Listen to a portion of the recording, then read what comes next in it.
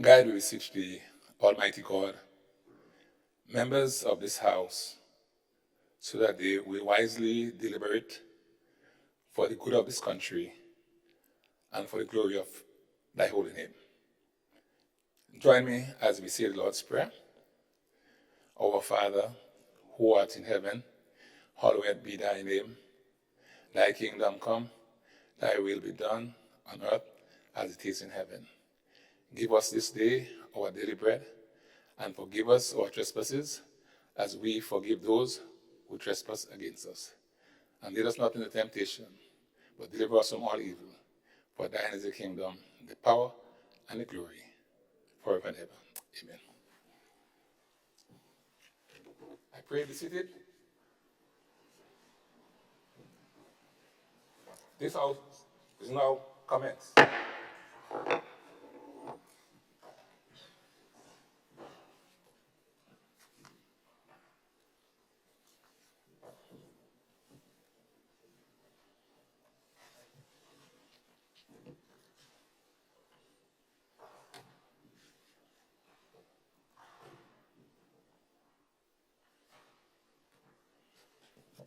Item 3, oath of allegiance or affirmation of a new member. Item 4, confirmation of minutes.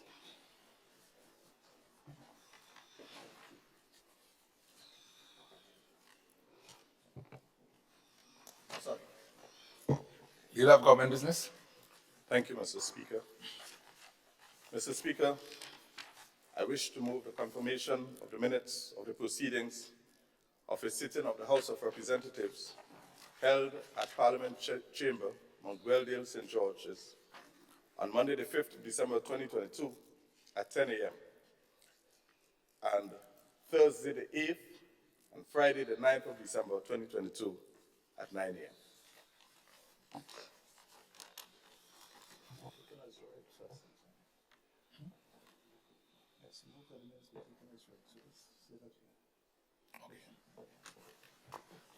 All right, honorable members of the House, I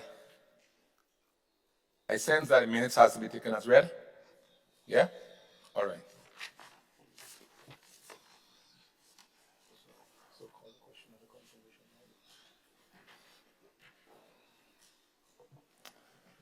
All right, honorable members of the House, the question is that the minutes as confirmed by the honorable leader of government business be confirmed.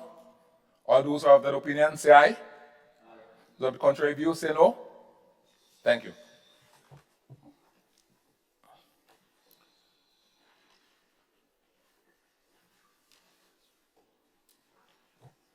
Leader of government business.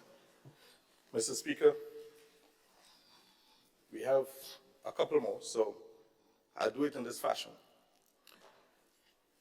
I move that the following minutes be taken as read. Minutes of the proceedings of a sitting of the House of Representatives held at the Parliament Chamber, Mount Weldale, St. George's, on Friday, the 16th December 2022 at 9 a.m., and minutes of the proceedings of a special sitting of the House of Representatives held at the Parliament Chamber, Mount Weldale, St. George's, on Friday, the 20th January 2023 at 9 a.m. be taken as read. Honorable members, the honorable leader of government business has moved that the minutes of the sitting of the House of Representatives held at Parliament Chamber on Friday the 16th December and the minutes of the proceeding of a special sitting of the House held at Parliament Chamber, Mount Weldale, Friday the 20th January 2023 be confirmed and taken as read. All those who have that opinion say aye. Those of the contrary opinion say no. The ayes have it. Indeed, the ayes have it.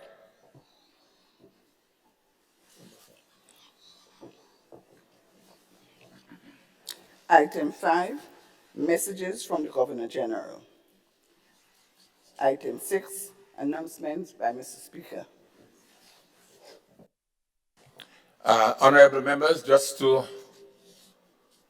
say that the training seminar that was planned to be held on the 6th, on the 7th, 8th, and 9th of this month, March, was in fact completed. I sense from my interaction with the members of this honorable house that the sessions were well received, and the comments from the folks from the CPA is that there's consideration for a caucus being formed between the Greater Parliament and the UK Parliament. It was, in my view, a very, very useful session, especially for those of us who are new to parliamentary procedures. I'm not seeing the lights. Leader of Government Business. Thank you, Mr. Speaker. Mr. Speaker, I just want to register that the following members on this side of the House are running late due to certain circumstances. Sister Honorable Kieran James and Honorable Joseph Handel. Joseph Handel in particular, he's receiving a dignitary, and so as a result of that, he is going to be late. And Honorable Kieran James has encountered some difficulties this morning. Thank you, Mr. Speaker. Thank you, Leader of Government Business.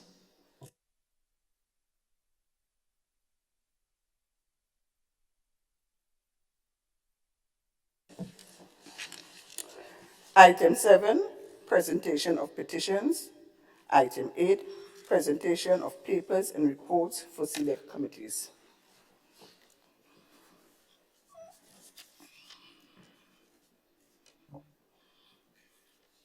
Leader of Government Business. Thank you, Mr. Speaker. Mr. Speaker, I wish to lay on the table the following reports. Report of the Director of Audit on the financial statement of the Office of the Ombudsman for the year ended 31st December 2020 and National Insurance Scheme, 13th Actuarial Review of the National Insurance Fund as of 31st December 2021. Thank you. Thank you, Leader of Government Business. Honorable members, the two reports mentioned, the report financial statement of the Office of the Ombudsman and the National Insurance Scheme actual review is now laid in the House.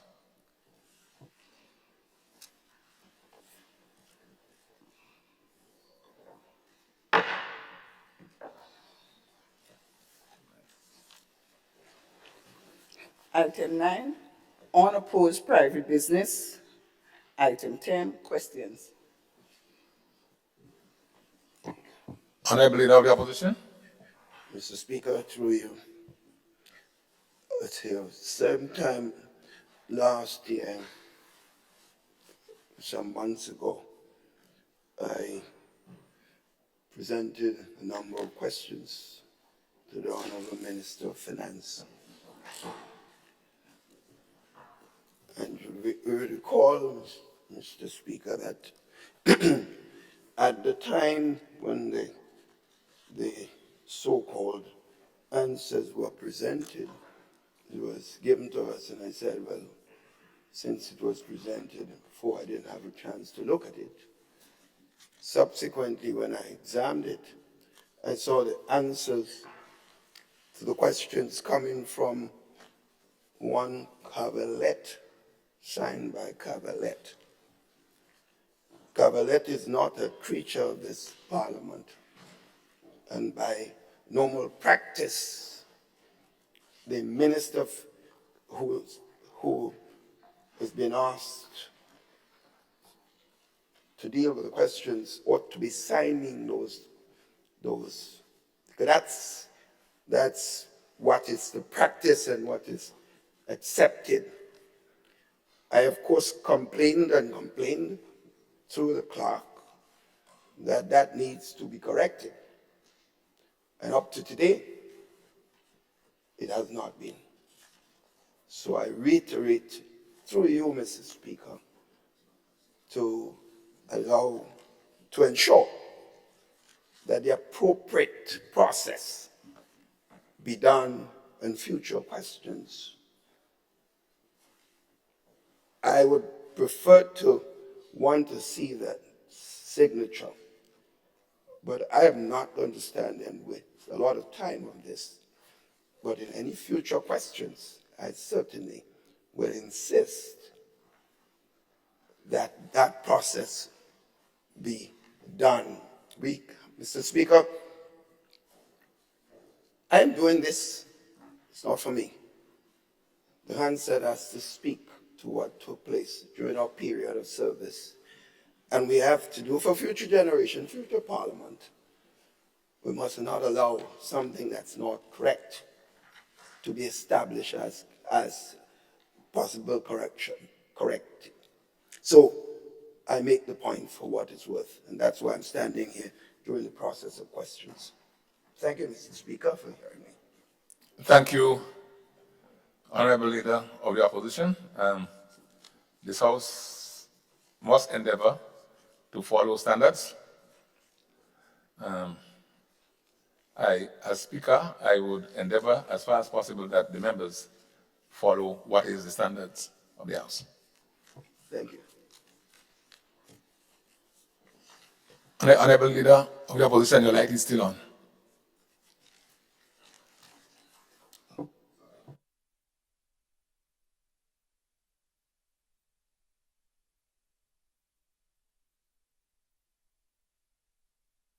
Questions under the provisions of Standing Order Number 20, subsection 1, Notice of Question. Item 12, Statement by Ministers.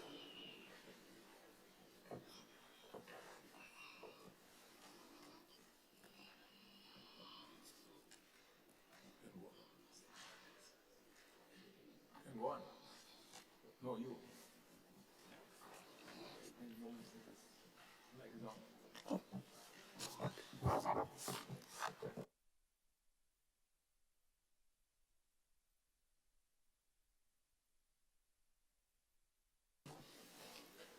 Honorable Leader of Government Business.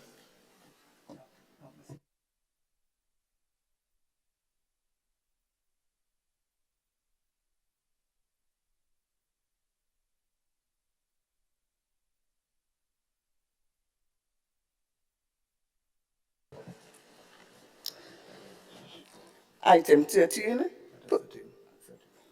Personal Explanations. Item 14, Motions.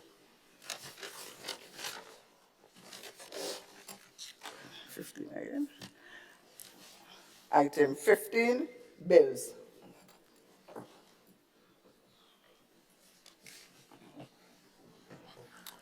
Leader of Government Business. Mr. Speaker, I beg to introduce for the first reading of a bill for an act shortly entitled Data Protection Act 2023.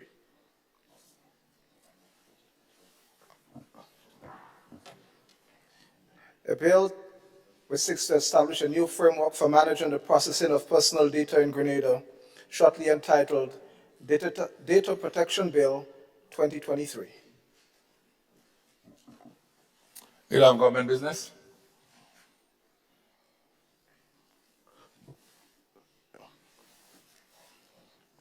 Mr. Speaker, I beg to move that the relevant standing order of the House be suspended to enable the bill to be taken through all its stages at this sitting.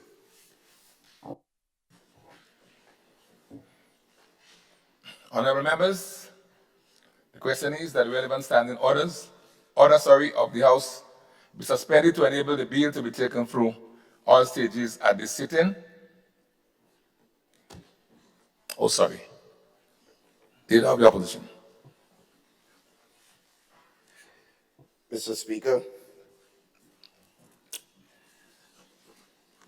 I stand, of course, here to register my concern and the necessity for us not to proceed with this bill through all its stages at this point. And since a motion has been put to suspend the standing order to go to second reading, I stand appropriately to register my serious concern.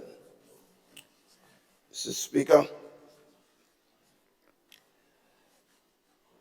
this data protection bill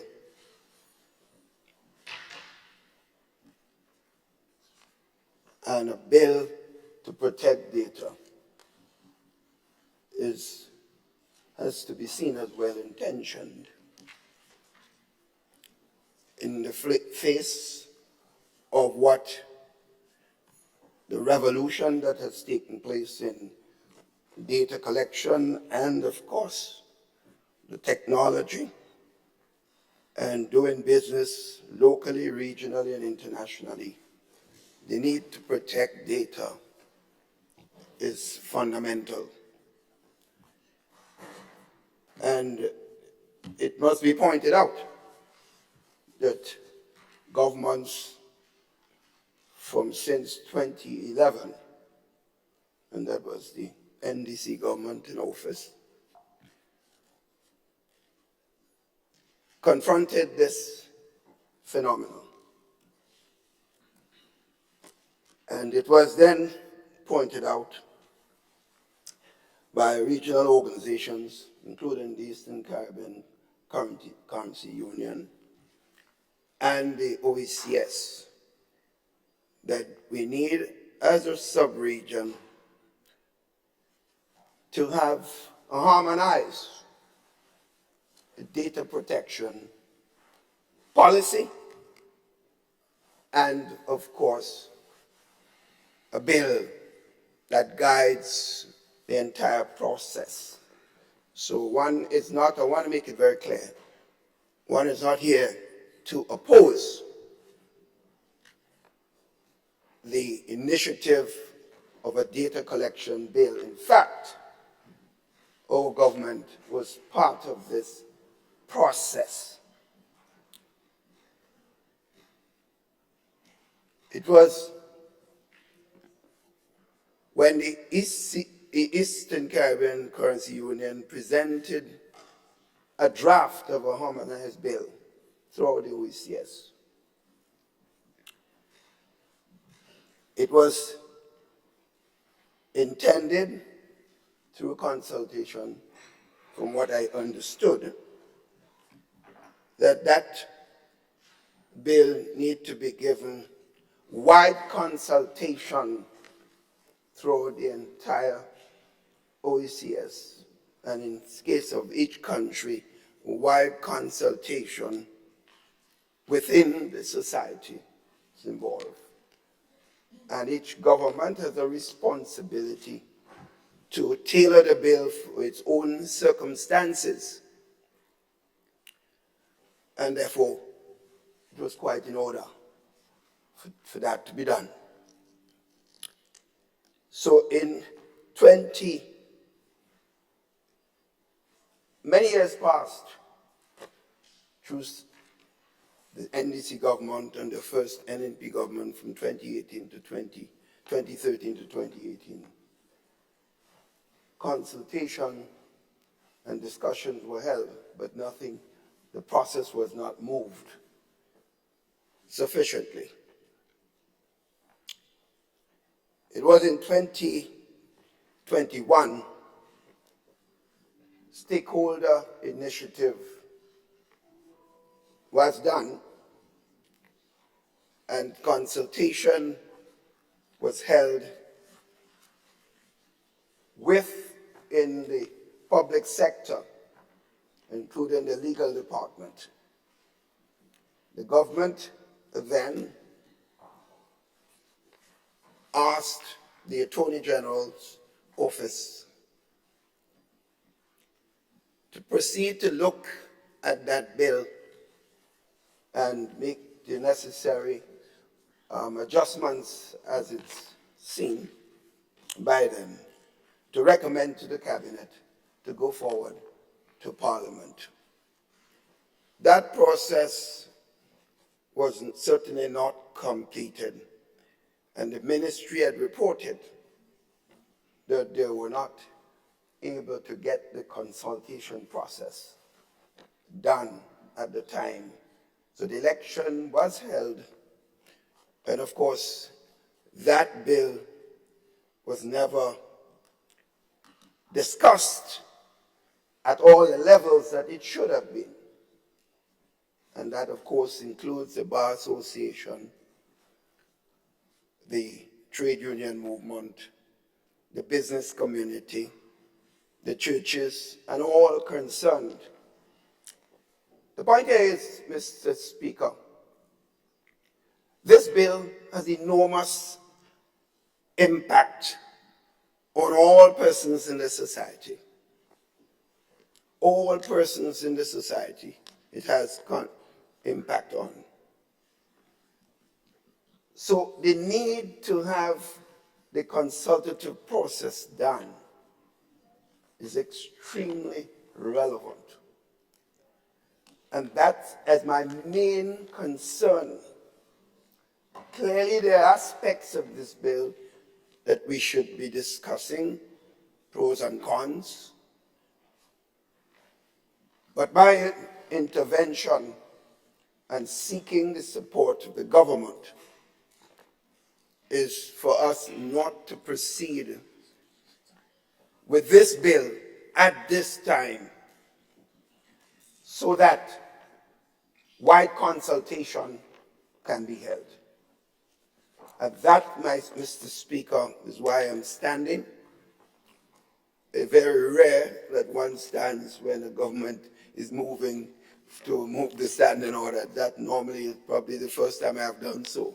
But because of the critical nature of this bill, in fact, I did ask our representative, who, in our process of consultation for bills coming to Parliament, I did ask the member for St. Mark's to contact her counterpart at the government side to see to it that we just read the bill first reading, and that is a normal process in many Commonwealth countries, where bills of a substantial nature is brought to cabinet, to Parliament, but then the consultation process begins afterwards, and sometimes parliamentary subcommittee could easily be appointed to oversee that process. So, Mr. Speaker, I'm calling on my colleagues in this honorable House, not that this bill is not necessary, it's absolutely necessary, but in the present form, there could be adjustments made to satisfy the fears and concerns of many persons. I've been getting calls left, right, and center when this thing came out. So I thought it best that we do this. I don't think it's admitting that we failed in any respect. I think it's admitting that the process need to be advanced in a more consultative process way, and that we should come back in due course, and we could specify time, Mr. Speaker, if the government indicates that there is something of absolute importance which requires the passage of this bill, then we could decide in a quick period of time for the consultative process. That is my request to my colleagues on the other side of the House, and I hope, Mr. Speaker, that this is certainly done. Let's do it in a way that is showing that we are big enough to talk to each other and make decisions that we consider best for all concerned. Thank you, Mr. Speaker. Thank you, Honorable Leader of the Opposition. I'm not sure, Honorable Member for the Town of St. George, we are at the debating stage. I wanted to put it to the vote, and when we get to the second reading, you allow for the debate. Because if it doesn't carry with the vote, then it doesn't carry. May I, Mr. Speaker, on a point of clarification? Go ahead. Mr. Honorable. Speaker, a motion has been presented to suspend rules. Once you suspend the rules by a vote, then my comments on why we should not becomes irrelevant. It becomes a moot point. I think when we're asked to suspend, and we can have a viewpoint on whether or not, one, it is the right thing to do, but secondly, whether or not is it the right thing by our rules. So there must be space, there must be an opportunity for us to respond to the request. The member is not requesting one side or the other do it. He's requesting that members of the House agree to suspend. You know the Constitution does not recognize political parties. We are organized as political parties for politics. But I want to submit to you, Mr. Speaker, that I want to respond to the request to suspend. And I can't see how that will violate. Honorable MP, just go ahead and respond. Much obliged. So I'm allowed to speak to the matter. Thank you, Mr. Speaker. Mr. Speaker, I want to take off from where the leader of the opposition started. We respond to people. We in this House respond to, we don't represent ourselves. We represent the people. So, for example, as an attorney must consider that there's a bar association out there that has to have its views here, that the community groups, the trade unions, we represent people. We on this side accept that these bills are important. The fact is, as the leader of the opposition said, the way the world is and the way data has become so prevalent and important in our society that we have to always be very careful how we handle it. So I am not standing here today, as the leader of the opposition said, to suggest that we don't need it. In fact, the leader of the opposition pointed out that we agree that we should bring data protection legislation.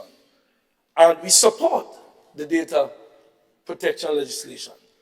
But I am not so arrogant as to believe that I know everything about data protection, and there are people in our society who have been speaking about data protection legislation. I heard my goodly colleague, Dr. Alexis, on Sunday, giving a wide exposition on his concerns, his fears, but also his support for aspects of the bill. So the question is, how do we approach? There is a fear outside there, Mr. Speaker, among our people. We heard it when we were in government, and I'm sure you're going to hear it. Anytime legislation is being passed, where, as they say it in the US, Big Brother is being given more powers to invade what people believe is privacy, people become extremely concerned. And so they should. Because there is constant intrusion into privacy by the state in many countries. So we are not just making this thing up. It is a fear out there. In fact, I see people talking about how could they just come and search you. No, I'm not suggesting that I support the concern, but these concerns must be allayed because you cannot bring laws into force if people do not support it. You will, if you don't get the buy-in of the population, then you will have more problems in the enforcement stage because people do not understand it. I remember during the referendum debate, there were all kinds of fears about all kinds of intrusions. It is natural in our society for that to happen. So people are very concerned, and you hear it. People are concerned that this is an attempt by the state to restrict some constitutional freedoms. I'm not saying I agree. I am saying it is out there. That is why we are calling for deeper and wider consultation. Not because we do not understand it. We have had time to read it. We have studied it. We understand that it is a necessary legislation. So please do not say that we had time to look at it. Yes, we had time. We looked at it. And we have concerns we will express. But this is not about us. It's about people. Because you see, no act should come into force without the people understanding it. Enforcement will become extremely difficult. And as Dr. Alexis himself said on Sunday, it has become what he's called settled convention, a practice, so to speak, that laws like these should be given to subject itself to consultation. It has become a practice. In fact, when we were in government, I was back in the NDC government when this matter was raised, and I know the concerns that was raised, so it was pulled back. Then our government, the NLP government was bringing it, and then it was held for further consultation, because these laws are not to be underestimated in its capacity to give the state powers that can be abused. Sometimes you assume that the power that you're given is in somebody's hands who is reasonable. Yes, maybe today we have a reasonable attorney who is Prime Minister. I am not suggesting that he will abuse it, or the President Commissioner, or any member on the other side. But these laws are not there for us. It's there for whoever is in charge whenever that happens. So the Bar Association, the trade unions, the business communities, the NGO, the citizenry as a whole. And I say all of this, Mr. Speaker, to ask for more time for the people on whose behalf I am speaking. We understand that some international organizations will bring pressure on us to pass legislation. We've had that. We've had times where we have to rush the parliament because we have a deadline by the end of the year. We've had that. If there is such pressure, then the government should say, listen, there is an urgency because, so let us balance that urgency with the urgency of consultation. Those two things have to be balanced, because the same international organizations that will rush it, want us to rush it through. When the citizenry becomes upset, they will abandon us. So we have democracy is what we talk about. And please don't say we have done it. You are in government, we are in government. We may have made errors, and you have said that we will come and correct it. In fact, Mr. Speaker, last week, all of the members here were present. We sat for days talking about how do we better parliamentary procedure for 3 full days. I had the opportunity to lead a discussion on cross-party working in the parliament. We all said that we need to do it more. We all said it without reservation. In fact, some on both sides call me idealistic. Idealistic if I believe we can work together. I accept I'm idealistic, but everything starts with a dream. When Jules Verne was writing about space travel, people thought it was crazy, but it happened. So yes, we can work together.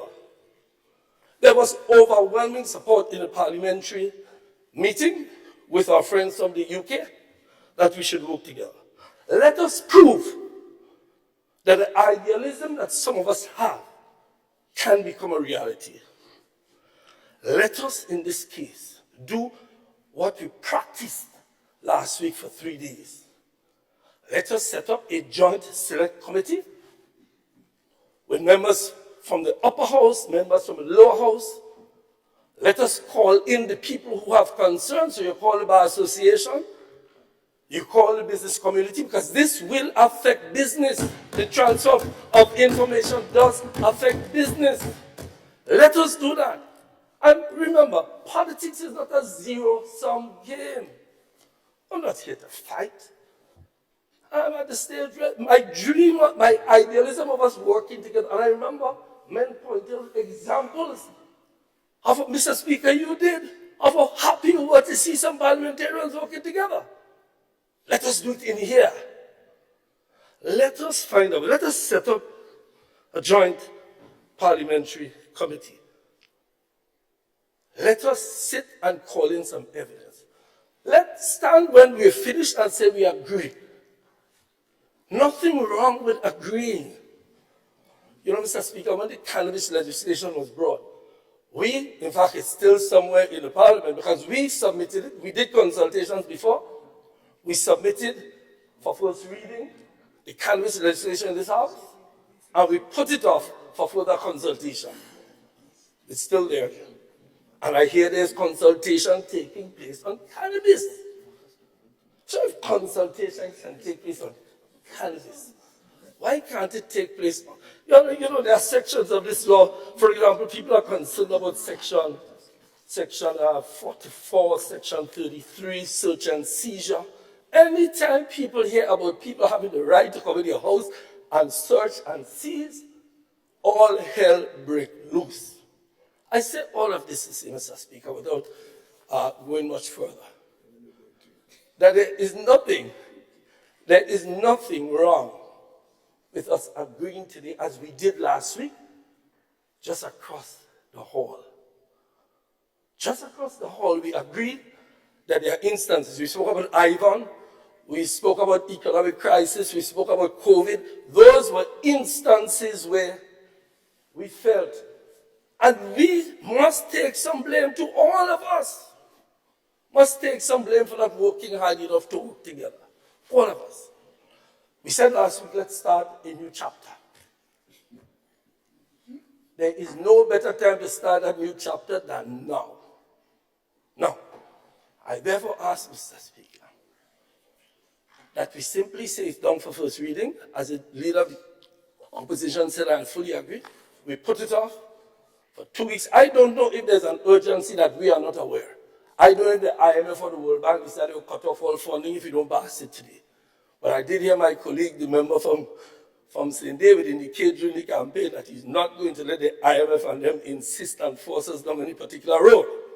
But if it is that there is an unavoidable urgency, we have no difficulty.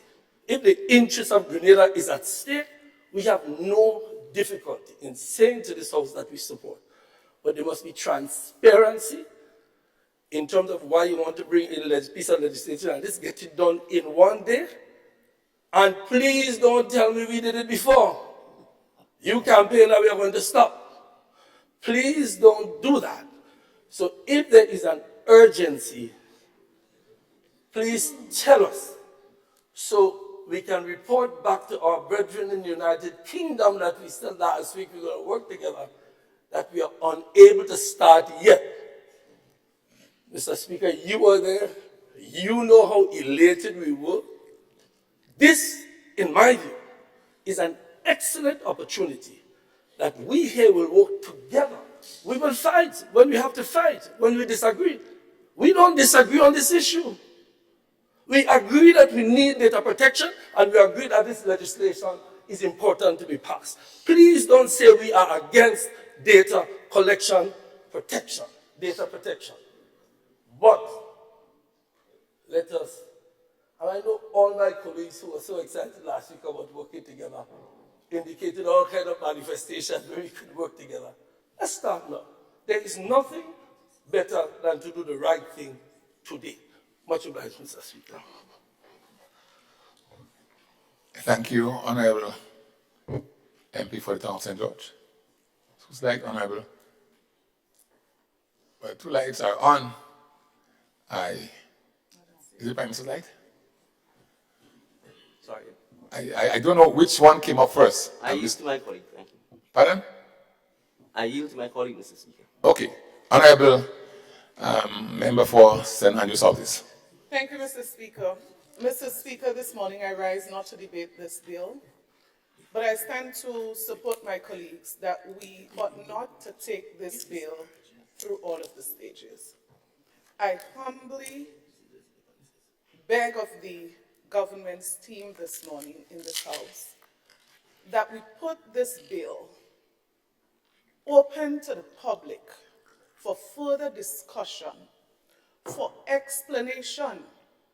And you know what is interesting, Mr. Speaker? So many people have been crying to understand what we are going to do.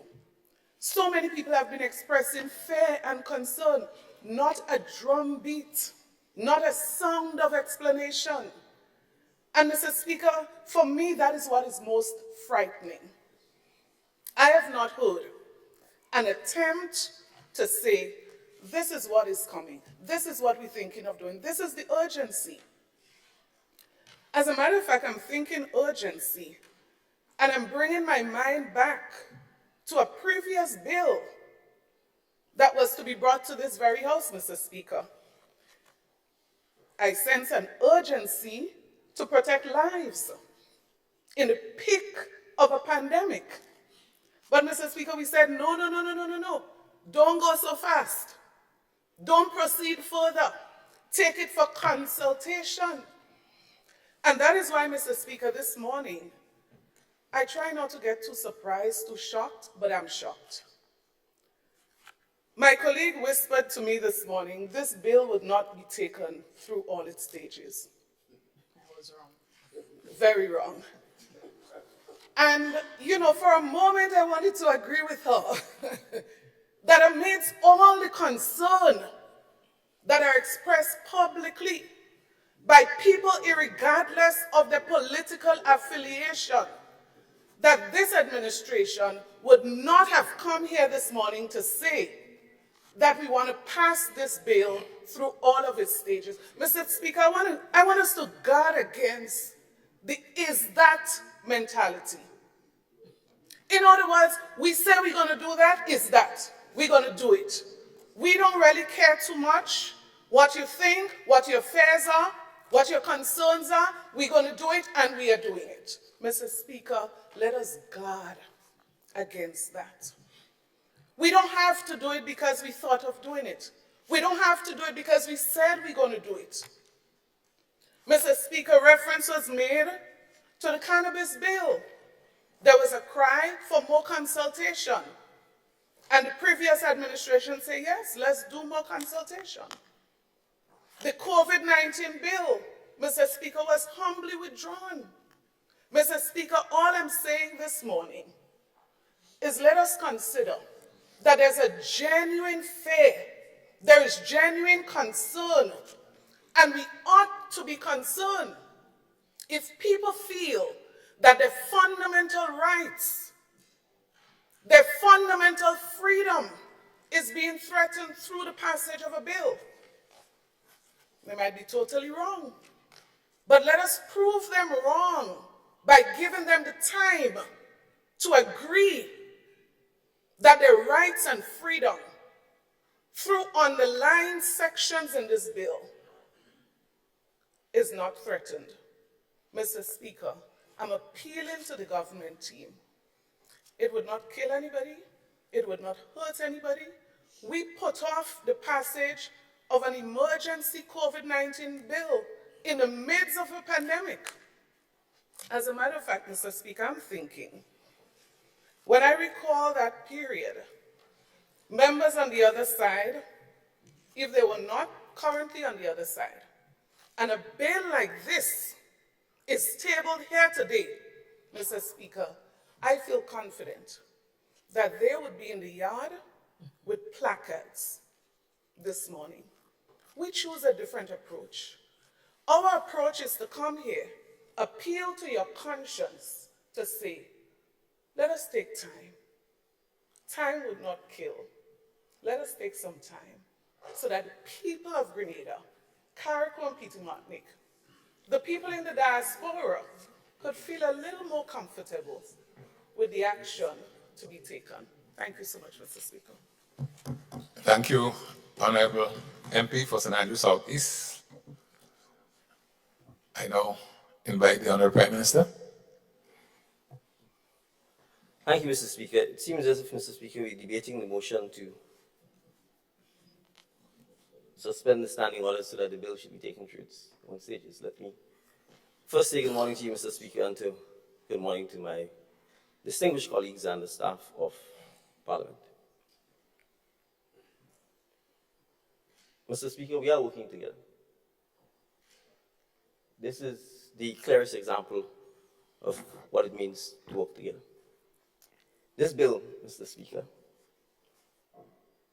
is a bill drafted at the request of the government of the prior day.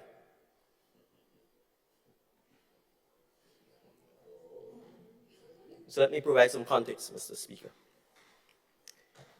Mr. Speaker, the Honorable Leader of His Majesty's Opposition admitted that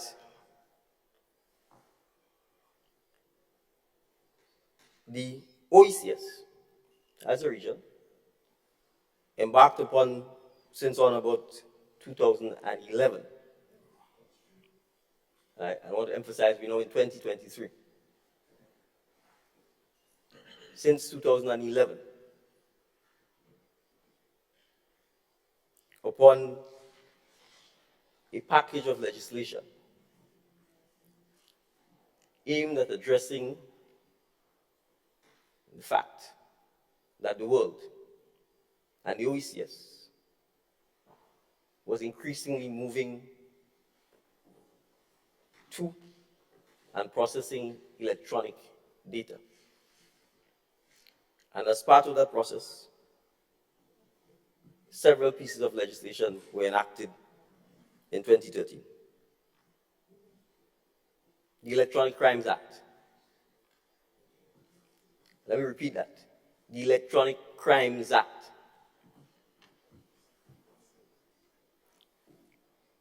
The Electronic Evidence Act. And the Electronic Transactions Act.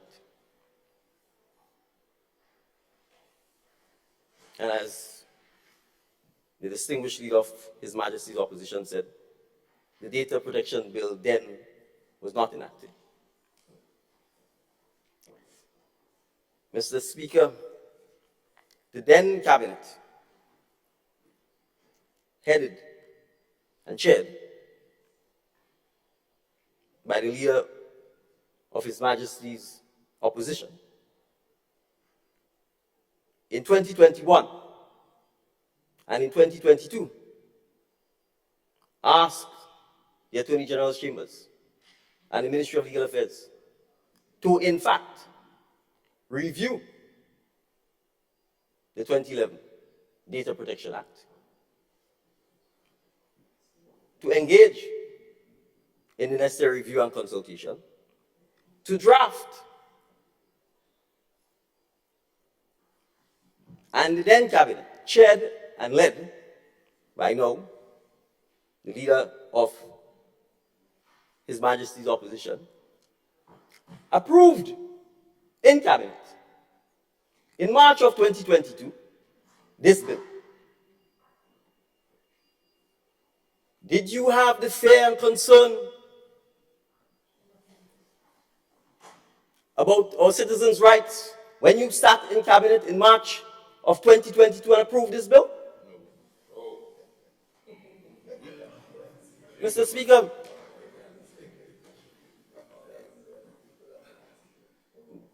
regrettably, Mr. Speaker, you know, when I stand and I listen to the passion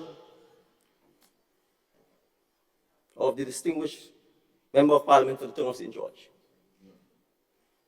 about the need to work together, why did he not disclose that as a then Member of Cabinet, he approved this bill?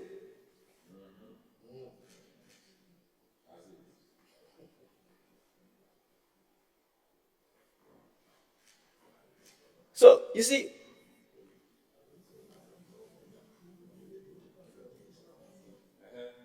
Mr. Speaker. All right, I want us to give full attention to the member who's on the floor, Honorable Prime Minister. Thank you, Mr. Speaker. If we must speak and the speak would be disturbing, I advise that we go outside. But the Honorable Prime Minister is on the floor. Please let him make his comment, his points, as we allow the others to do, please. Honorable PM. Thank you, Mr. Speaker. So you see, Mr. Speaker, when we passionately claim that we are concerned about legislation that we ourselves approved, that we initiated, this was dormant.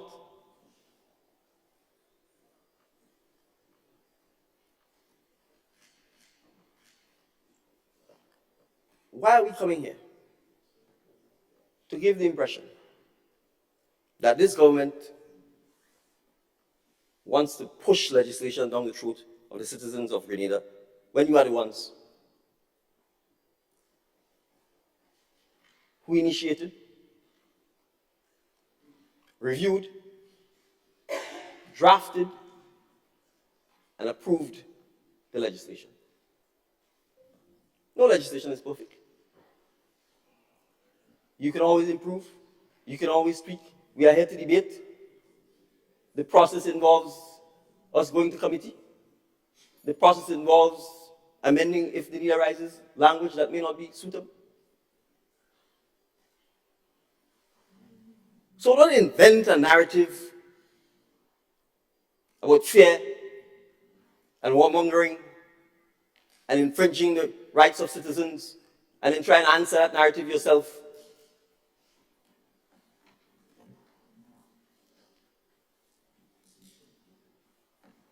We are merely competing, and that's what we're doing, and that's why I say, Mr. Speaker, we are working together.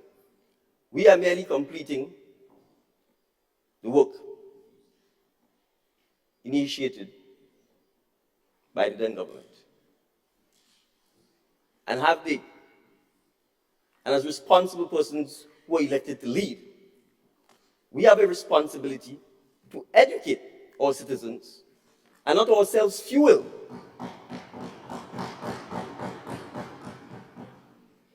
falsehoods and fuel insecurity and fuel fear amongst our people. Of course, you cannot stand and say you oppose the bill because it is your bill. You approved it in cabinet. How could you get up and say you're not supporting it? You have to say you're supporting it. But for political gimmickry, the usual nonsense, you have to come and say, we need to consult, and if you say no, we will wish to proceed, we are not working together. That is what all this is about, Mr. Speaker, respectfully. It is not about the genuine need to improve the quality of the bill. Because if it was, you would be welcoming the debate.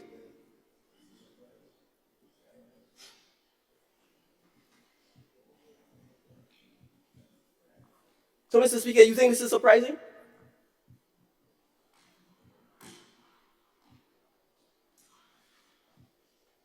Did the distinguished leader of His Majesty's opposition indicate that the party which he leads had its long press conference, press release, which repeated exactly what has been repeated here?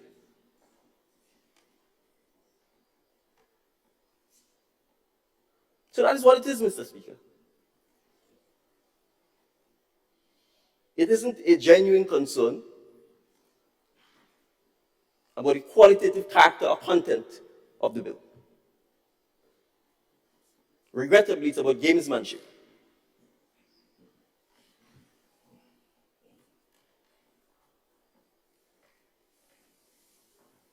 And as my distinguished colleagues on the other side are fully aware, the suspending of the standing orders to have the bills read does not mean that the bill that is introduced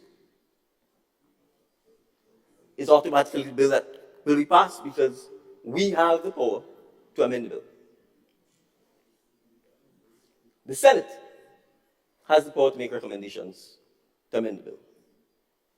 And as part of the ongoing education that has to come with all new legislation, the education of our public is part and parcel of that, Mr. Speaker. Do you think it's any surprise there's no complaint or no suggestion? I've heard no public statements about the National Disaster Management Bill, which is also on the order of people today? No, because you can't use it to encourage fear and gamesmanship. Mr. Bill, this is about data protection. My learned friends know fully well that in the current state, that there is no legislation that gives significant protection to people's data as we speak. Mr. Speaker, banks, insurance companies, governments, employers merchants, retailers, wholesalers are collecting large amounts of electronic data from just simple transactions as we speak. And there is the risk that they could abuse, misuse, and sell that data, and there is very little or no protection to our citizens. And my learned friends know that is what this bill is about.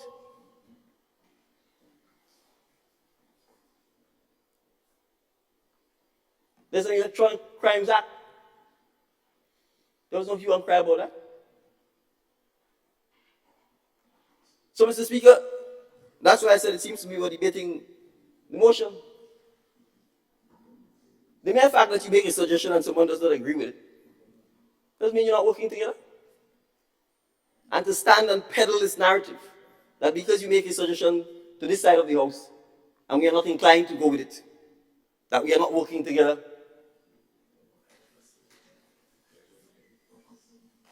And so we cannot tell our friends in London who were here last week that we're working together.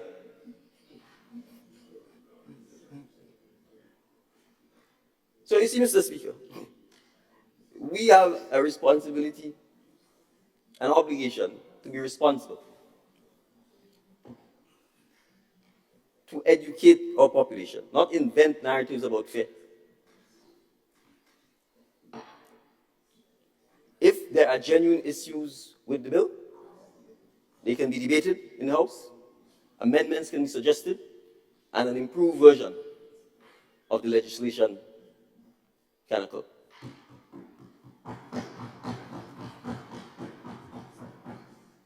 And I don't need to speak on behalf of any sector of Grenadian society. It's a democratic society. Whether it's the trade unions, the bar association, the business community, creatives, persons in the ICT space, the NTRC, the telecoms companies, they are free to make suggestions and comment on the bill. We are here to debate. So, Mr. Speaker, I will conclude as I started. We are working together. We are completing a process initiated, overseen, and the only reason my distinguished friends on the other side are not completing the process themselves is because they're on the other side.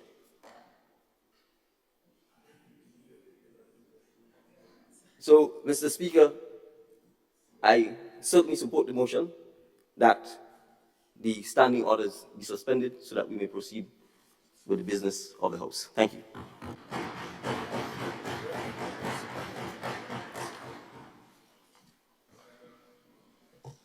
Honourable Member for the Constituency of St. Mark.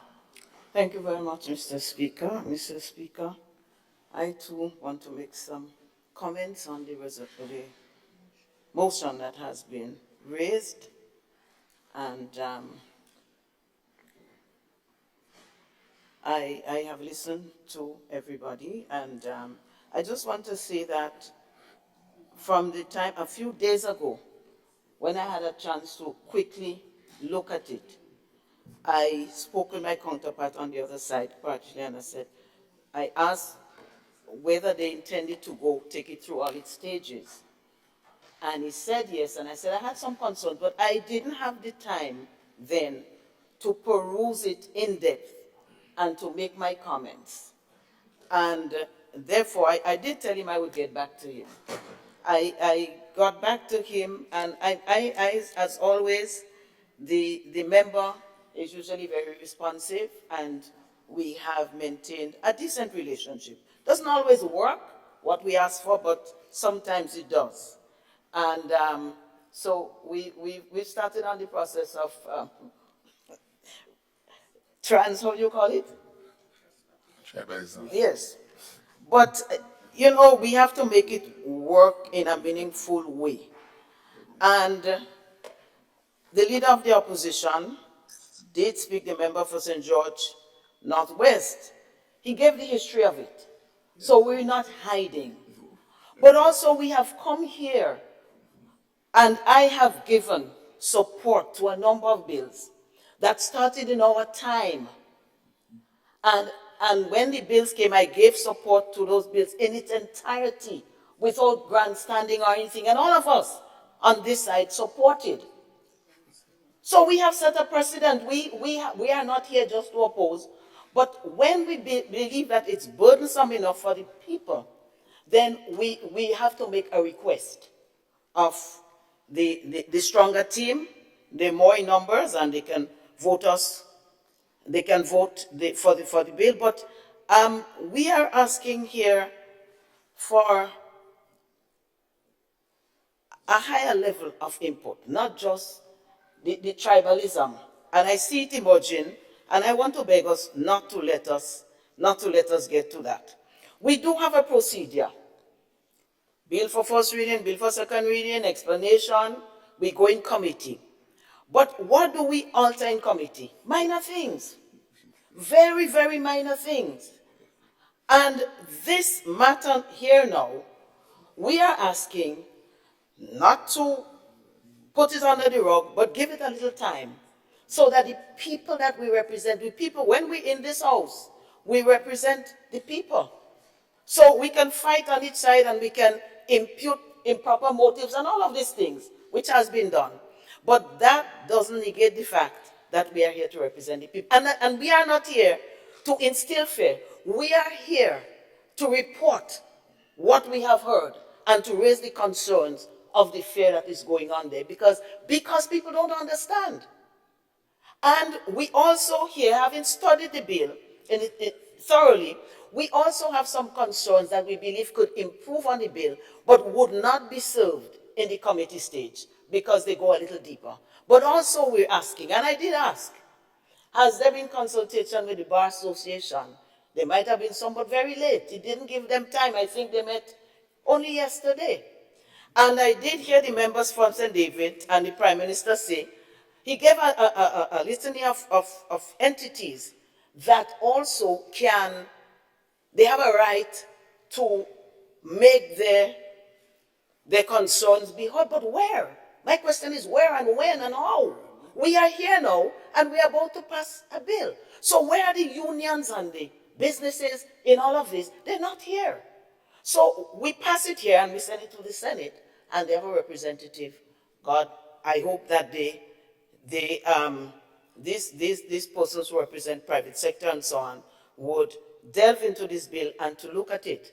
But I just want to say here that there is nothing wrong with consulting, doing broad cross-section consultation. And I want to learn something from what the member from St. David said. He said we must educate. So when do we educate after the fact? We pass that bill, we drop it on you.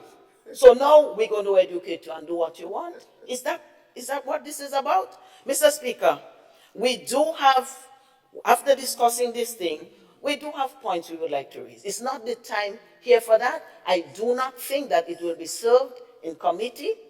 And I just want to add my voice of dissent to taking the bill through all its stages and to remind us that we could have a process which could be timely, which could be in short order, if there's an urgency that would give us around this, in this honorable house, an understanding that I don't know if everybody would have had the opportunity, all 15 of us, to read it. But I want to end here by saying that we have shelved bills because we felt it needed more consultation. And we were 15 inside here. We could have passed it. We had the power. We did not do it. Therefore, we have set the examples, and this is not about power. Yes. And if it is about power, it is empowering the people of Grenada, Caribbean, and Petit Martin. Thank you, Mr. Speaker. Thank you, Mr. Speaker. Okay, no, whole honorable leader of government business. I have to allow honorable Mr. Speaker, motion was moved. Huh? Motion was moved. It's either we taken the motion because we effectively debating the bill. I indicated that earlier on. Just allow me to do it my way. So I will allow honorable MP for St. Andrew Northeast. Thank you, Mr. Speaker. Mr. Speaker, I rise to join my fellow colleagues on this side of the House, indicating that the motion put forward in this House this morning should be suspended until further notice. Mr. Speaker, we have admitted it. We understand the importance of data protection in this era where data access continues to evolve. So we understand the importance of it, and as the member for St. David eloquently stated, it was drafted in our time. So we are not against or opposing this bill. And we must understand that the processes by which a bill becomes law, when cabinet approves the draft, it is not law. The member must understand that. But when we come to this house and we passes it, it becomes law. And that is key. So what we are asking for is not to grandstand. And I'm fearing that if every time the opposition indicates something, it has to be questioned, the genuinity has to be questioned, it is a serious cause for concern. We drafted this bill, you indicated so. It means that we understand the importance of this bill. What we are clearly asking for is for consultation with our people so that they can know, they can understand the consequences that is in this bill if it becomes law. So that's all we're asking, Mr. Speaker. We are not against this bill. We are not here to grandstand, but we are here to indicate that before we make this bill into law, we must consult our people. Thank you, Mr. Speaker. All right, thank you, Honorable MP for San Andrew Northeast. I am now going to take you to the vote about the inputs. I'm now going to have the vote, and we'll take it from there. Honorable members, the question is that the relevant standing order of the House be suspended to enable the bill to be taken through all stages at this sitting. All those who have that opinion, say aye. Those of the contrary opinion, say no. Clearly, the ayes have it. The ayes have it. Honorable, Mr. Speaker. just hold. I didn't call you Honorable Leader of the Opposition. Two lights were on. So, No, I think Honorable Leader of the Opposition, I need to call the person. I think you'll be happy with what I'm going to say. Honorable Leader of the Opposition, please resume your seat. Okay.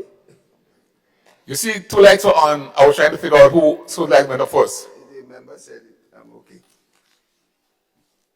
Anybody saw which light went first? All right, so Honorable Leader of Government Business. Thank you, Mr. Speaker.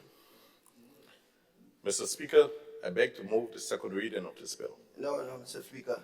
Mr. Speaker, on a point of order. I'm making a significant point here. We asked to vote on the motion.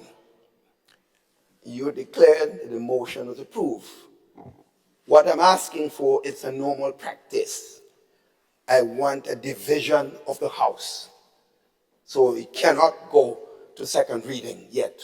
There must be a division, Mr. Speaker. That's all I was trying to do. Okay, fair enough. So we'll now vote by division. Each member must recognize the vote. I now invite the clerk to so do.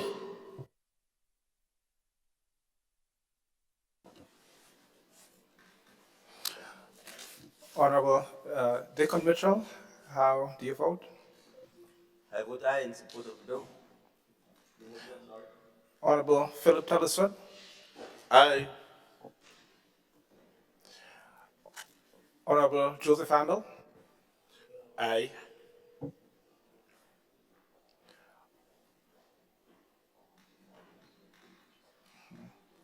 Honorable Tevin Andrews, Aye. Honorable Dennis Cornwall, Honorable Ron Redhead,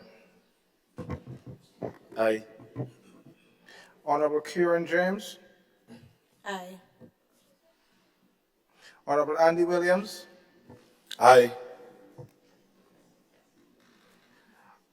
Honorable Emmeline Pierre, No. Honorable Kate Lewis, No. Honorable Peter David, No. Honorable Clarice Modest Coven, Nay. Honorable Keith Mitchell, no.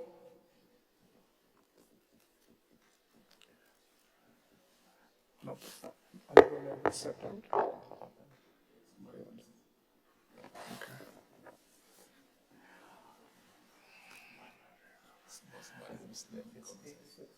One of the honorable members stepped out, so I can't take his vote. So right currently it stands at 8-6. 8-5, sorry, honorable, 8-5. So we could the vote with one member being out. We could take his vote when he at some point when he resigns. Okay, all right, great. Honorable members, the vote stands. 5 members voting no, 8 members voting yes. I don't know, this member did not vote, but it is carried 8-5. He was out.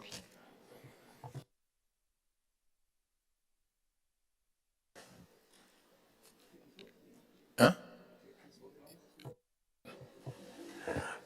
Honorable Lennox Andrews, the vote on the motion wasn't conducted, so how would you vote?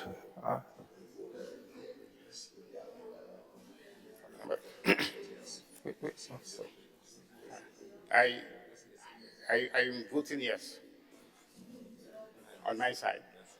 But I also want to say a few words, if you allow me to. Can I do that? All right, okay. Oh. No. All right. So it is now 5-9. 5 voted no and 9 voted yes.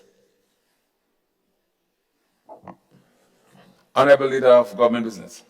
Mr. Speaker, I beg to move the second reading of the bill. Honorable members, the question is that the bill be read a second time. Some of your water, please. I'm just thinking the time. Honorable Leader of Government Business. Thank you, Mr. Speaker. Mr. Speaker, a lot has been said about this bill. I just want to say to this Honorable House the following. This particular bill, Data Protection Bill of 2023, Mr. Speaker, is something that was very long coming. Since 2013, we've seen 4 bills: Electronic Crimes Act, the Electronic Evidence Act, the Electronic Transactions Act, and the Interception of Communication Act, all of 2013, were passed. This Data Protection Act, Mr. Speaker, is something that is long in coming, and we should have done, this act should have been passed, or this bill should have been passed a long time ago. But as humble servants, Mr. Speaker, we are here to continue the work that has already been started to ensure that the Grenadian public is well served, and in the context of this bill, that the ordinary citizens of this country is protected. So this bill was modeled after the draft data protection bill developed under the OECS Electronic Government for Regional Integration Project, the EGRIPT project. As part of a suite of model legislations relating to electronic matters, in 2013, Parliament enacted most of these legislations under the EGRIPT project. However, the enactment of the Data Protection Bill was deferred. And so we are here today, Mr. Speaker, to debate this bill and have it passed. And of course, from here, this bill will be debated in the upper house. So this is not the end of the matter. This is the beginning of debate of this bill. Currently, apart from certain sectoral secrecy obligations, information of a personal nature is only protected as confidential information through contractual obligations or the common law. The key objective, therefore, of this bill is to regulate the processing of personal information in the context of commercial transactions by data users, and to provide a safeguard for the interests of data subjects, meaning individuals, by establishing a framework that will prevent the misuse and mismanagement of possession of personal data, of personal data. Yeah? So under clause 2, Mr. Speaker, the term personal data is defined as follows. What is personal data? In respect of common law transactions, this is data that is being processed wholly or partly by means of equipment operating automatically in response of instructions given for that purpose.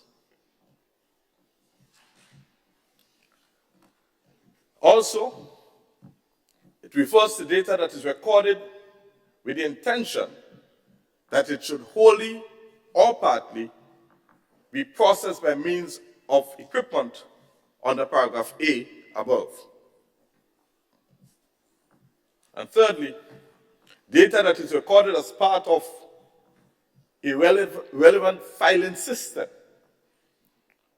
or with the intention that it should form part of a relevant filing system and relates directly or indirectly to a data subject who is identified or identifiable from the information or from that and other information in the possession of a data user, including any sensitive personal data and expression of opinion about the data subject.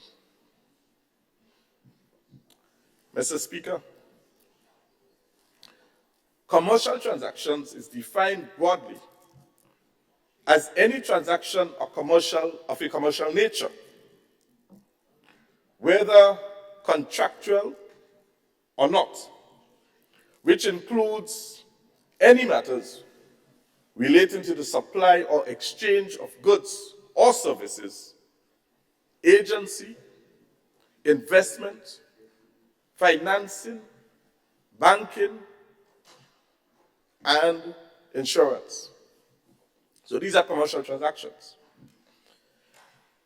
Therefore, this bill seeks to establish new legal rights and obligations in connection with employer-employee relationship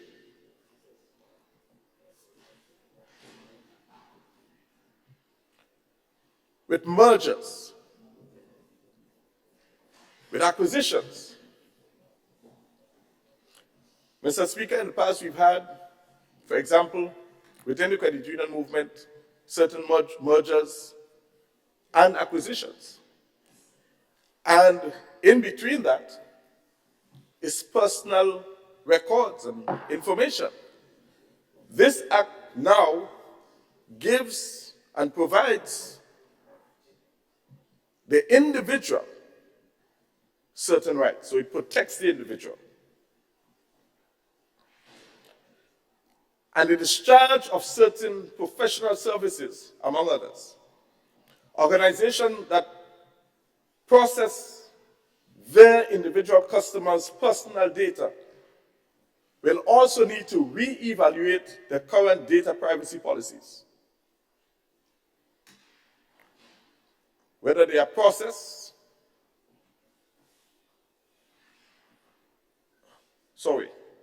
Mr. Speaker,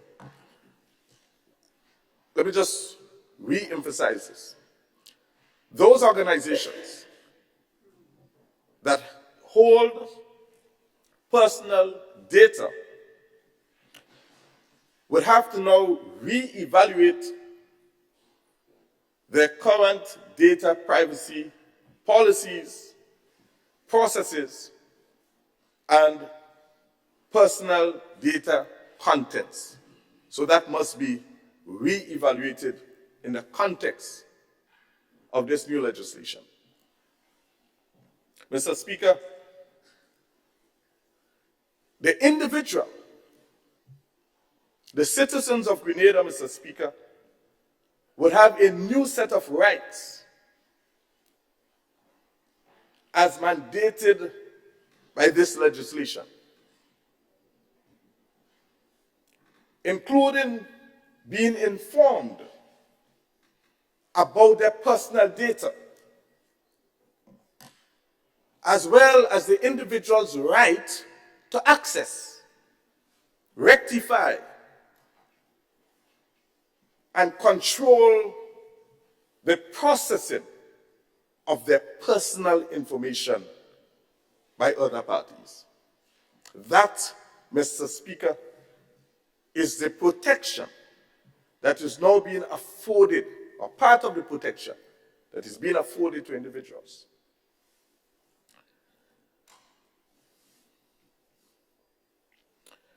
Detailed regulations, guidelines, and codes of practice will be issued by the minister. These guidelines and codes will be critical in clarifying more precisely the scope of application and practical recommendations for compliance. The private sector, therefore, in the Data Protection Act is expected to play a key role in the formulation of such codes. Mr. Speaker, it is noteworthy that personal data processed only for the purpose of individuals' personal household affairs and other recreational purposes are completely exempted from this act, for which this is a bill. Partial exclusions from the act includes personal data processed for the prevention or detection of crime, for preparing statistics or research, or for only journalistic, literary, or artistic purposes.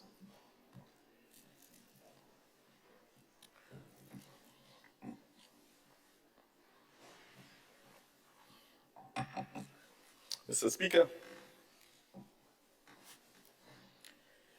a key feature of this bill is the establishment of a three-member information commission charged with the responsibility of implementing a framework under the bill and monitoring for infractions.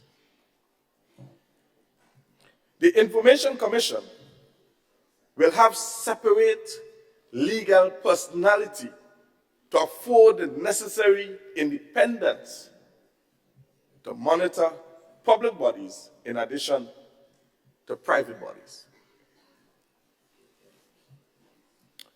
And in this context, Mr. Speaker, a public body refers to a ministry, a department or division of a ministry, or a constituency office of a member of parliament, wherever it's located. A public body also is defined as a statutory body for the purposes of the Public Finance Management Act 2015.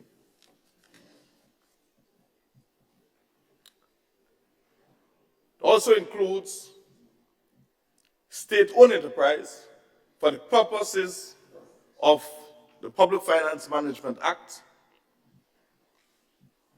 It includes an embassy, consulate, or mission of Grenada, or an office of Grenada situate outside of Grenada, whose functions include the provision of diplomatic or consular services for and on behalf of Grenada.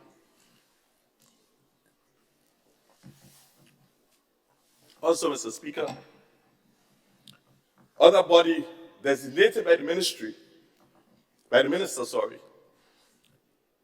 by regulations made under this act to be a public body for the purposes of this act.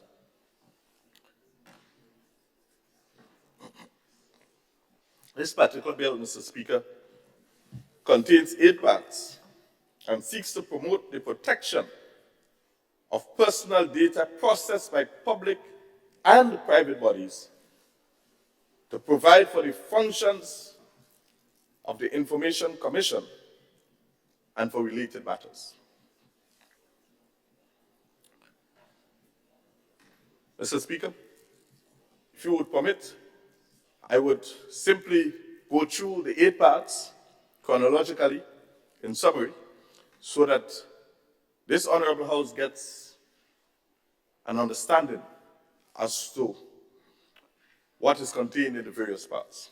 Part 1, Mr. Speaker, of this bill, clause 1 to 6, deals with matters of a preliminary nature. Clause 1 is the standard citation and commencement provision. Clause 2 sets out the interpretation of terms used in this bill, like data, alternative format, document, processing, and rectify. Excuse me. Sorry. Which have been carefully defined in order to ensure that the intended purpose of the legislation is achieved. Clause 3 of Part 1 set out the objects of this bill, and Clause 4 and 5 set application of this bill and the specific application to Parliament. Clause 6 provides for the saving of certain laws. Part 2, Mr. Speaker, of this bill, which ranges from clause 7 to 14, contains certain privacy and data protection principles. The general principle, the notice and choice principle, the disclosure principle, the security principle, the retention principle, the data integrity principle, and the access principle. Mr. Speaker, clause part 3, Roman numeral 3. This bill, part 3 of this bill, takes into account clause 15 to 21. And it provides for the rights of data of the data subject. These rights include access to personal data and the rectification of personal data.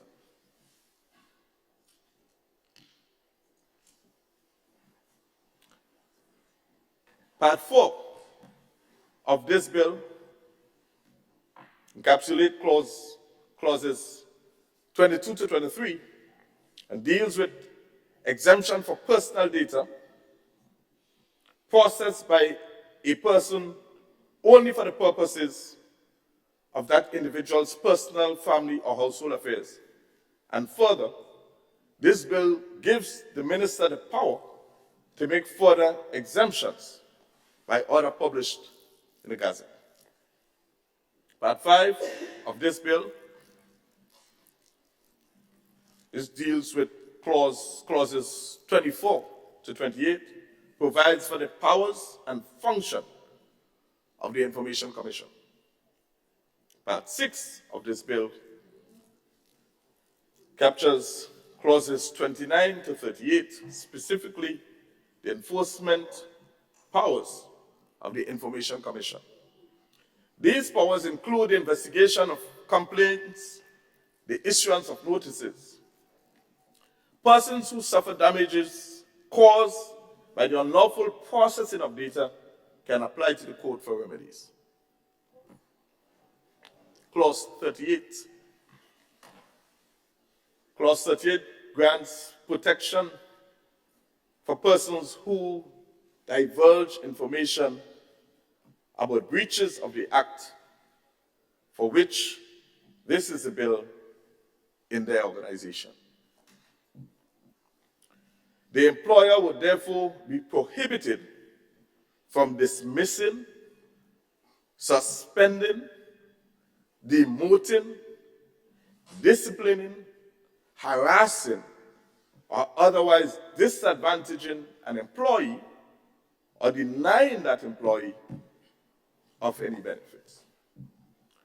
So here again, Mr. Speaker, the individual is well protected, contrary to what is being branded about. Part 7 of this bill deals with clauses 39 to 42. It set out the offenses under the Act for which this is a bill. Clause 39 of this bill makes it an offense for a person to willfully disclose information or maintain a personal information bank in contravention of the Act for which this is a bill. Clause 40 makes it an offense for a person to breach confidentiality obligations under Clause 38. Mr. Speaker, Clause 41 provides that where a corporation commits an offense, its officers, directors, or agents who directed, authorized, assented to, acquiesced, given information against their will, in order to participate in the commission of the offense, is a party to and commits an offense and would be liable to the punishment provided for the offense, whether or not the corporation has been prosecuted or convicted.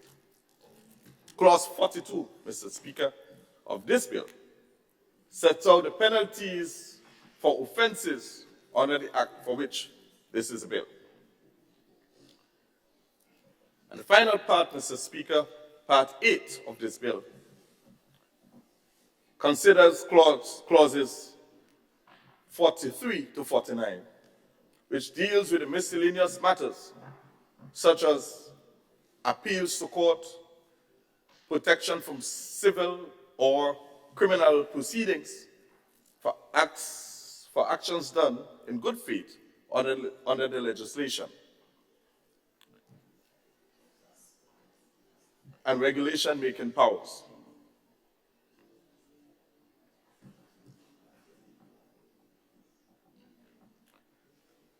Mr. Speaker, these are the areas that is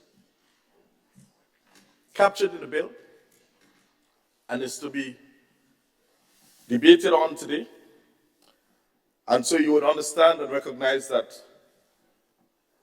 this particular bill offers protection to individuals and hold corporations accountable for the safeguard and safekeeping of information presented to them.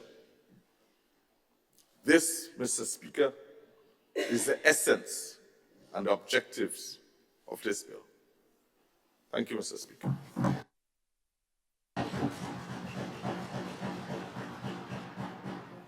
Thank you. Leader of Government Business. Leader of His Majesty Opposition. Yes, Mr. Speaker, thank you. Mr. Speaker, I've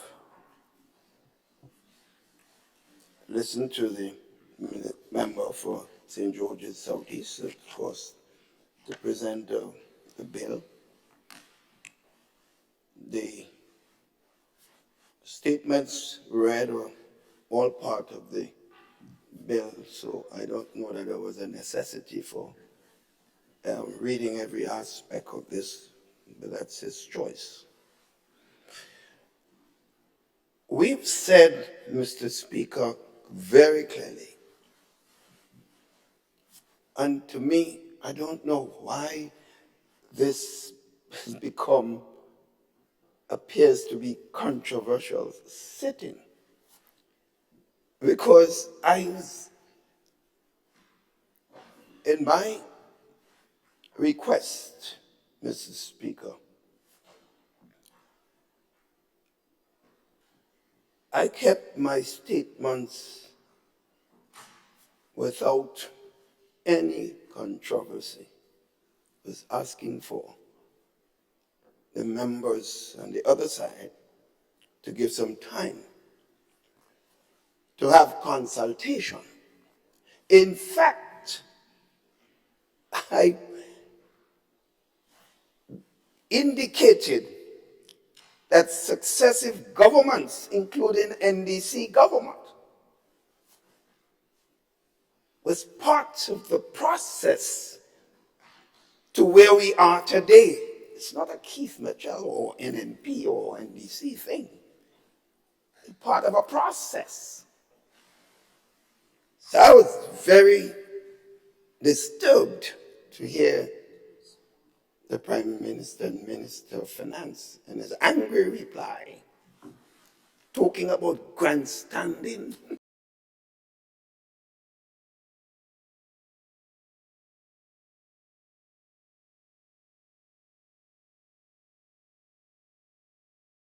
And all, it was their bill.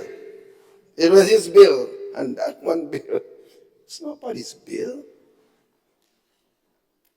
And therefore we should not say a word. I myself was surprised, and I should not even be surprised at that response. I stated the genesis of how this thing started. It was not the OECS, it was the Eastern Caribbean Currency Union started the process. Members would always remember I've been in this a long time. And therefore, we were taking responsibility up to the point that the draft was done. The fact is, members of the community social partners and others got to us about aspects of this bill. And in fact, the World Bank on teams pointed out that this need wide consultation, and that was not done. If you want to knock the NNP on the NDC previous governments for not having done the consultation, do so.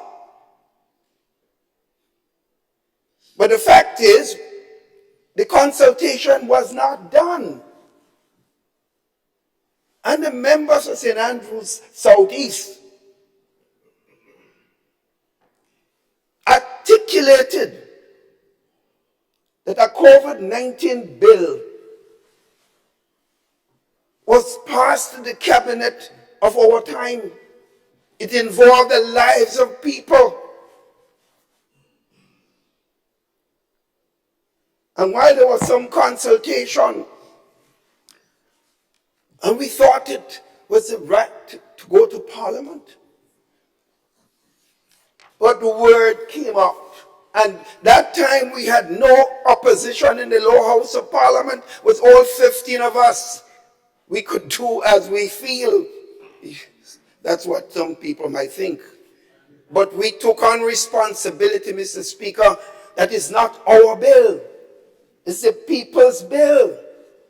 And while we are elected members, all of us, in our own right, we listened to people outside of the house. There was no member then. We listened. And therefore, we said, we will not proceed with the COVID bill that involves the people's lives. And we withdrew it for more consultation. So we are simply saying the Minister of Finance, in his presentation, repeated what I said. Repeated what I said. So I don't know what the purpose of it. What he did not address is our concern, that there must be and there should be massive consultation at all levels. He has not addressed this. We could come to we can go at the second reading and then we go to the third reading and go into committees and make. So it's still us here. What about the people outside? We have a distinguished constitutional lawyer, a man who has a doctorate from Cambridge University in law, recognized for the region, telling us we're going into a dangerous road. These were his words. He wasn't talking to the government side alone, he's talking to the whole Parliament. He said, we are sliding into a dangerous path, Mr. Speaker. So I wanted to be clear. Prime Minister said nothing, just repeated what I said and talked about grandstanding. It seems like, Mr. Speaker, let me say this. 23 years I was Prime Minister of this country. I always have to repeat this. And on so many occasions, I've had a thought on something, and members of my cabinet and the public indicate that was not their overall position. And I supported their views. There is no one-man views that's sacrosanct in this business. There was no one-man views. And the Minister of Finance must get it right. We are not attacking him. It's not a personal matter. It's a national issue, and deal with it at a national issue. Call it grandstanding. I did not speak emotionally as I'm doing now.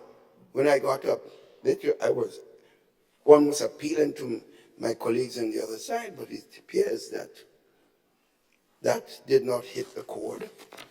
So I have to do what I have to do now.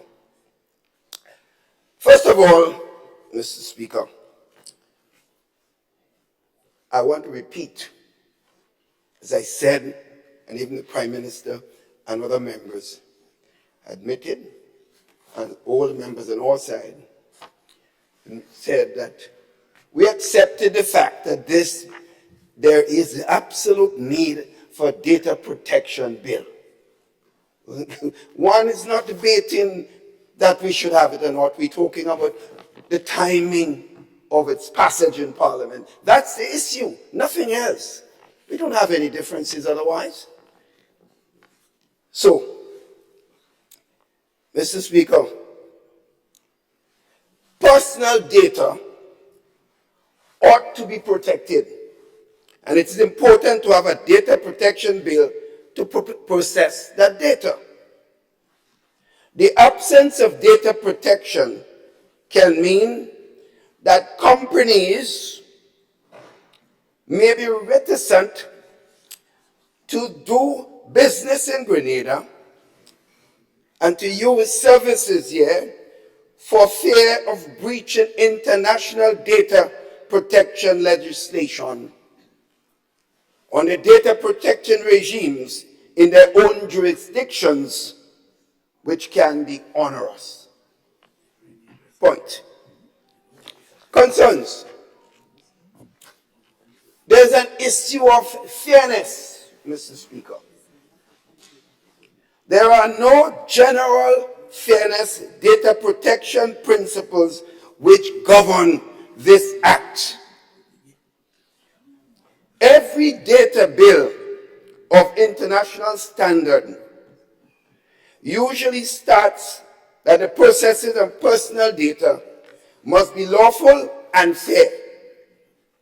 Fairness should be entrenched into the Data Protection Act.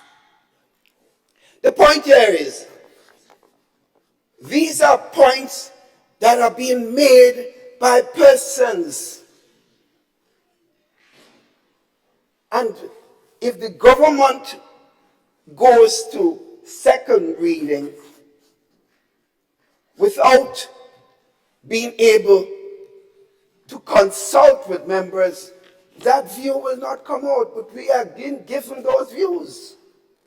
We did not have the consultative process.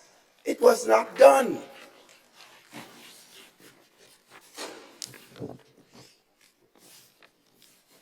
Mr. Speaker, part of any data protection regime should deal with transfers of data outside of Grenada. This is what most international companies will look to. The question is, can personal data be transferred to less favorable jurisdictions without protections? Clearly no. The bill is silent on this. In other words, there could be improvement. So to say that it's an NNP bill, we would have accepted that viewpoint of persons who are bringing this before us. So you await the consultative process.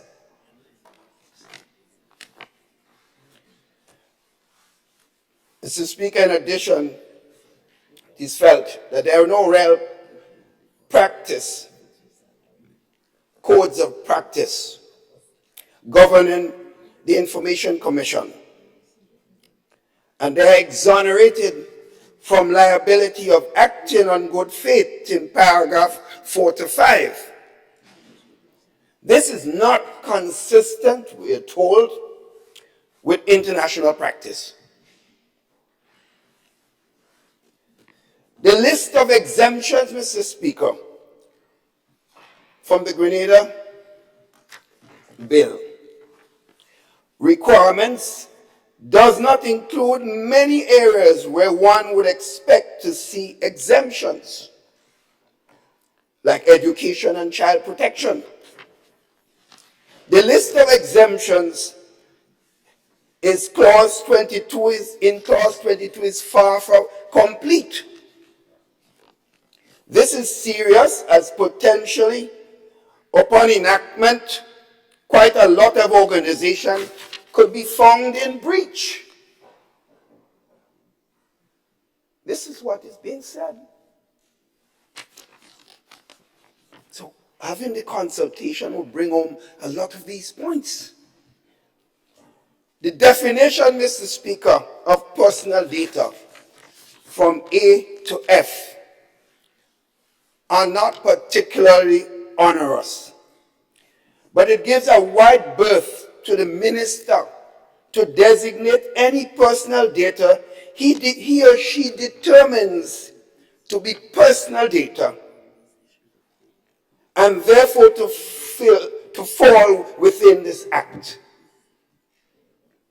There is no protection, Mr. Speaker, against this, and this is inconsistent with international requirements. We see this again, Mr. Speaker, in 11, where it comes to sensitive personal information and data. And there is a provision for any other purposes that the minister thinks fit. That is a lot of power to the minister. I remember when the Electronic Data Protection Bill was being presented, they had a section for the minister. I said, put me out of that. I said, let the court system through the legal process. I want not to be tempted. I want not to be tempted. So it is preferred, like many other cases, where people may have the feeling that you're trying to get at them personally. There are some cases where the minister could have that power and doesn't affect that personal, people's personal problems directly so. But wherever it might be perceived that the minister is using his position as a government operator to get back at people. Mr. Speaker, it's known, you know. People are already saying that phones are being tapped in this country. That's what's being said. I'm sorry, colleague, that you are prepared to make that statement. It's very unfortunate. It is extremely unfortunate. There could be no such accusation of any substance. All right, Speaker, may I interrupt you, Honorable Leader of his Mr. Speaker. opposition?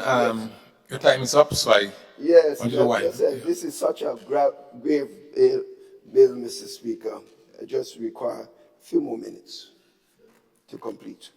Okay? All right, you are granted 5 more minutes. Mr. Speaker, it is curious that the investigation of a complaint gives power to a magistrate to issue a warrant, to enter premises and to issue a warrant. This power is usually reserved to judges. And I would suggest, Mr. Speaker, no matter what an act said before, that judges, the magistrates, we know how magistrates are appointed. The local jurisdiction have a lot more say in the appointment of magistrates than they do in the case of judges. On the question of offenses, Mr. Speaker, Section 39, it does not align with international practice. While it is okay to have an offense for knowingly or recklessly disclosing personal data without consent of the controller, there must be some safeguards. Disclosures can be allowed if necessary to prevent a crime. It might be required by a rule of law or by a court or by a tribunal if disclosure is in the public interest. Mr. Speaker, on another note, some of the penalties we believe is definitely extremely high. for a 3-year conviction and a $50,000 fine in BD, my view, oppressive. On a summary conviction, and someone should check what the usual requirements are in a situation of this nature. On indictment, a $100,000 and imprisonment also is excessive. That needs to be looked at too. It's also usual to see a list of factors accompanying whether a penalty is to be given. These include the nature, the gravity, and duration of the failure, whether the failure was negligent or intentional. Previous failures might also come in. And finally, Mr. Speaker, my view, given this nature of this, as I said before, government started this, several governments, and this is where we are today. And in fact, over a period of time, we would probably learn more. Maybe after passage, after consultation, we pass this bill, maybe the next parliament may even look at possible changes because things may have happened over a period of time, Mr. Speaker. So there's nothing wrong. There's not because the NNP had this draft. That means that some of the views being expressed today must be ignored. It ought not to be ignored. So, Mr. Speaker, on that note, therefore, I must say that I cannot support the going forward, as I said before. We have indicated that already, go and suspend the standing order, and therefore I couldn't support the motion for the second reading of this bill. Thank you. Thank you, Leader of His Majesty Opposition. Is it Honorable Member for St. George Northeast? Thank you, Mr. Speaker. Mr. Speaker, I rise to give my full support to the bill. It is required. It is going to help bring the question of data protection in line with modern practices. It is going to help to support small individual people who cannot fight corporations to be able to protect their personal data. And Mr. Speaker, it is clearly explained in this bill. It is specific to commercial transactions. This is what this bill seeks to protect. It says so. So the context in which the use of warrant is being bandied about is deliberate. And Mr. Speaker, through you, I want to make this point. The first time I heard some of the concerns that is now being raised, and mind you, the concern that is being raised is that it is dangerous to people, to Grenadians. This is what was said, essentially. All of the members on the other side, Mr. Speaker, through you, who rose this morning to say nay, cannot produce a single aspect of the bill that is substantive to suggest that it will inhibit people's rights and we will do this, we will do that. Let me give you 2 examples. When in 2013, the bills that were passed dealing with international crimes bill, for example, that was intrusive. The one in question about wiretapping, etc., that was intrusive. This particular bill is not intrusive because what it seeks to do is to bring commercial entities in line with ensuring that new modern guidelines are put in place to protect people's data. This is clear. And I am saying, Mr. Speaker, that the members on the other side through you ought to know that. And when we come here to debate, the petty politics, those sorts of things has its place. But this is substantive things. We are dealing with a situation globally where the threats of the world are coming through data theft, where the threats of the world are coming through ICT, etc. This is clear. The member ought to know that. And Mr. Speaker, through you, His Majesty's opposition must stop this. There is a member, Mr. Speaker, through you, on the other side who is of legal background.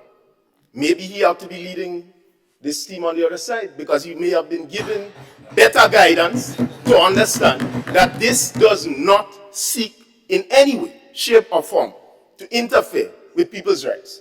So let's be serious. The second thing I want to raise before I end, because my comments are very brief, is that I listened to all of the concerns. When the COVID-19 bill, for example, was being introduced, let's not pretend we were getting ready for an election. Some didn't want to say it. The only reason that bill was pulled back when it came to the question of the intrusion in people's homes, just in the context of the health crisis. The point that was made was that the present framework already in the Constitution, through a specific act, I don't have it at the top of my head now, through that specific act, made accommodations for it already. And that the passage of a bill temporarily to deal with a specific health crisis was unnecessary. That was the basis and the genesis of the concern in relation to this bill.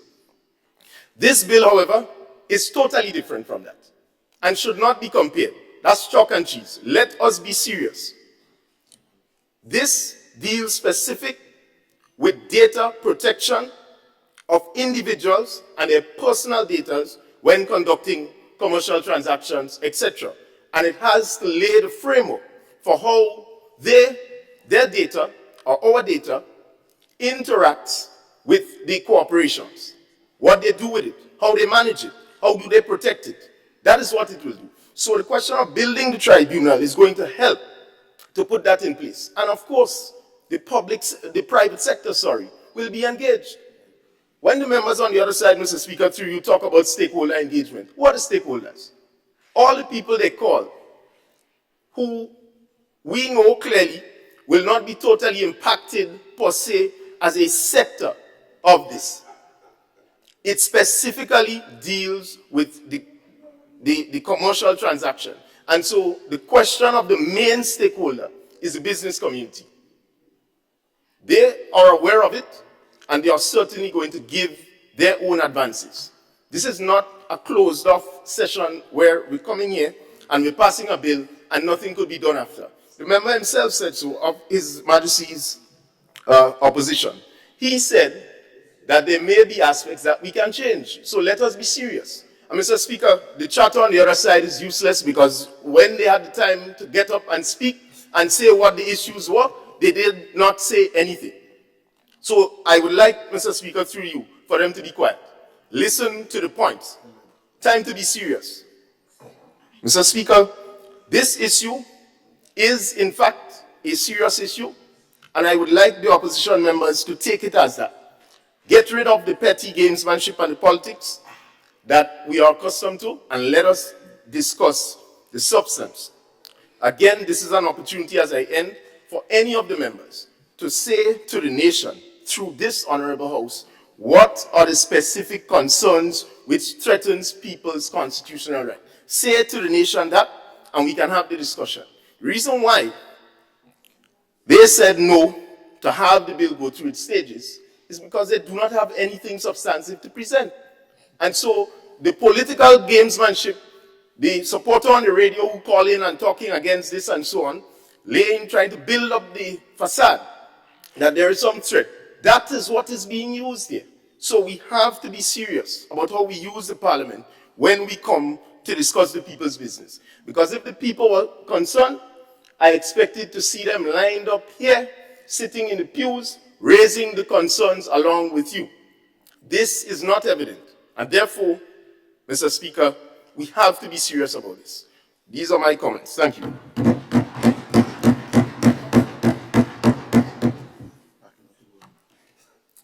Thank you, Honorable MP for St. George Northeast. Do I see another light? Honorable MP for St. Andrew South West. So thank you, Mr. Speaker. I, first of all, rise to give support to this bill. Mr. Speaker, this bill is not a creation of this side of the House. It is not something we come up with that we intend to put on the population. It's been stated that the work started since 2011. And what we are doing now is that we are simply continuing the process of implementation. Our view is that what is good must continue, right? What is good must continue. And if it's good for the country, then we continue with it. Mr. Speaker, I want to repeat that this bill was modeled after the draft data protection bill developed under the OECS Electronic Government for Regional Integration Project, what is called the GRIP. Good? And it was part of a suite of model legislation. Already we have four of them implemented. I want to repeat them. The Electronic Crimes Act 2013, the Electronic Evidence Act 2013, the Electronic Transaction Act 2013, and the Interception of Communications Act 2013. They are already in place. The data protection bill, it was deferred, and we are now moving onto it as part of that suite. Antigua and Barbuda has already enacted this data protection bill. And I'm saying that to the extent that the draft model come from the OECS, I don't think the OECS will prepare any draft bill that will instill fear and take away the rights and put pressure on our population. Certainly not. Mr. Speaker, I want to say that this thing is about development. This bill is about developing our homeland, developing our country, and developing our people. It is about using technology to improve the lives of our people and to bring a better life to all Grenadians. Studies have shown that a small percentage of investment in technology can lead to huge growth in our GDP and the improvement of our lives. And therefore, Mr. Speaker, when we come to this House to address matters of this kind, we must take it seriously. Matters of this country, matters of our people are serious matters. And we can't be playing games or trying to score 3 points when it comes to our country's development, when it comes to improving the lives of our people. Mr. Speaker, we have right now in our budget two major projects that are geared towards the digitization of our economy and of our country, and are geared towards improving the lives of our people, are geared towards eradicating poverty, are geared towards the economic independence, are geared towards letting our people see that in them they have the potential to use their time and their talent to create goods and services that they can depend on to earn a decent income and to improve their lives. And that we as government, our role is to facilitate that process and put systems and structures and laws in place so that our people can take charge of our own development. So we have what we refer to as the digitization of government services for resilience. We call it the G4R project. Mr. Speaker, that is $15 million. We have the CADI project, which is about $8 million, which we are implementing this year. And while we implement this project, we must have in place the necessary laws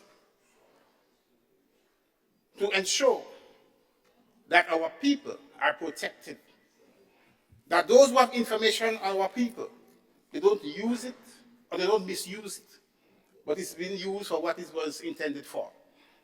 Good? And as we go to implement these projects, this data protection bill and the act thereafter must be in place if we are to implement this project and to give our people the security and the comfort that they need in this development paradigm. And therefore, Mr. Speaker, an important component of this project is the setting up of our National Cybersecurity Agency. And that National Cybersecurity Agency will need the support of this data protection project. And the faster we therefore move towards having that in place, the faster it is we can implement our project. Mr. Speaker, we have to bear in mind that when we slow down the implementation of projects in this country, what we are in fact doing is slowing down the development of our people. We are slowing down the development of our country. And we must never use peripheral issues to slow down the development of our people. Never do that. Never do. We must be honest with our people. We must be honest with our people. Yeah? So, we need this bill to be passed and to be in place so that we can implement our big projects that we have for this country. The DG4R, $15 million US dollars, and the CARDIP, $8 million US dollars. And these projects have to be supported by this data protection bill.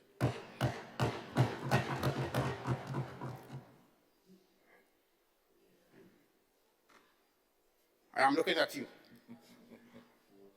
And I hope you understand what I'm saying. These projects have to be supported by this project, by this data protection bill. And I expect you to give it your full support.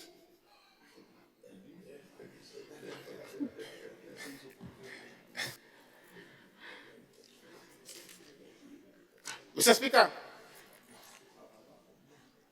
no bill is perfect. We learn by doing. The more we do, the more we learn. And it brings the opportunity for us to make necessary changes to perfect what we are doing. Yeah? So we can't present to you a bill that is 100% perfect. Nothing is perfect. As time goes by, we learn more. And we can make the necessary changes to improve on what we are doing. Yeah?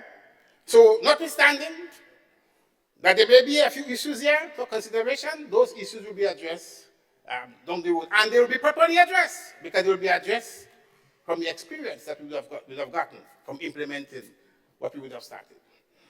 So, Mr. Speaker, I want to end by saying I give my full support to this bill, and let us all move fast to have it implemented, because in so doing, what we are in fact doing is that we are developing our country, we are developing our people, we are giving a new life to our people, we are helping to eradicate poverty.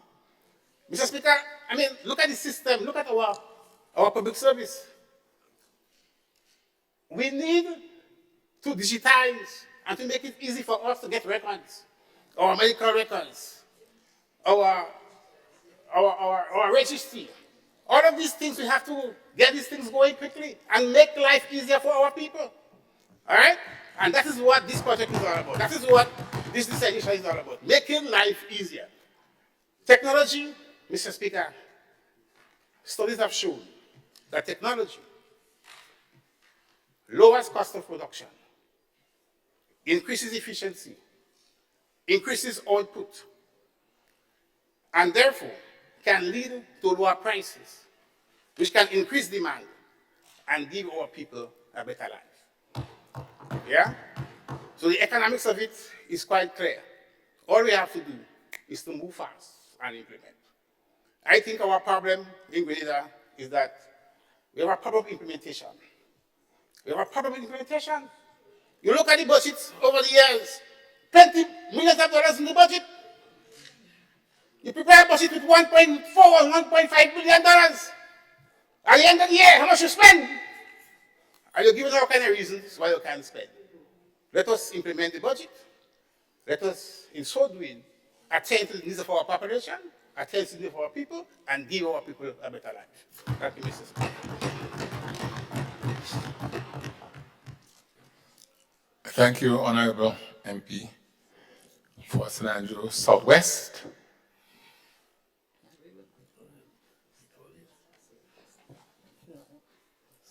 Honorable MP for St. Andrew Northeast.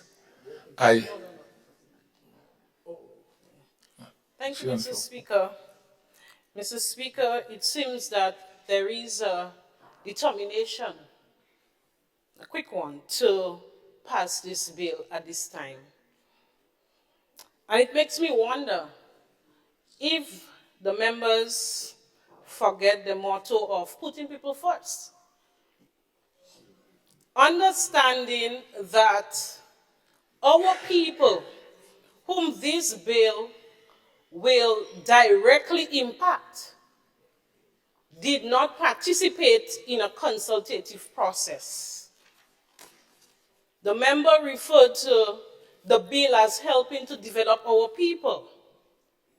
People will be better developed when they are involved in the development process. So I question at this time the intention of this bill. And we, on this side, we have indicated that there isn't an issue with the bill. Data protection in this era is absolutely necessary. It was indicated that this draft bill was prepared in our time. So it means we see the need. We did not come here and question the bill in its content, the contents of the bill. That was not the issue. So members putting forward arguments and grandstanding that we have issues with the bill is a cause for concern, because that was not the points we raised here this morning. So this bill is coming to us against the backdrop where we have heard allegations of leaked documents and investigations to find the source.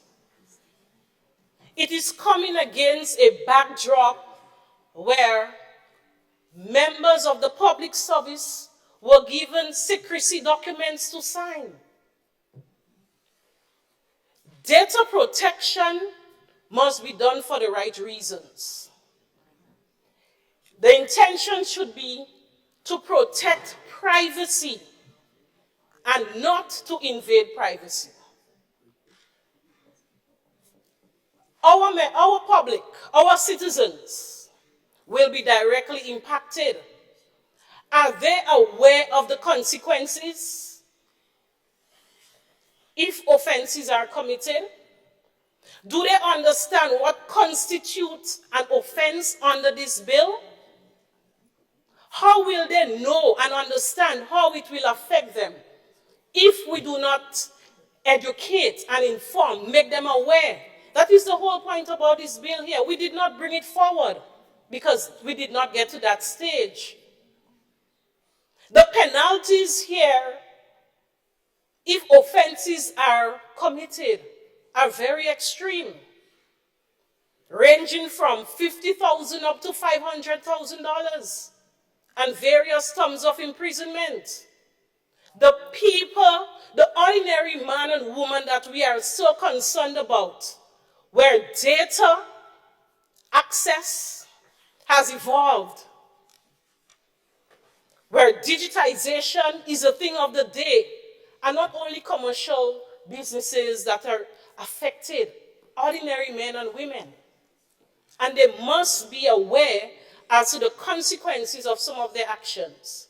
So that is all we are asking for here, Mr. Speaker.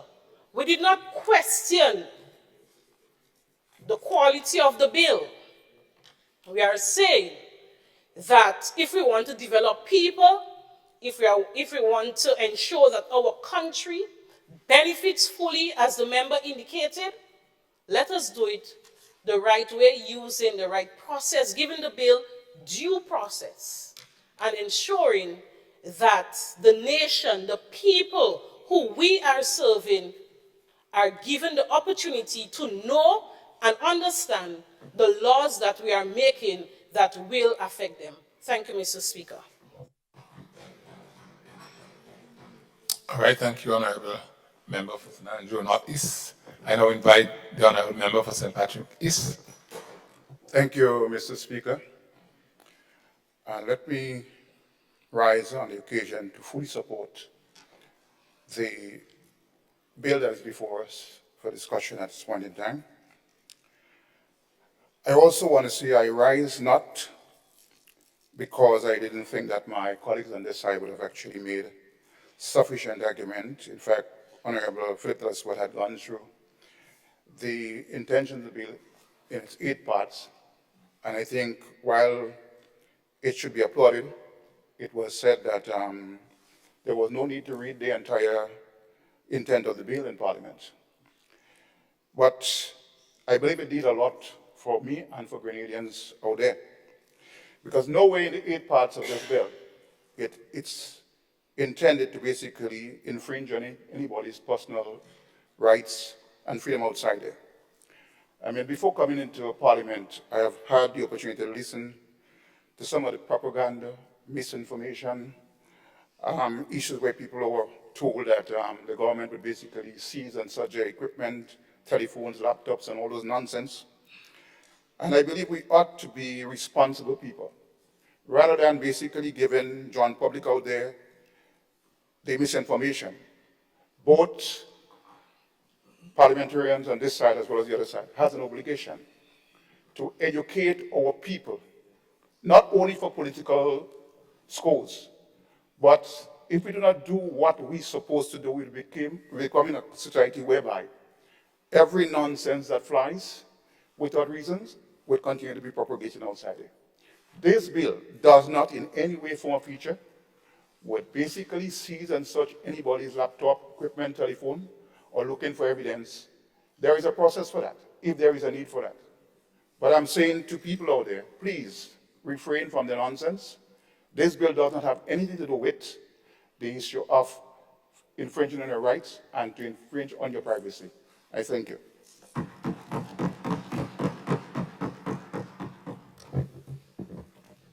Thank you, Honorable MP for St. Patrick East. I now invite the MP for the constituency of Carriacou and Plymouth.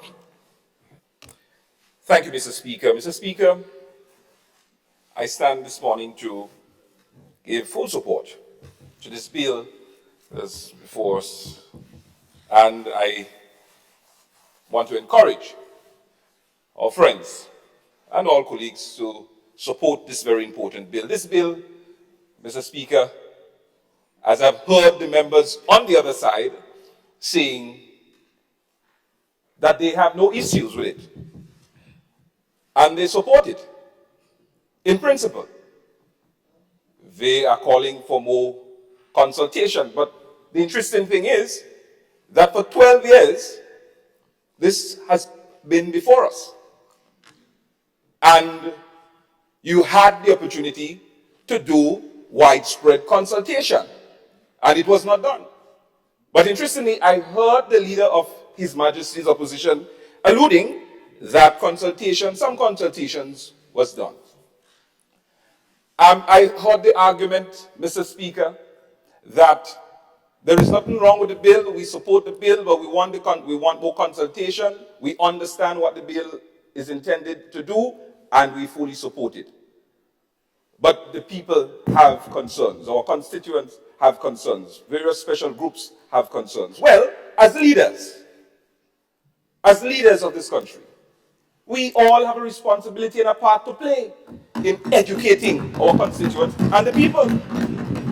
So when we talk, Mr. Speaker, when we talk about working together to build this country, let us work together to educate and inform our people. So as a member of parliament, you have a responsibility. The opposition have a responsibility. Pull your people together, pull the people together, and have consultations if that is what you're concerned about. Because you are saying that you fully support the bill. You understand its intention and purpose, and you want it to happen. but you have the concern of consultation, then you have a responsibility to play. I support the bill because this bill puts people first. It puts people first by protecting people. Protecting people's personal data as it relates to commercial transaction. This is what the bill seeks to do.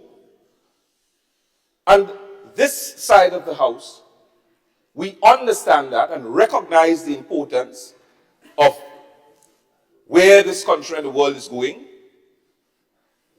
technology-wise, and the need for our citizens to feel safe and to know that their personal data is protected. And this bill seeks to do just that, to give our citizens the assurance that their personal data will be protected. And I will encourage all members, opposition as well as government, to fully support this. And I want to see a division, Mr. Speaker, to see the members that will vote no on this bill.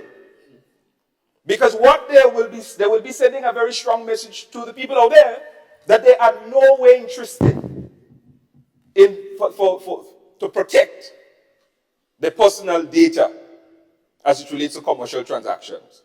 We are interested in doing that, and this is what this bill seeks to do, Mr. Speaker. So, Mr. Speaker, we have a responsibility to educate our people, as well as members opposite. And I encourage them again to support this bill, as we are doing, and I thank you, I rest my case. But this bill have my full support, Mr. Speaker.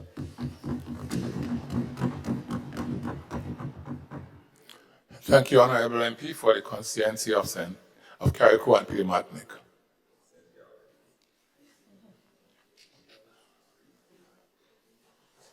Honorable MP for St. Andrew Southeast. Thank you, Mr. Speaker. Mr. Speaker, I rise again this morning. The fact that the motion was passed to now make my formal contribution as it relates to the bill and the content of the bill this morning.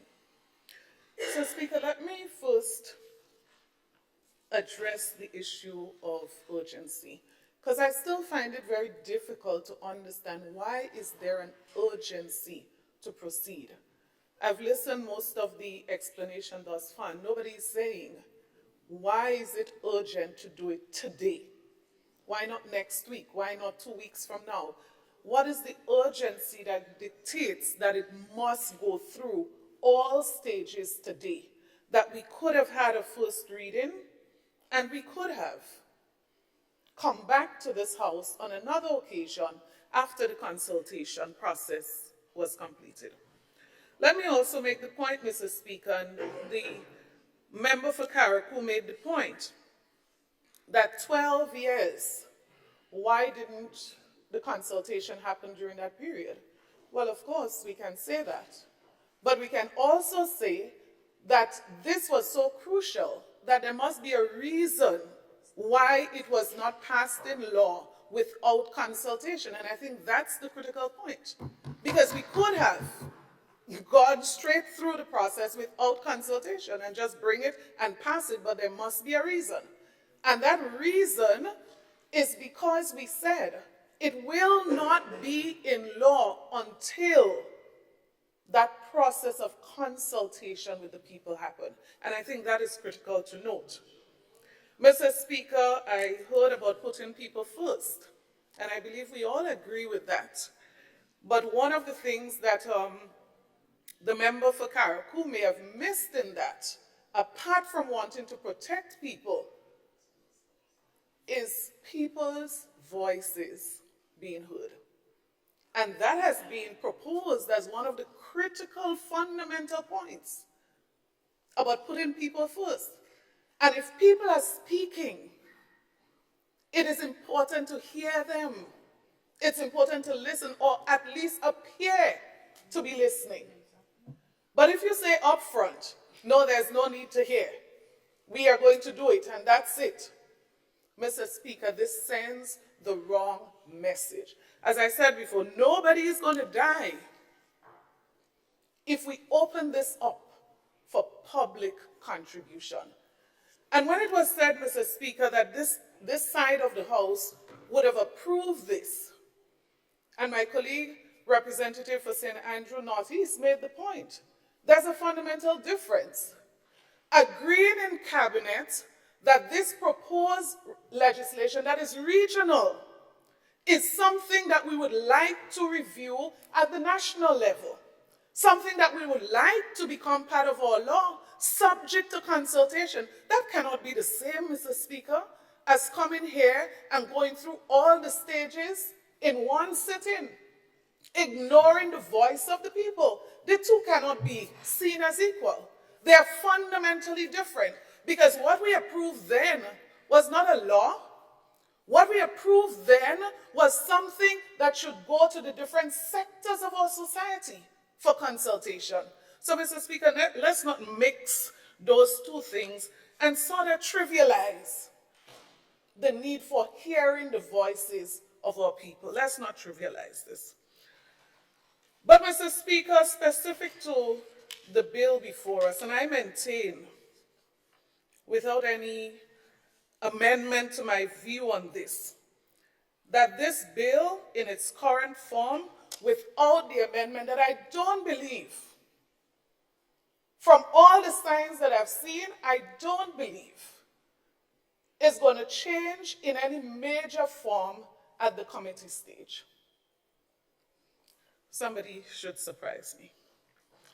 Mr. Speaker, I conclude and I continue to feel strongly it threatens, Mr. Speaker, democracy, and it threatens freedom. That's what I'm going to tell you right now. You're a little anxious. Mr. Speaker, when you look at the bill, we are agreeing it protects data. There's absolutely no doubt about that. That's the overarching objective of the bill. But until you go down into the nitty-gritty of the bill, until you go down into the specific sections, then you understand how, which is what I'm going to address. Mr. Speaker, if you look at Part 1, Section 3, excellent, the objects of the bill. But when you go to the facts, and we had an emotional outburst this morning, Mr. Speaker, and you see those are the things that concerns me with the bill. Because now we are given discretionary powers. That's exactly why I'm extremely concerned. Discretionary sweeping powers, Mr. Speaker, given to appoint the commission. The commission that is going to decide how and what. Mr. Speaker, that discretionary sweeping power concerns me. And that's what people are saying. So it is not the intention. People say it all the time. The road to hell is paved with good intentions. It is not the intention. It is not what we think is going to happen, Mr. Speaker, but it's the details that will inform what actually happens. So when one person, Mr. Speaker, has the power to decide who comprises the commission, and then I look at the criteria, Mr. Speaker, I think I can make a good guess who will be on the commission. That's the point I'm making. And I would like to prove myself wrong as to who will be on the commission. And Mr. Speaker, that is why, and that is the point I'm making, this sweeping discretionary power is a cause for concern. So don't make us feel as if we have nothing to contribute to this debate. Don't imply by your comments that it's done. Mr. Speaker, the public's interest in this is extremely important, and I believe everyone who has a concern, at the least, the concern should be heard. At the least. Mr. Speaker, the bill proposes that funding for this commission has to come through the Parliament, meaning we must decide how much is the salary of the persons on the commission. If I read wrong, point it out. The bill also proposes that the funds that the committee would use would also be determined through Parliament. Mr. Speaker, all I'm saying is just as those two things, which are so important, the funds for the commission, the salary of the commissioners, this is so important that one person should not determine what it is. That one person should not decide that the salary of the commissioner or commissioners should be 5,000 or 10,000. The bill is saying one person should not have the power to do this. Mr. Speaker, I'm humbly submitting this morning that likewise, maybe the Parliament should jointly decide on who the commissioners should be. If we could decide what their salary should be, can't see why we can't decide who they are based on the importance of this. But maybe we don't want to go that route, Mr. Speaker. Maybe we feel, well, don't have this side contribute to that decision. We have other models. So let us use the Integrity Commission, where various stakeholders, and there must have been a reason for this, where various stakeholders would be given an opportunity to name persons who sit on the commission. So you have the opposition, you have the government, you have the Conference of Churches, or the Alliance of Evangelical Churches, you have the trade union rep, I assume. We have various models. You have the NIS board, Mr. Speaker. You have the Public Service Commission. There must be a reason why important commissions like these, the law did not say that one person should appoint. And this is why, Mr. Speaker, I say it is a threat to the rights and the freedom of people.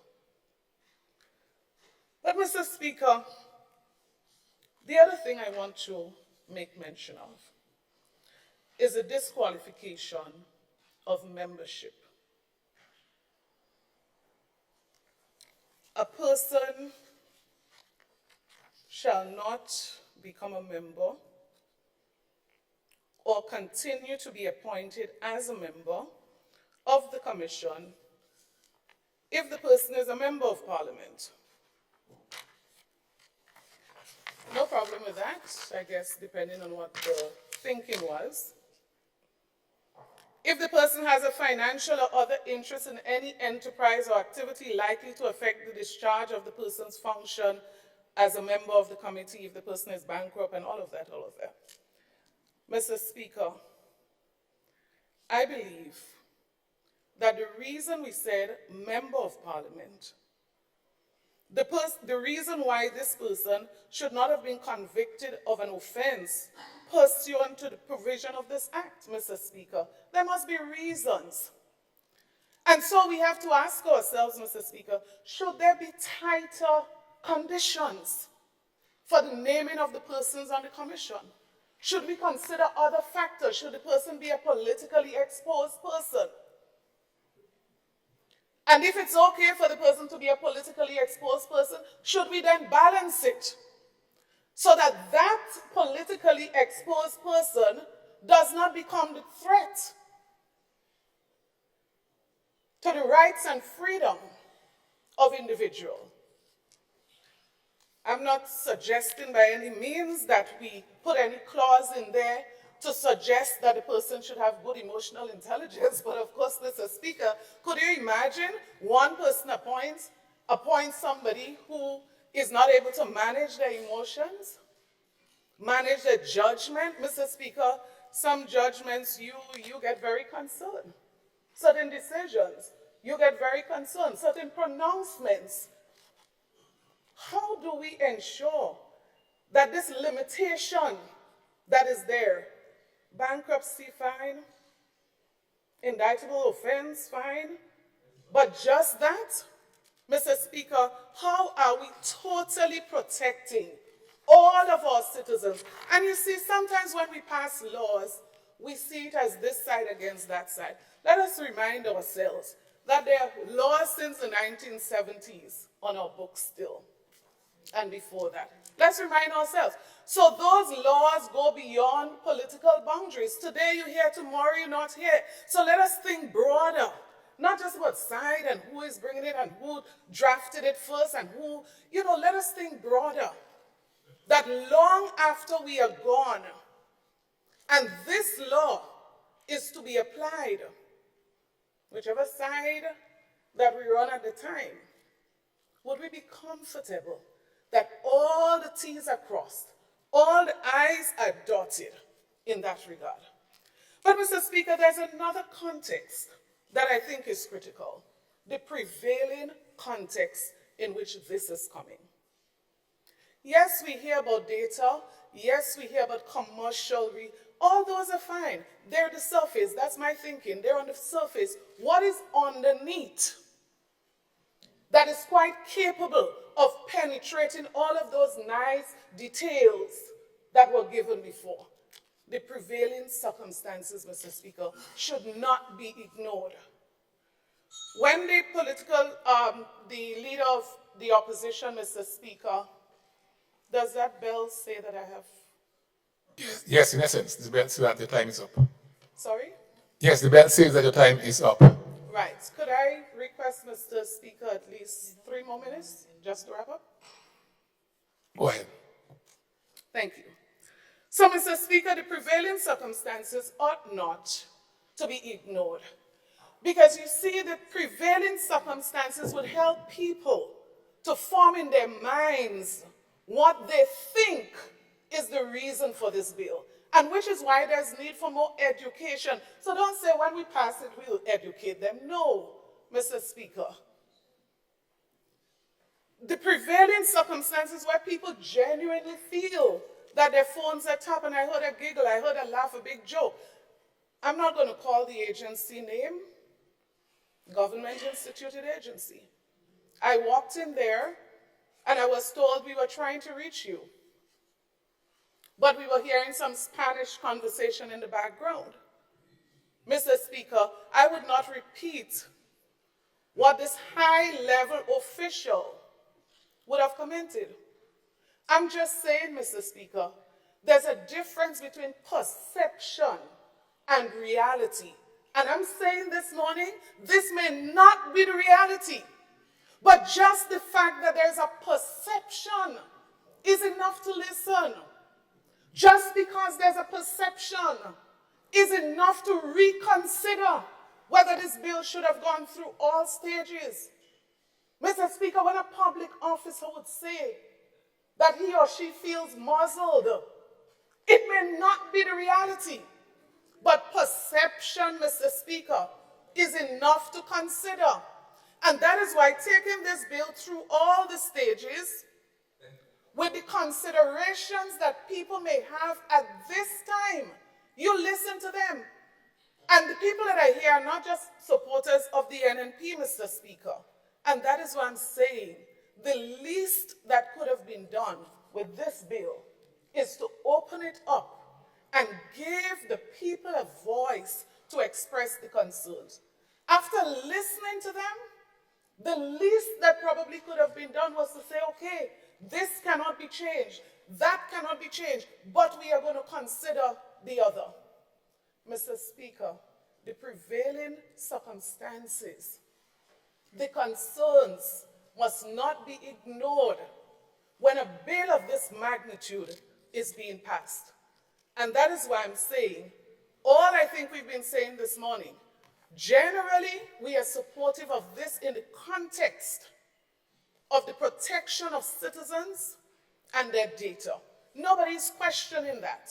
But we are saying that there are certain things within that needs to be considered, and the environment in which it is being introduced and people's fear and concern need to be put to rest. And so, Mr. Speaker, unfortunately, I am not able to support this bill. The bill speaks about persons going to search people's home. Well, at first I thought it was fine if the police is going to search. They have the authority in law to search and confiscate. Are we questioning their ability? But we are going now, Mr. Speaker, to add persons to accompany the police to do the search and to confiscate. I consider that something we have to consider, whether it's a waste of resource. Could the power of the police be used to conduct a duty that they have been performing from since the inception of their role? And Mr. Speaker, these are the things. So when one person appoints this person, and this person decides who should go to search, Mr. Speaker, the role of the police there is to ensure that the law is upheld. Nobody, commits a crime. But Mr. Speaker, let us put aside the politics and let us look at the actual implementation of this bill in its current form. Let us look at how it's implemented in reality and what are the possibilities. What are the things that could likely happen if we don't put those stopgaps, those measures in place to tighten up and to really protect the data, and not just the data, protect our people. Thank you.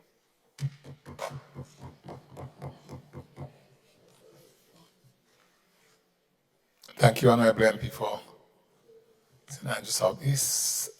Do I see the light of the Honorable MP for St. Patrick West? Thank you very much, Mr. Speaker. Mr. Speaker, many years ago, the Mighty Sparrow sang a song, and he said that good thing he was a block-headed mule. Otherwise, when he went to school, he would have come out as stupid. Mr. Speaker, I'm extremely confused by what I'm hearing from the other side. Mr. Speaker, unless something has gone radically wrong with my head, I was made to understand that those were the very people responsible for every word, every comma, and every semicolon in this bill. Yet, they come before us today, Mr. Speaker, seemingly unaware of what they did. So I'm confused, Mr. Speaker. It appears, Mr. Speaker, that a little term in opposition can provide great insight and hindsight. Mr. Speaker, I've heard the intention of the bill being questioned. I've heard talk about the timing and the motive behind it. It seems, Mr. Speaker, that some of us believe that inertia is the best state for Grenada to be in. So in spite of all the talk over the years about let progress continue, what we are seeing here is a recommendation that we sit idly by and do nothing.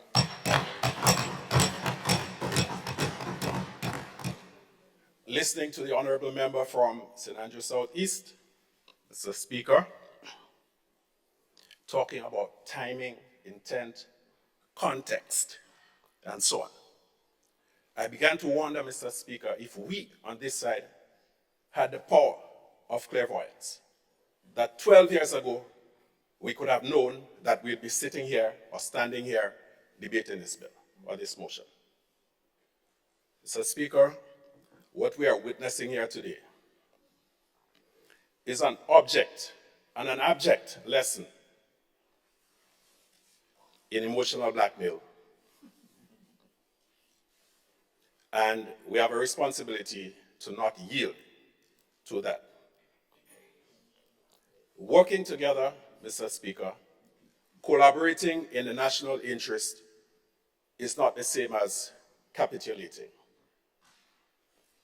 Mr. Speaker, many of us here have young children, teenage boys, teenage girls. And we have a responsibility to let them know that they must not yield to emotional blackmail.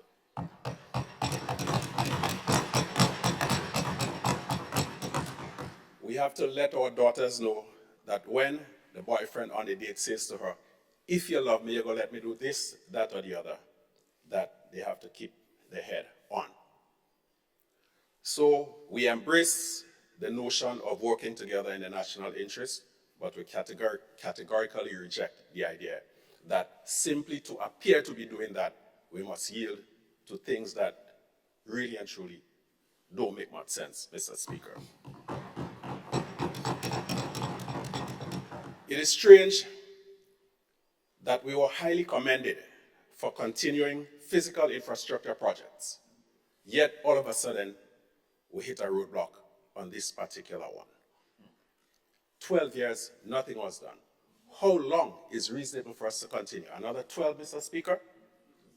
The time for us to keep procrastinating has come to an end, and we have to act. We have been elected to work and to act in the interests of the people of our country, and this is what we plan to do, Mr. Speaker. We are hearing questions about one person having the authority to appoint people to a commission. Mr. Speaker, even with my limited intelligence and knowledge, I appreciate that the commission cannot appoint itself. Someone or some entity has to have the authority to make the appointment. And there is nothing mystical or mysterious about that. This is the way it has been, and this is the way it will be, until and unless we get to the state of utopia where everyone does what is expected of them, what is required of them. So, Mr. Speaker, there is absolutely nothing sinister in the authority being vested in someone to make the necessary appointments. Mr. Speaker, I do not believe that any one of us, whether it be on this side or on the other side, will go out of our way to pass legislation that will be inimical to the interests of our people. And so, to plant in the minds of the people that there is some sinister plot to rob people of their rights, I just cannot wrap my mind around it, Mr. Speaker. After all, the architects of the legislation are sitting right here with us.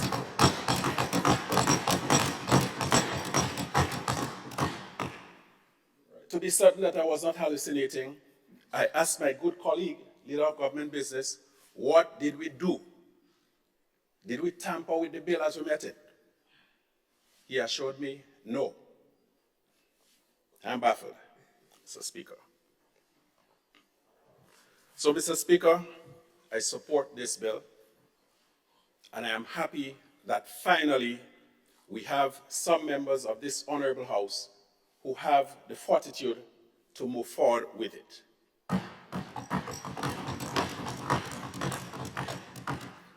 I have not heard any substantive arguments about any specific part that will do injury to the body politic, Mr. Speaker. And therefore, if we're opposing simply because we are called opposition, as was the case with a famous politician in a republic to the south of us a few years ago, when asked, you proposed that when you were in government, you're opposing it now, and he said, I'm in opposition now. So, Mr. Speaker, I implore the good members on this side and on the other side to look at the big picture, to forget about trying to score political points, to stop pandering to baseless fears. Better yet, to stop planting the seeds of fear and doubt in the minds of citizens. And as was so eloquently expressed by one of the younger members of the House, the honorable member from Carriacou and Petit Martinique, we collectively have a responsibility to go out there and educate. Do not do like my good friend who many years ago stole the neighbor's corn and was roasting it in his grandmother's kitchen. And when she said, I'm changing the name, Frankie, a smelling corn, he said, yes, mama, I'm smelling it too. Don't be like that. Do what needs to be done in order to lift the level of our people collectively. Thank you, Mr. Speaker. Thank you, Honorable MP, for St. Patrick West. I sense we've heard all the contributions. So we know. Okay, I see the light of the Honorable MP for St. Mark. Thank you, Mr. Speaker. I do not plan to be very long, but I just want to express my support for everything thus far that has been said by the members of this side, and to reiterate that, yes, we can be for the bill, but that we can be against some of the provisions of the bill that need to be amended. So when I hear the other side say that we're confusing them, we just don't want to throw out the baby, how you say it, in the bathwater. We want to keep what is good, and most of it is good. But there are a few things that if common sense and goodwill had prevailed, we could have just looked at and dealt with. So, and I want to clarify, I hear some members say that the fines and the prison sentences are for corporate entities and business. That is not so, except I'm reading this thing wrong. Because in a lot of areas it mentions personal data, and it mentions a person, an individual, and in other areas it mentions a group or a company. So that involves individuals. So if we are saying that it only concerns businesses, so we don't have to educate or to inform or consult individuals, then we're in a very sorry situation. And we have to teach our children, our sons, our daughters, that they too have a right to be explained, because we said we for youths and they understand and they could do things. So all of a sudden we don't have to explain to them how this law can affect their own life. And these are the people who use a lot of technologies more than us, the older ones. They are the ones that need to know that whatever information that is out there on them, that information can have disclosure. So, Mr. Speaker, I just want to mention a few areas of concern, very, very specific. For example, in Clause 20, it speaks to disclosure, and it says that, notwithstanding Section 9, which went before, personal data may be excluded. So this legislation is all about protecting or is mostly about protecting the information and the rights of the person who owns the data. But also it speaks to disclosure, when this information can be disclosed. So it's not only about protection. There are provisions for it to be disclosed. And it mentions different areas as to the data subject as the person who owns the data, the person on whom the information is, could give permission to do it when it is required. And it also speaks in Section 21, in Clause 21, about other circumstances in which the disclosure can be done. But it says, and that is why one of the members on this side was speaking about the powers that are vested in the minister, whoever the minister is, because it also adds that the disclosure is deemed by the minister to be justified. So we go past the Information Commission And now it is the minister, one person. And so it is not to cast any aspersion on whoever is the minister, but there is a weakness in that system because one individual can decide if all your business goes out on the street. And so it lends itself to too much subjectivity. And speaking on the Information Commission, Mr. Speaker, what I see explained there, and perhaps the other side can give some light on that, is the qualification or the profession of the individual, not the other qualities that we would like to see in persons who are placed in these positions to make those kinds of determination in terms of their ethics and their conduct, in terms of how they have comported themselves historically, in terms with how they have dealt with situations. Once you're a lawyer, the minister can put you there. Once you know information technology, and I don't think that is enough qualification. So that too is something where I have a problem with, and I think we have a problem with that, the criteria for selection of the three persons, that this should be a little bit more. Going in section 21, I also observed, again, the exceptions. And it goes very broad. So it speaks to medical profession. Somebody in the medical profession can give approval for the user to go into the owner information. A medical profession, but it is wide.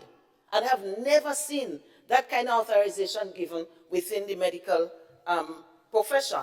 So you can be, I will just call some of them, a medical practitioner, a doctor, let's say. You can be a nurse, a dental practitioner, a midwife, a medical assistant, a physiotherapist, an occupational therapist, and other allied health practitioners. So if you are an X-ray technician, you could say to the commissioner, I give you permission. I think this is a situation where you could go. I think that list needs to be narrowed to persons of higher levels of competencies. And there is another section where it mentions that the magistrate, I think that is where they could break in and search, that the magistrate could give permission. It is my belief that we need somebody more senior, and no offense towards the magistrates, they have their duties to perform and they have their level of expertise. But I believe that that power should be given to someone like a judge in a higher authority. So this raises concerns with me, Mr. Speaker. So, Mr. Speaker, I know, and also the data, while the type of data has been listed here at the beginning in terms of the definitions, is a wide range of areas. So the person who might think, well, I'm not involved in this, I don't have a business, I am exempt. Through you, Mr. Speaker, I'm saying our people need to ask and to find out and to attend maybe the town hall meetings, because I think it's a brilliant opportunity for people to be informed in those meetings, and I know one is coming up. One, of course, cannot do it all, but the government and the members on the other side have access to media where they can educate people. So yes, we are here to raise the concerns because we did our consultation. We recognize our responsibilities and we continue to do it, and that is why we are raising it. We did consult, Mr. Speaker. And now it means that the other side, they have to take the lead. When it is convenient, oh, we have equal responsibility. When it's convenient, well, we are the boss, and what we say, we move straight with the bill, we go straight with the bill. No, if there's a town hall meeting and we are invited, I'm sure I will go. I can't speak for the others, and I believe the others can go and make our contribution, because it's a good, fundamentally, it's a good bill. But there are areas in it that are flawed, and I want to beg the other side, let us look at it. I've listed a few. If you think that it is okay to move along with it without looking at some of these things where a person can be indicted, you can say, for a situation where, for which they are uninformed, and we know that ignorance of the law is no excuse. So why don't we inform our people so that they know how they can be affected? And why don't we change some of these things? Why don't we look at the powers? Why don't we look at the people that we lay that responsibility on? And I don't mean a name, I mean the quality of the people, so that they can ably judge and arbitrate and whatever situation comes, so that people do not feel that they are being penalized. Because, and we see it happening, and I won't go there today, but we see people being penalized because of political affiliations. So, Mr. Speaker, I beg that this bill be reviewed and some of the issues that are of concern be looked at, and it will be converted, it will not just be a good bill, but it will be a wonderful bill that all Grenadians can feel a part of. Thank you, Mr. Thank you, Honorable MP, for the constituency of St. Mark.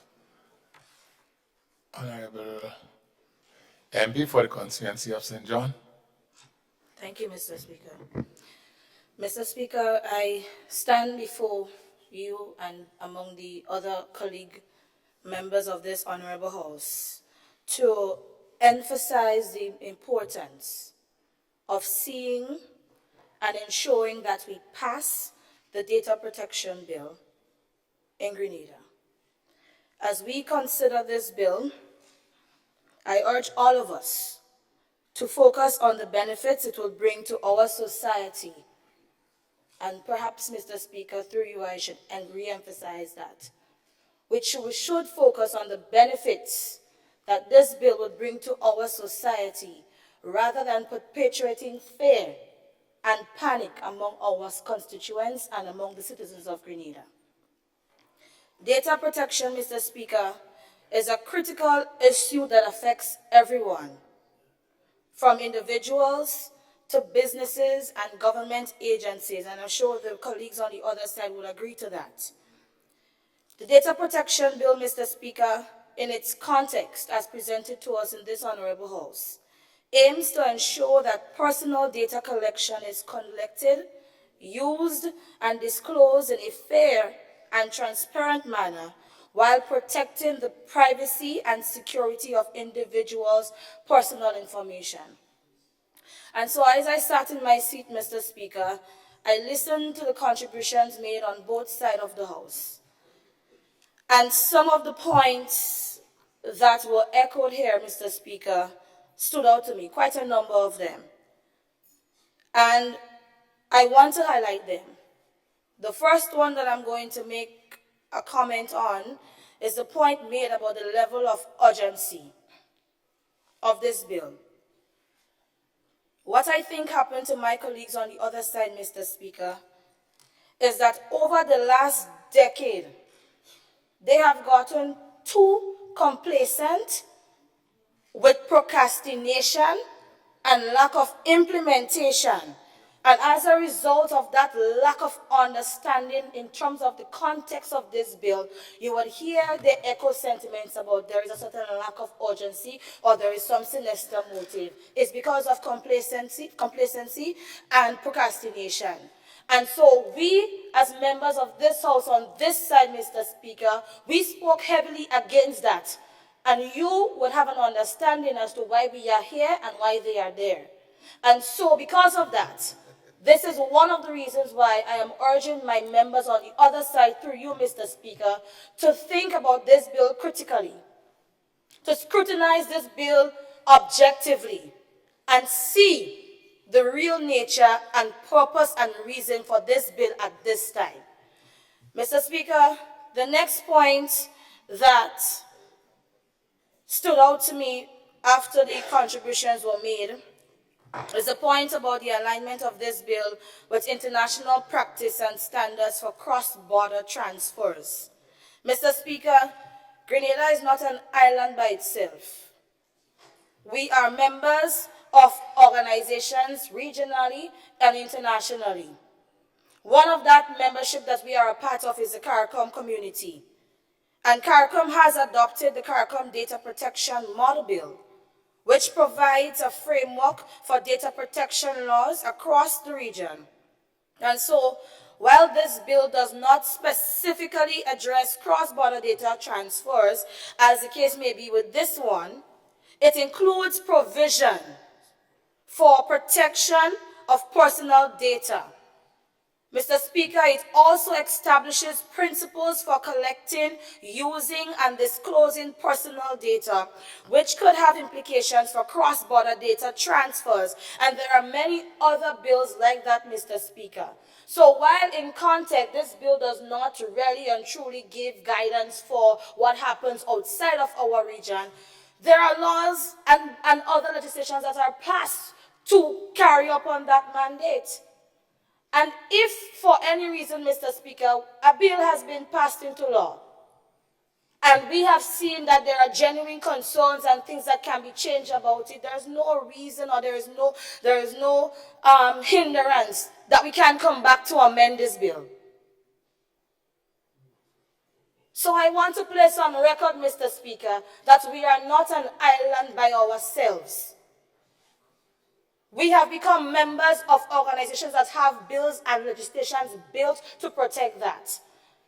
And so that remarks made about cross-border transfer as a reason to say that we're justifying that this bill should not be passed at this time. I think we need to stop that. We are big people. Stop it. Mr. Speaker, the next point that I found very interesting was the point made about the power of the minister. If my colleagues on the other side, through you, Mr. Speaker, really and truly read the bill, line by line, and read the bill taking out that lens that will make them look good, they would see that this protection bill, data protection bill, includes strong safeguards to protect personal data, such as the requirements for explicit consent for data processing, the right to access and rectify personal data, and the requirement of data controllers to implement appropriate security measures. But things like that won't be highlighted as an objective point to support the bill. No. We like to go down dirty and we like to play that game. Mr. Speaker, these safeguards that were highlighted in this data protection bill will help to ensure that personal data is protected. And here how this bill is uniquely drafted. We are not being naive and hypocrites in this honorable House, Mr. Speaker. So even in situations where the minister, whether realistically or through perception, even where we might have some sort of influence or authority, there are safeguards that cannot be ignored by the Commission. Mr. Speaker, there was another point made with regards to the threat to democracy and freedom. And I would tie it into another point that was made in terms of warrants and people just going in and search your house, and this bill is giving rise to any other person other than a police officer or any other law enforcer to just come in and bust through your house. That is the kind of foolish narrative that has been perpetuated for the last few years. You understand? And so, Mr. Speaker, the laws, I want them to understand that, because this bill is not just a bill by itself in Grenada, and there's no other bills to guide how this one should be executed. The laws that govern warrants in Grenada are designed to ensure that they are issued in a lawful and proportionate manner, and that the rights of individuals are protected. And so I want to underscore this notion, Mr. Speaker, that is being perpetuated in the Honorable House as disingenuous when they give that made-up narrative as to people who just go through your house and just take anything that they want. That is not the context of the bill. That's not the context of the bill. And so whether I am repeating what was said in terms of the right word for word, or whether I summarize what was said, this notion that we are perpetuating needs to stop. Let us objectively view this data protection bill, not pick out points on each little individual points here, there, and everywhere, and try and form a narrative. Understand the bill. If you don't understand the bill, there are means for you to get to understand. I'm pretty sure that they have a good legal team. Through you, Mr. Speaker, a member on the other side is a well-versed lawyer who I used to admire and still admire today. And still admire today. And so we should ensure that if we do not have that legal background to understand the legal aspects, there are persons that we can go to. So this notion that we're doing here, we need to stop. We are big people. We are lawmakers of this country. Stop trying to be petty. Stop using this Honorable House to be petty. The time for that has passed. Mr. Speaker, another point that was highlighted was that the penalties are too extreme. And I want to place on record that data protection laws are becoming increasingly strict and complex, reflecting the growing importance of data privacy and security in our digital world. And almost every member on the other side, through you, Mr. Speaker, who gave their remarks about the bill, they spoke of the digital world. And so, you cannot have laws protecting data and petty penalties attached to it. So the point made about extreme penalties, I don't know through you, Mr. Speaker, if the colleague on the other side didn't really understand the bill, then it would put in context the remarks made about the penalties. But I want to reiterate the point that we need to go back and educate and maybe re-educate ourselves, because sometimes through you, Mr. Speaker, they just pretend like they don't have no memory. Their memory started 9 months ago. And that is disingenuous. And we are misleading our people, and we should not. Regardless of which side of the house that you are on, we should not mislead our people. Mr. Speaker, in summary, I want to highlight that, and as my colleague on this side of the house mentioned, that there is no sinister move in this bill. There is no underlying notion in this bill. I believe, Mr. Speaker, as someone who does not have any in-depth legal training, this bill is easy to understand, and we should not take it out of context. And so, Mr. Speaker, that sinister move on the other side of the house through you to bring about that fear, unwarranted fear and panic among any aspect or any part of our society should not be done in this honorable house. And we should objectively view this bill, support this bill for the nature and context in which it was brought to this honorable house. And so with that, Mr. Speaker, I say thank you very much, and I hope that some level of reasoning will come into the colleagues on the other side to objectively view this bill. Thank you.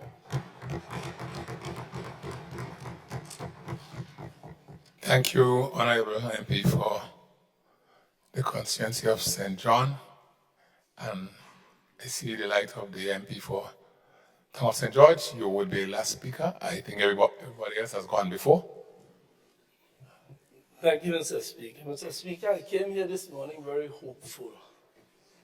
I left the session last week hopeful. And I came hopeful that we could at least have a decent debate on issues. I didn't rise to object a minute ago because I wanted everybody to see the basis on which the debate is taking place. Now, here's the words I heard used to describe us a minute ago. Petty, sinister, foolish, plain dirty, and hypocrites. Mr. Speaker, what can I say, really?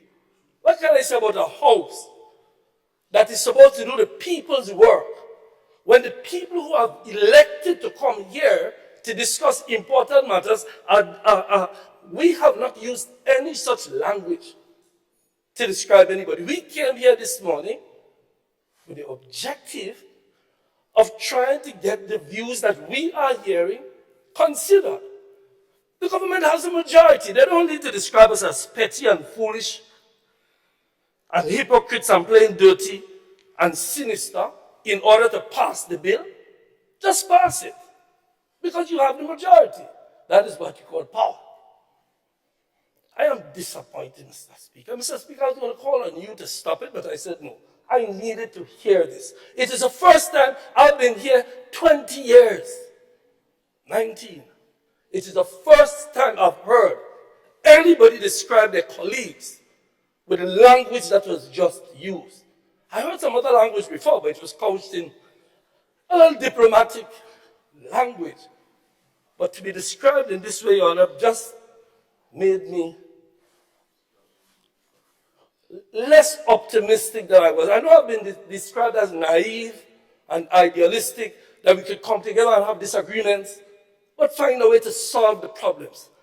Mr. Speaker, I have heard genuine concerns. My dear brother, the members of St. David, we all have respect for Dr. Francis Alexis. So when you describe us as grandstanding, when you describe us as coming here with sinister motives, you are also describing Dr. Francis Alexis, you are describing trade unions, you are describing people who have genuine concerns. Now, I know the mantra, we brought the bill. But let me say this again. Because, you know, it is said that if you repeat something over and over and over again, you are not come to believe it. Yes, I was in the NDC when the bill was brought and it was withdrawn. I was in the LMP when it was brought. And yes, it was passed but not brought to Parliament. Now, what did we ask for? Really, I mean, be honest. Be honest. We said that while we brought the bill, as we did with the cannabis bill, we passed the cannabis bill into cabinet, but we brought it to Parliament and laid it for first reading. Because it is our view that something as important as the decriminalization of cannabis should be subject to government discussion. Now, let me tell you what happens. It could be that we pass the bill in cabinet, and when we enter the public space, and when I talk to my trade union colleagues, and I talk to my business colleagues, and I talk to you, just say, Peter, we disagree with that. And then I become wise. Similarly, my dear brothers and sisters in this house, listen to the content of what we're saying. Not the form and the fact that you feel it's a zero-sum game, that if you agree with me, you're losing something. No, if you agree with me, you can gain something. Mr. Speaker, my colleague from St. Andrew Southeast made some points. I don't necessarily agree with everything she said. In fact, Dr. Alexis, in his radio program on Sunday, defended parts of the bill, but said parts of the bill concerning. It is not a zero-sum game, brothers and sisters, Mr. Speaker, if I may use that language. So, for example, we have Section 33, where the magistrate has the right to sign a warrant. Now, my dear sister says here she believes that it should be a judge. Nothing offensive in what she's saying. You may disagree, and there may be good reason to disagree. I believe the Attorney General who is in the House could explain these things if given the opportunity. So what did we suggest? I suggested that we form a joint committee and we go to the people together. And you go with the Attorney General, and when these concerns are raised, the people are answered properly. And I'm sure most of these things here can be explained. Section 44 talks about the commissioner delegating all his powers. There are concerns about that, serious concerns. I'm sure can be explained. And what we said, and again, please, listen. There is nothing wrong with listening.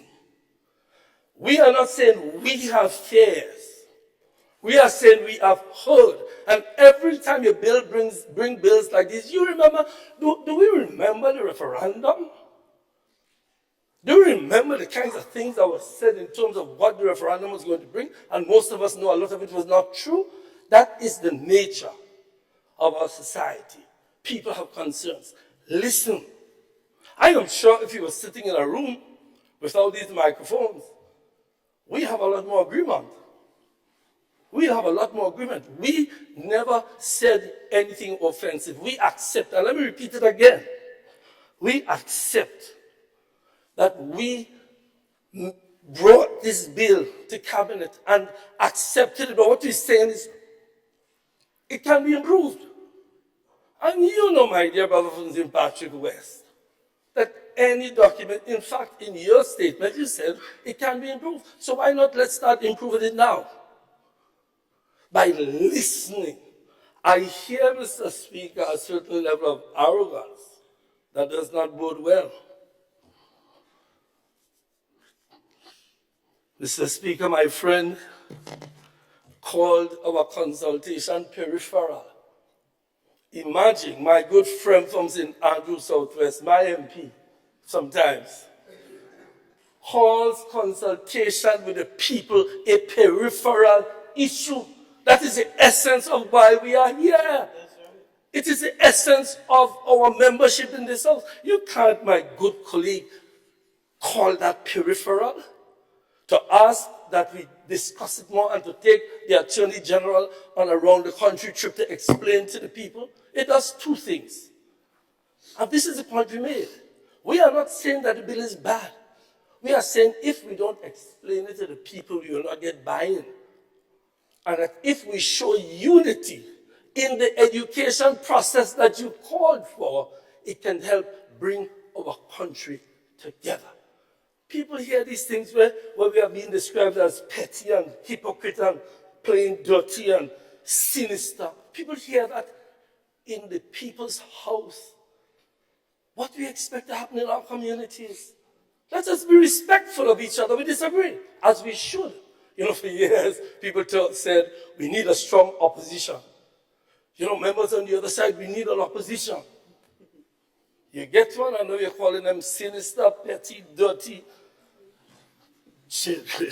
grandstanding.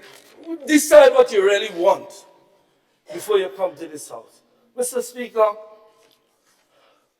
I want to repropose.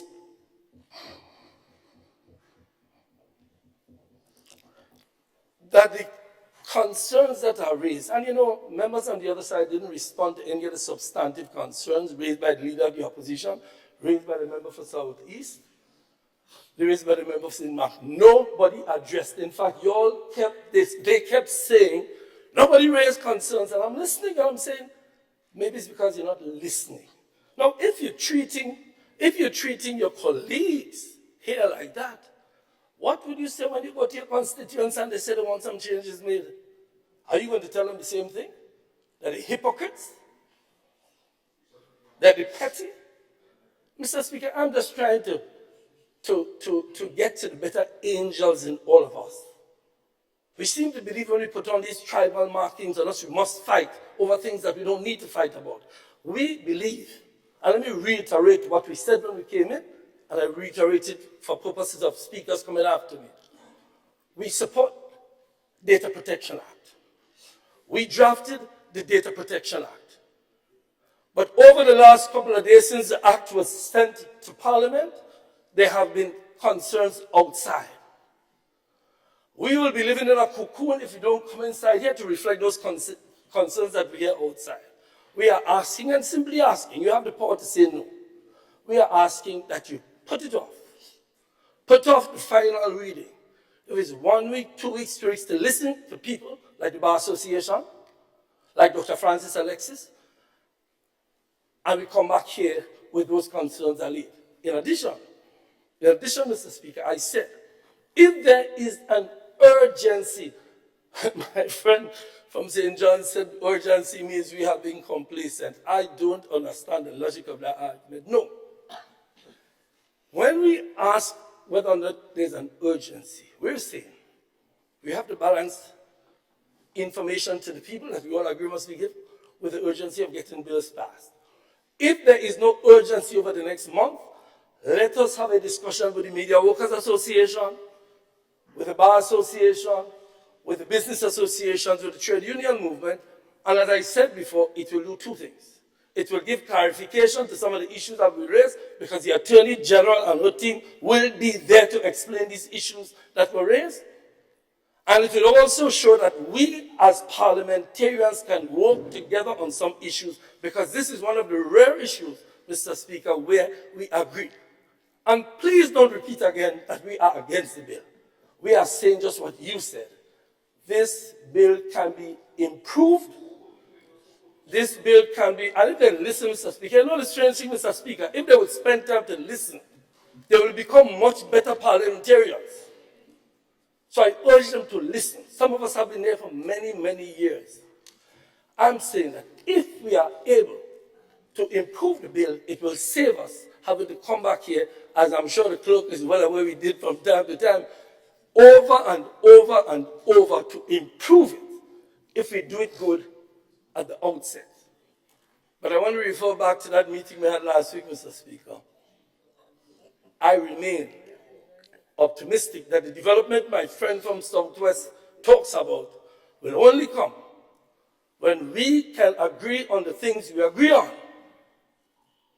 and proceed on the things we agree on, and we must give and take to each other. Every time we seem to raise something, there's a thing like, and I said it when I started earlier, Mr. Speaker, I said, I'm not going to come back and say, oh, they did that. We had to improve. So all I'm saying, Mr. Speaker, these are some of the concerns. We have Section 33, Section 44, and other sections raised. You know, there's also the issue of the penalties. Some people believe it's high, but I understand that penalties can appear high, but the magistrates or the judicial officers can give lower penalties. So that may be able to be explained by the Attorney General, but when people see it, people believe, why? You're getting charges. No. So it may not be as harsh as it appears. And the next issue is a code of practice for the Commission. It will be good if at some point we can insert a code of practice that guides the practice of the Commission. And all of these recommendations are not made to criticize the bill that we drafted.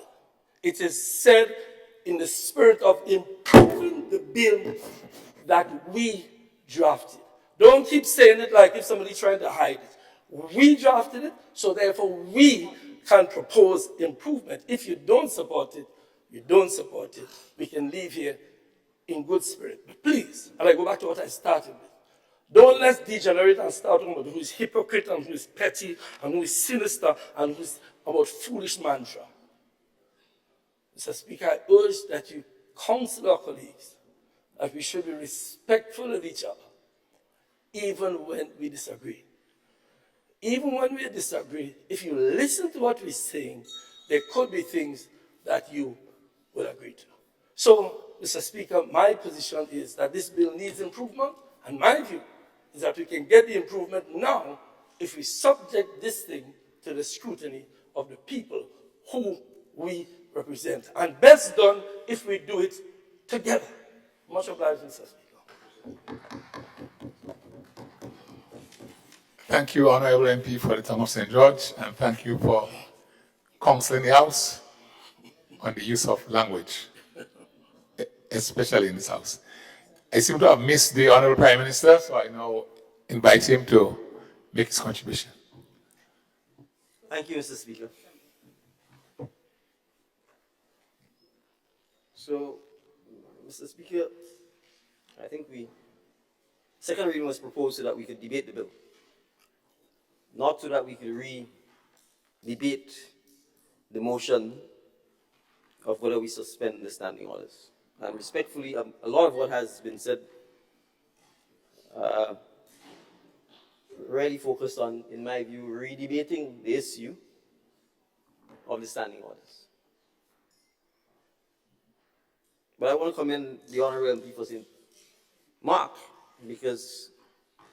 and to some extent the MP for St. Andrew Southeast, because they did make the effort to identify a couple clauses in the bill which they think may need addressing and could be, and I'm quoting the MP for the town of St. George, improved. Well, Mr. Speaker, some of us has asked for work. And when the work comes, we want other people to do the work. We are the MPs. We were elected by our constituents to come here and to express policy for the state of Grenada through the enactment of legislation. And sometimes we go on and on and on as if things are complex and difficult and mysterious and mystical. And they're not. And part of that, respectfully, Mr. Speaker, is because of the legacy of the kind of politics we've had in Grenada. So let's take section 33 of the bill. 33.1. It reads, if a magistrate is satisfied. So if you feel we should replace magistrate with judge, we are going to committee. And with one stroke of a pencil, we could move magistrate and put High Court judge if we agree. Is that too difficult for us to do in this house when we talk about working together? I have no particular difficulty. I'm neither here nor there. But I can tell you, in the state of Grenada, there are only 3 or 4 High Court judges. My learned and distinguished colleague, who I believe is now back before the bench, and who practices principally in the magistrate court, knows that there are more magistrates than there are High Court judges. Knows the schedule of the High Court judges.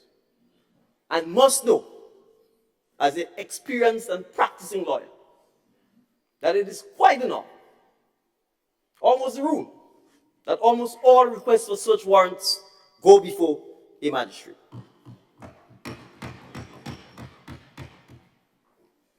He knows that. So let's talk about the bill. That's what we're here to do, to debate the bill. And yes, if collectively, as the 15 elected MPs for the state of Grenada, which means that people have some confidence in your policy-making ability and in your ability to come to Parliament and have intelligent debate and improve language if you think it needs improving. So if we think in our collective wisdom, notwithstanding that there are more magistrates than there are High Court judges, notwithstanding that High Court judges tend to be involved in far more complex and time-consuming matters, if we still wish to burden them with dealing with what are often fairly run-of-the-mill issues such as getting permission for the execution of a search warrant, then certainly we could impose upon our High Court judges to be the authority to give permission for the execution of such warrants. And I said I'm neither here nor there. But I'm aware of the reality and why it is.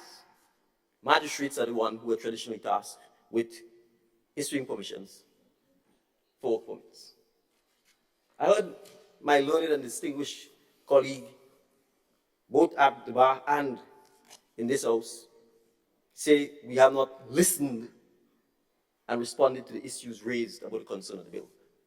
Well, some of us practice selective memory.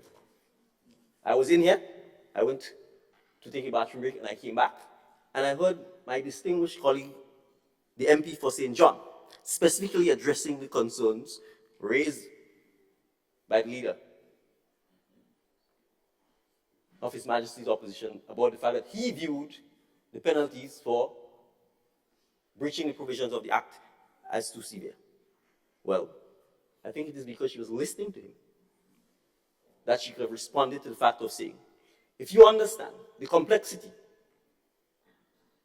the all-encompassing nature of the digital era, and the vast amount of data that is collected on people, and the significant threat to people's lives, livelihoods, and their reputation from the fact that as it stands in Grenada, we are in wild, wild west because there is no legislative framework protecting people's personal data. And that if we, as parliamentarians, want to send a message that we view people's right to privacy, to confidentiality, to not have their personal data misused, that we will send the message by passing legislation that has significant consequences for when you break the law. It is because she was listening. But again, if we feel $100,000 or $50,000 is too much, as the persons who are elected, we are going to committee. We can say $100,000 is too much. 50,000 is too much. Maybe we can say 25. The Chief Parliamentary Counsel is here. The Attorney General is here. You are telling me that we can't simply ask the professionals to say, if, as the persons who've been elected to enact legislation, we feel we can stretch a line to 100,000 and change it to 50,000, we can't do that. Let's be real. That is what debating and improvements to a bill are about. There is objectively no superior or inferior position as to whether it's 100,000 or 50,000. It's essentially decision making.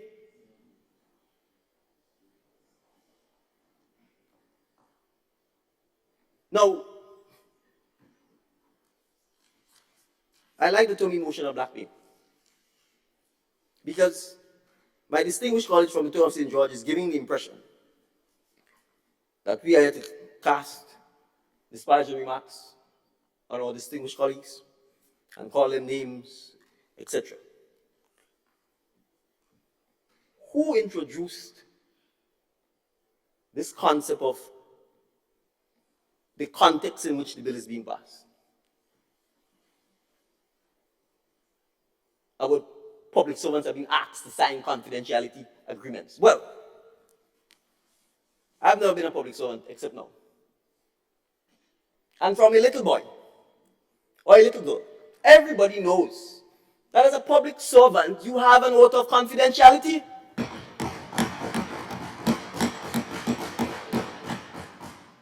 Everybody knows that if you're a public servant, you cannot disclose information which comes to you during the course of your employment as a public servant unless explicitly authorized to do so.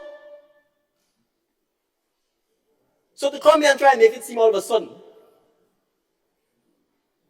that public servants are being muzzled, that is why it's hypocritical. You could ask any public servant if I, as Prime Minister, has ever called them into my office and cussed them out.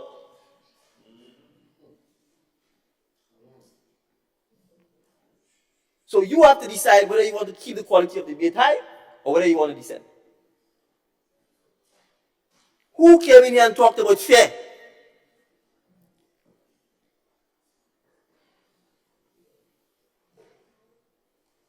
Who came in here and raised this issue? So again, let's go to the bill. I'd like to see whether we are also going to propose that if we move a motion to suspend the standing orders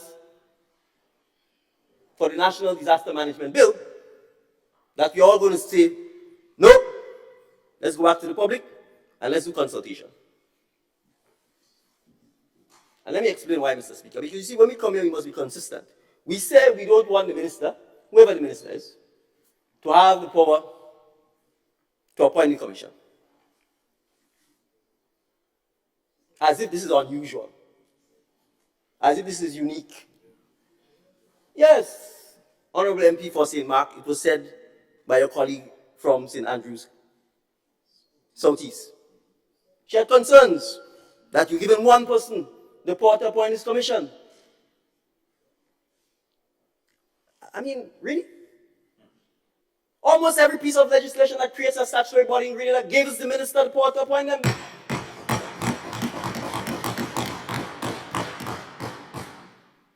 There are a few exceptions, like the Integrity Commission.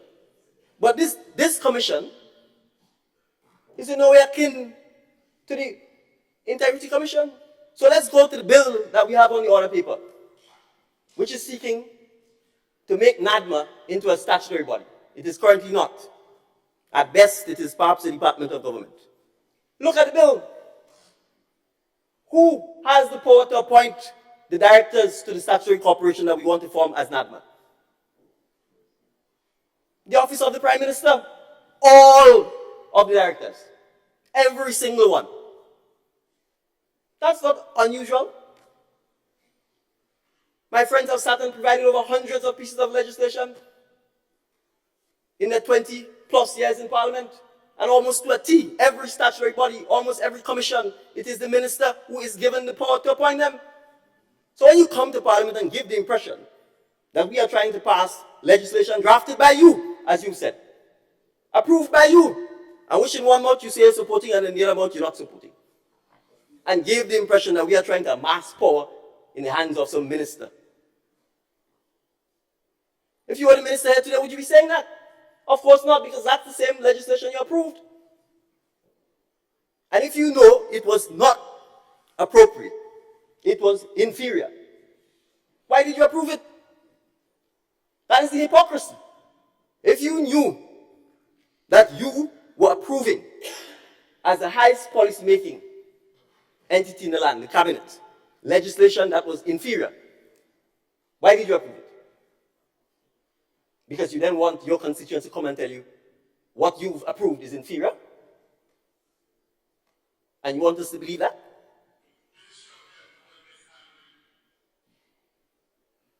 So, Mr. Speaker, as I said, if we want to debate the bill, we can debate the bill. We haven't really debated the bill. What it's been is this attempt at, because you make a proposal to us, which we disagree to, you go on and suggesting we need to mature, we need to listen.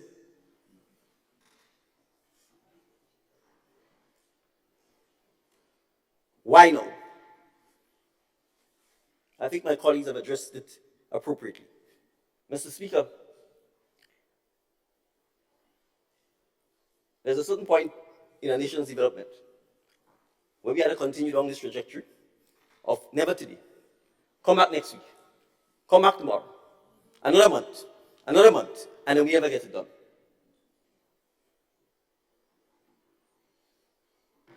That is the reality of what we as a nation is facing. Do we act? Or do we continue talking our way to poverty? We need to develop a digital economy, Mr. Speaker. The only resource Grenada has is human resources. If we do not put the legislative architecture in place to protect what is generated by a digital economy, by a digital world, we are leaving our people completely defenseless. Completely defenseless against the ravages of the known risk associated with massive aggrandizement of data in the hands of businesses, in the hands of government, in the hands of other personal and private persons. And so the data subject, the person whose data is being collected, this act seeks to give them the right to have that data protected. And just to be clear, Mr. Speaker, this bill also applies to this House of Parliament. It also applies to the Cabinet. Mr. Speaker, if you compare this bill with other data protection bills, you will see, for example, that in some countries, they exclude Parliament, they exclude Cabinet. This bill does not do so. So it is already qualitatively better than many of the bills that have been passed in the other 11 jurisdictions. And we are twiddling our thumbs. 12 years after. Mr. Speaker, we have to move to an electronic tax system in 2024. We have a tax management system that is 21 years old, outdated, inefficient. I've seen the report from the consultant Ernst & Young that looks at our tax system. Mr. Speaker, it is abysmal. That is what we presided over the last 21 years. When you see the data, it tells you you have people, four names. They can't distinguish between the four of them.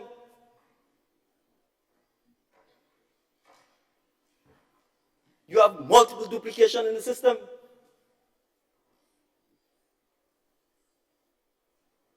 When I came to Parliament and said there were millions and millions of taxes outstanding, the hardworking public servants at IRD are not in a position to say yea or nay because they cannot verify the quality of the data. That is why we need to fix the system, but to fix the system, we need to put the legislation in place. And my friends know that. They know that. The DGR4 program project that was referred to by my friends is their project. Conceived by them. They know a significant component of that project is that same tax system that I'm talking about. Have they reported to the Honorable House that it is delayed by 3 years? And part of the delay is this very same failure to pass the Data Protection Act? No. Because all of a sudden it is convenient not to do so. So, my learned and distinguished colleague from the town of St. George, if you think the bill needs wordsmithing, we are going to committee. Anybody who knows me knows that the later it gets in the day, the more energy I have. So if we need to sit and walk through the bill line by line, I'm prepared to do so. If we need to do it clause by clause, I'm prepared to do so. If we need to do it part by part, I'm prepared to do so. But the days for always saying, let's push it back, another week, another month, are over. If you're here to work, we're here to work. We start now. Thank you.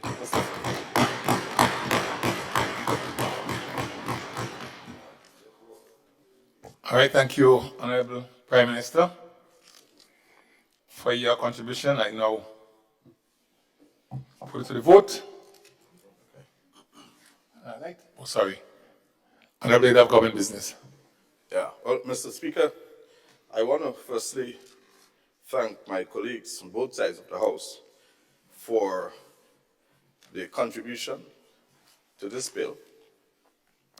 I think the debate, especially coming from this side of the House, Mr. Speaker, was able to add clarity to the discussion, especially the opportunity to dispel what has been circulating.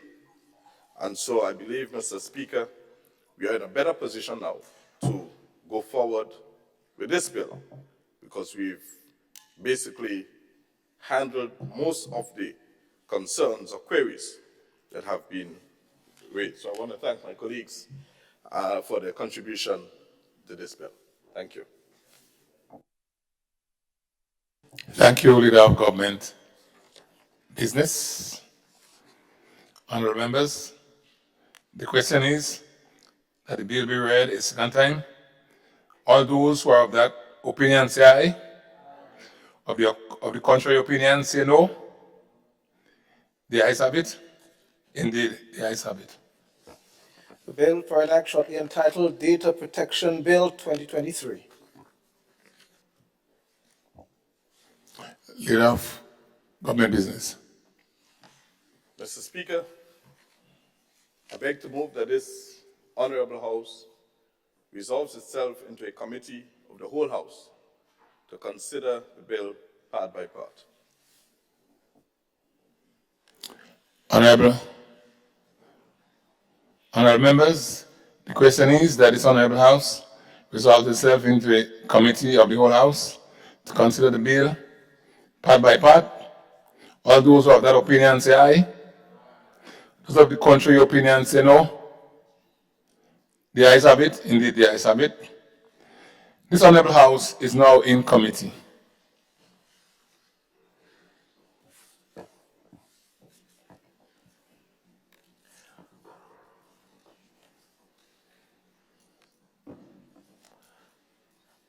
Part 2, Privacy and Data Protection Principles.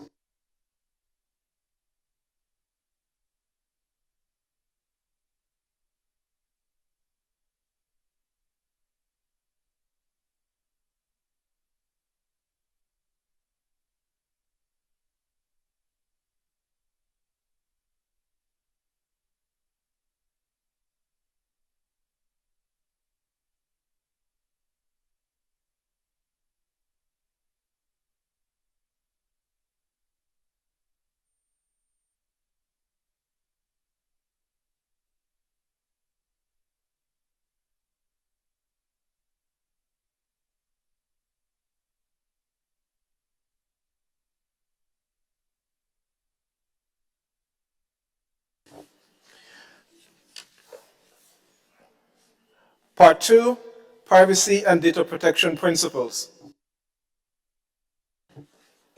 Honorable members, the question is that Part 2, Privacy and Data Protection Principles, form part of the bill. All those who have that opinion say aye.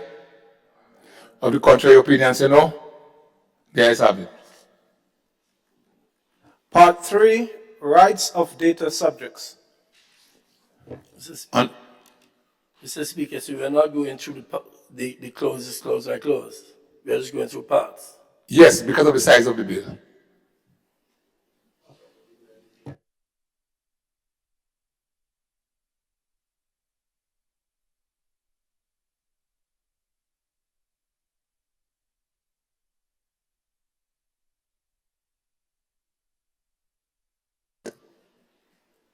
Honorable members, I'm advised that if there is a part under which a particular clause or clauses come and there's need for discussion, we can so do.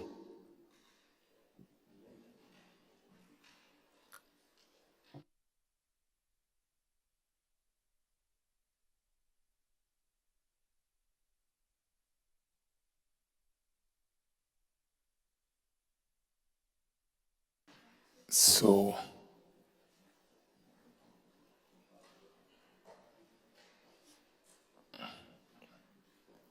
may we proceed? Honorable member, you have any issue with part 2? Or we can move on?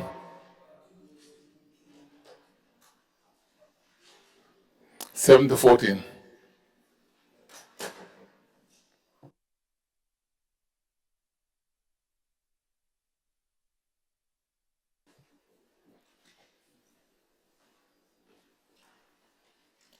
Shall we move on? Okay, good. Part 3, Rights of Data Subjects. Honorable members, the question is that part 3, rights of data subjects, form part of the bill. All those of that opinion say aye. Those of the contrary opinion say no. The ayes have it. Indeed, the ayes have it.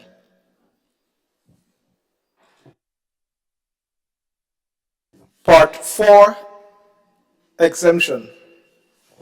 Mr. Speaker, may I ask you to just say part 4 covers because my computer is moving slow down. It covers section 1 to what? Part 4 is just 22 and 23. 22 and 23. Yeah.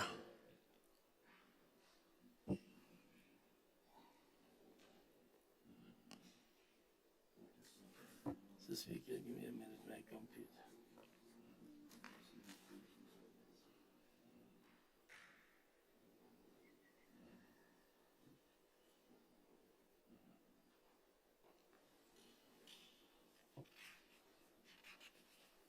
Okay, Mr. Speaker.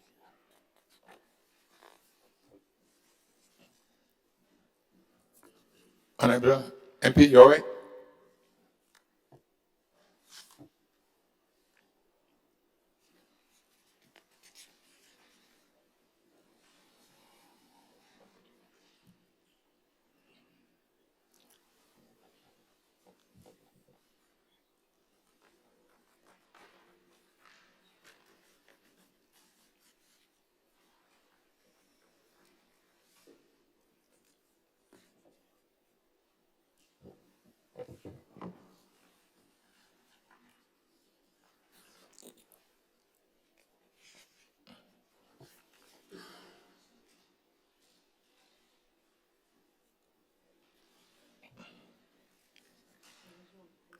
I think we can proceed, Honorable MP.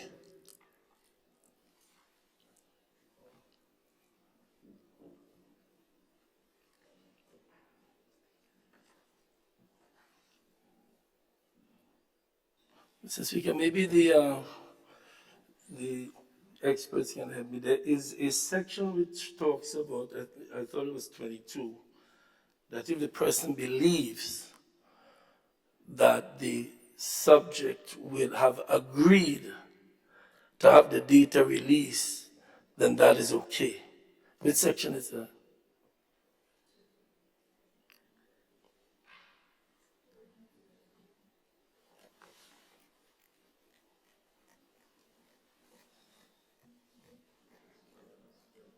Can someone help?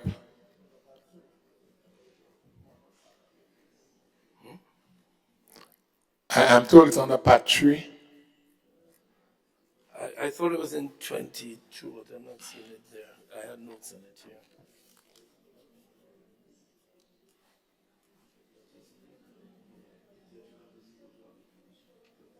here. 39, intentional disclosure of information. No, the issue was that you can hold, the date, if you reasonably believed that I had no difficulty. I don't think we got into that part of the. But you're not there yet? Okay, fine. That's what I thought Well, we got. Mr. Speaker, Yes, Honorable Leader of Government Business. Mr. Speaker, I'm reliably informed that that section has been removed. Yeah, okay. Okay.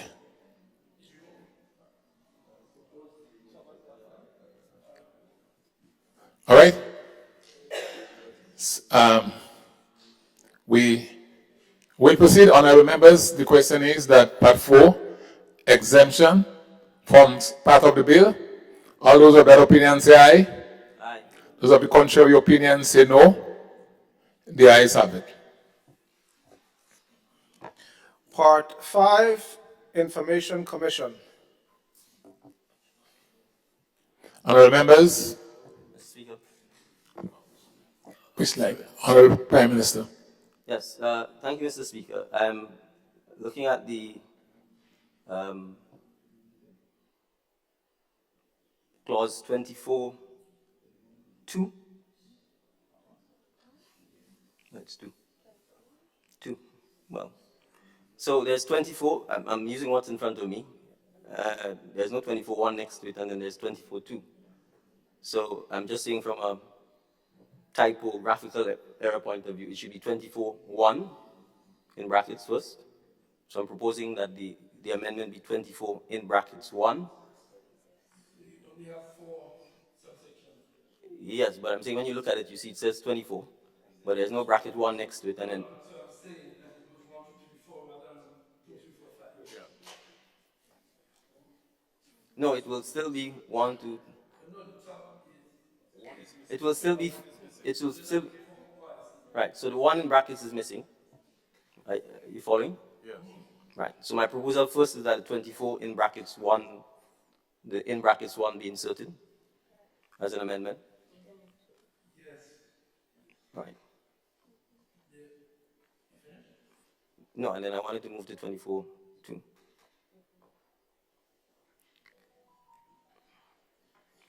Then I'm also proposing that instead of the Information Commission shall consist of 3 persons, that we put 3, substitute the word persons, that we substitute the word members, sorry, for persons.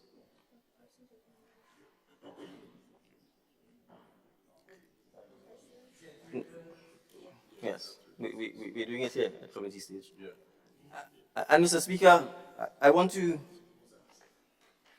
just so that my friend understands that we are serious and that we will in fact listen. I listened to the concerns raised by the MP for St. Andrews Southeast regarding whether it should be the minister appointing the commission. It honestly doesn't matter to me because, unlike other persons, Mr. Speaker, I am here to serve and I've already given an expiry date on my service.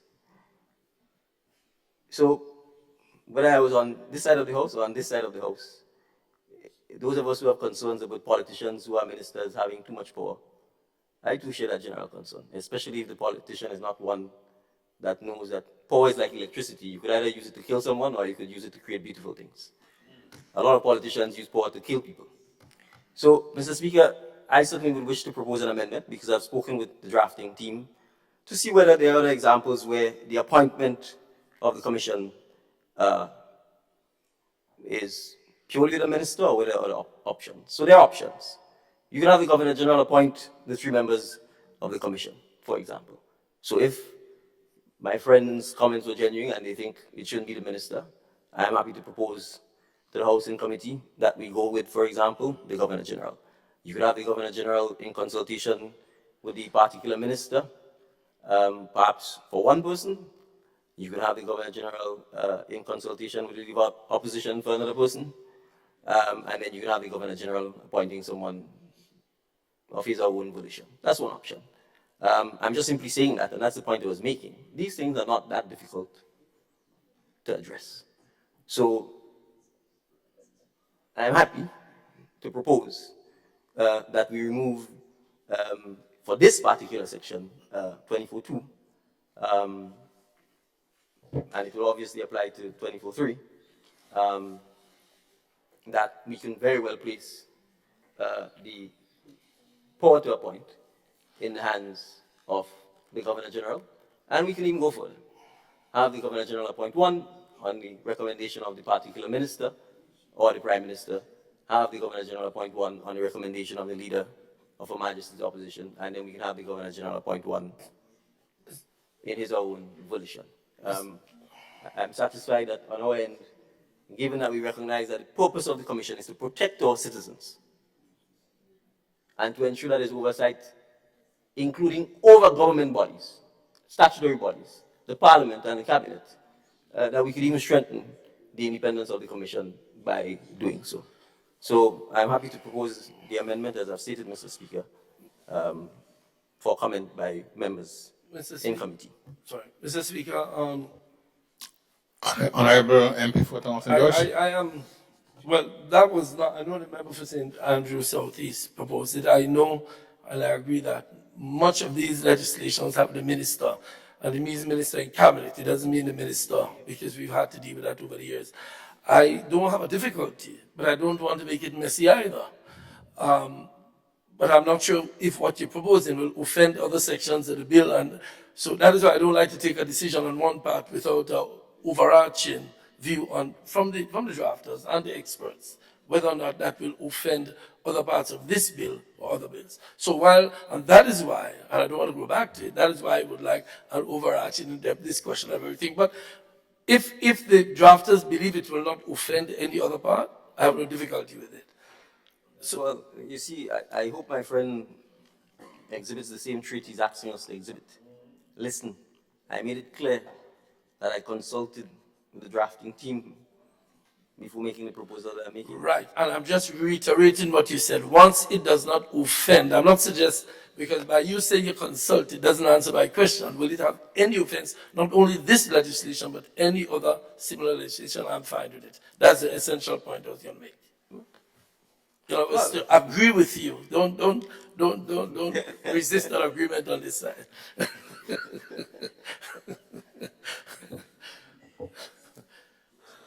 I'm just saying why I agree, if it will not offend.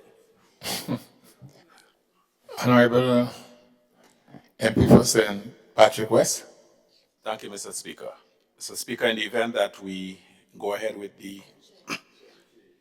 pardon, Mr. Chair, with the amendment proposed by the Honorable Prime Minister, given recent history, given the size of our Parliament, it is quite feasible that one day we may end up with another Parliament with all members on one side, not necessarily in the manner that it happened before, in the direction.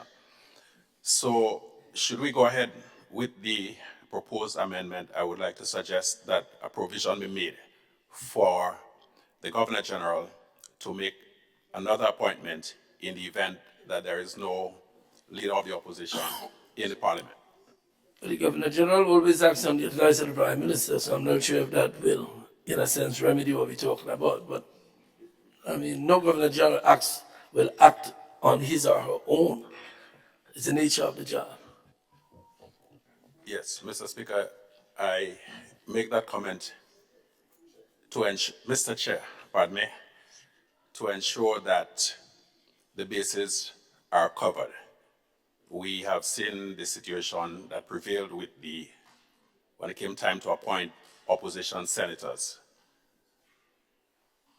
Having been on the receiving end of 2 whitewashes or blackwashes, I know where I'm coming from. So rather than leaving it up in the air, we have an opportunity now, based on recent history, to anticipate and plan for that eventuality.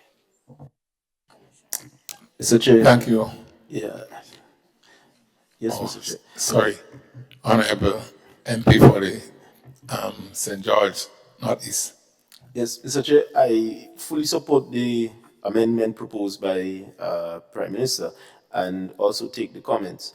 I think it's important that we demonstrate in this particular bill, before it is enacted, the bipartisanship to managing the commission and its functions around data protection.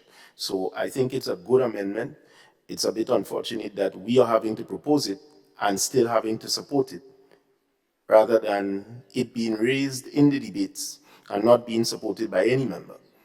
So I support, Mr. Chair, the amendment, and I think it should form part of the bill as amended. Mr. Chair, just for some clarification to my colleague. Honorable MP, wait for me to call you, please. Okay, Mr. Chair, I wait.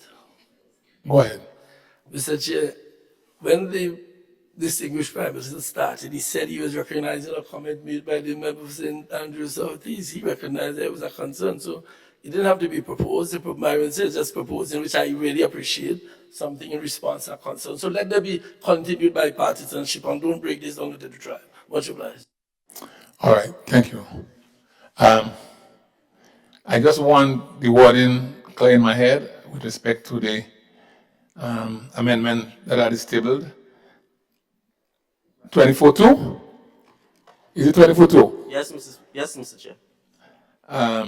And is it the wording substitute members with person? We remove persons and insert members. Okay, it's the other way around. Remove person and insert members. Right. And where the reference to minister is in 2, it will be the Governor General.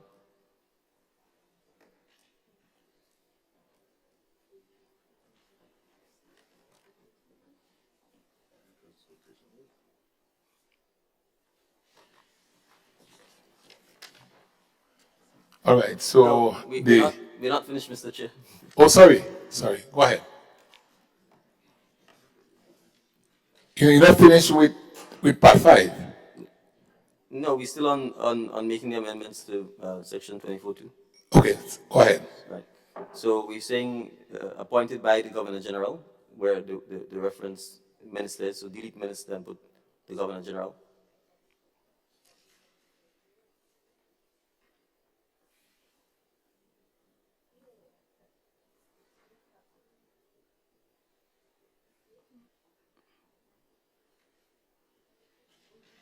Yeah. Yes. One member of whom shall be appointed on the recommendation of the Prime Minister.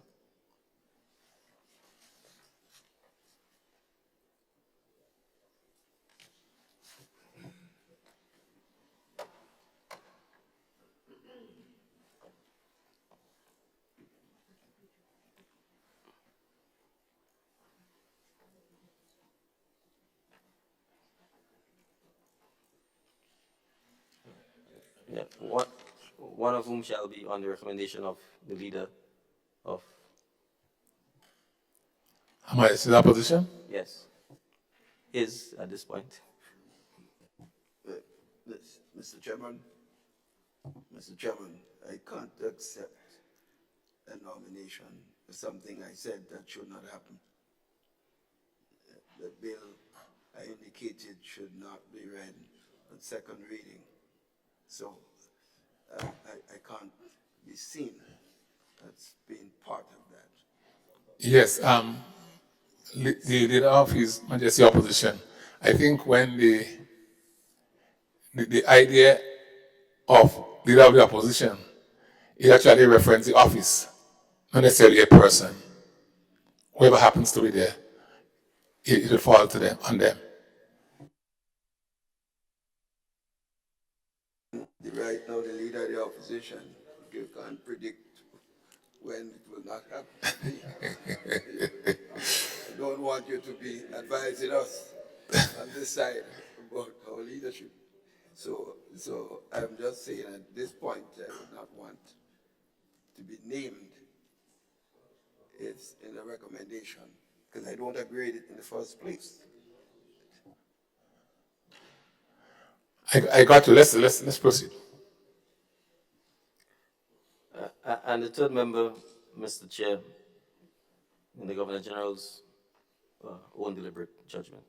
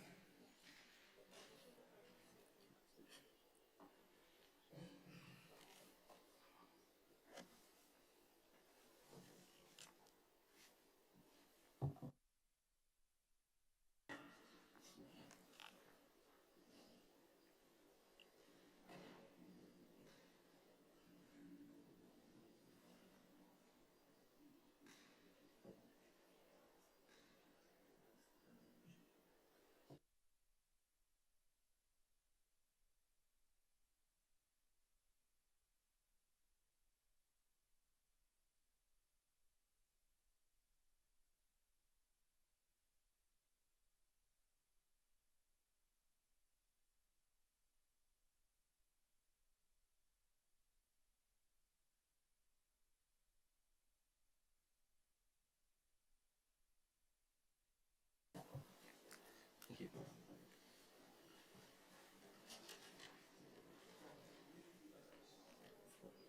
Yep.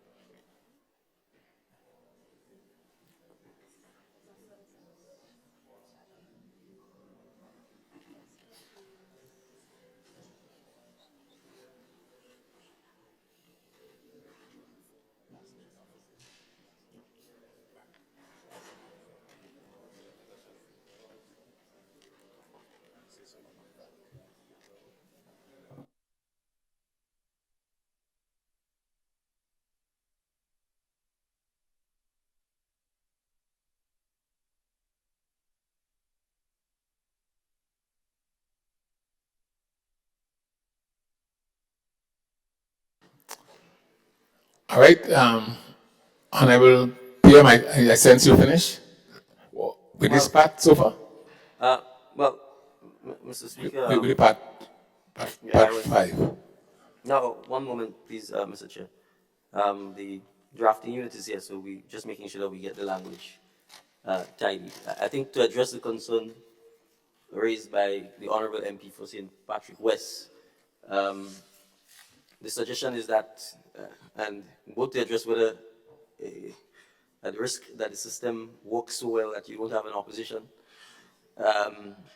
or that the leader of, or the opposition leader simply doesn't make a recommendation, that the language should read as follows. So I'm just going to read it in general and then we can address it.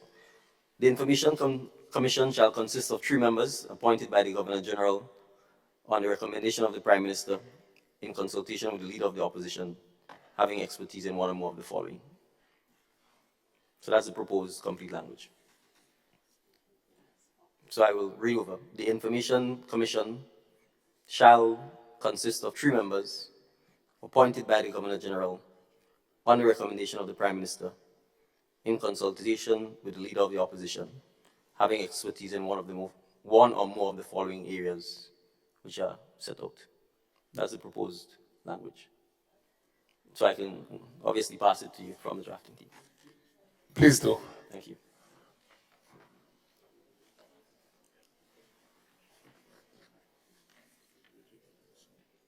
Yeah, just go through those.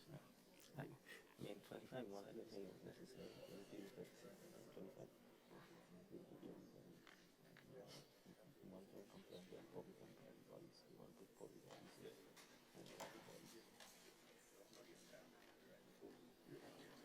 That would be interesting. No, I said so. Yes, in consultation with the That's a language. Okay. Instead of all that here. Yeah. Supplement this for this language. And let's call the question because we will document it. Okay. Right.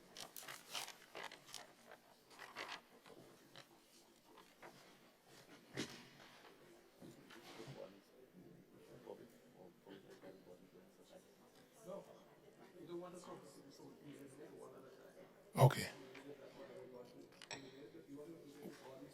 The first one. All right. Honorable members, in Part 5, Clause 24, the amendment that is proposed is that the word person be removed and replaced with members. All those of that opinion, say aye. Those of the contrary opinion, say no. The ayes have it. I think the ayes have it.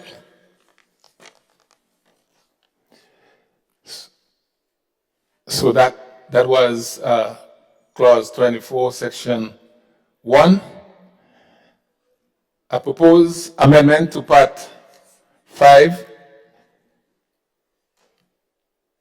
Section 24(2) reads, the Information Commission shall consist of 3 members appointed by the Governor General on the recommendation of the Prime Minister in consultation with the Leader of the Opposition, having expertise in one or more of the following.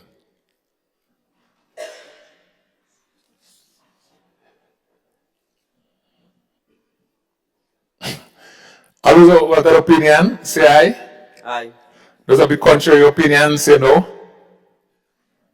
The ayes have it.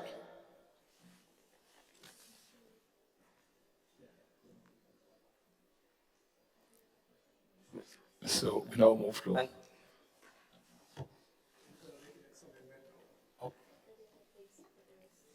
Right. Mr. Chair, I propose that in paragraph 24, so paragraph 3, that the reference to minister there be replaced with Governor General.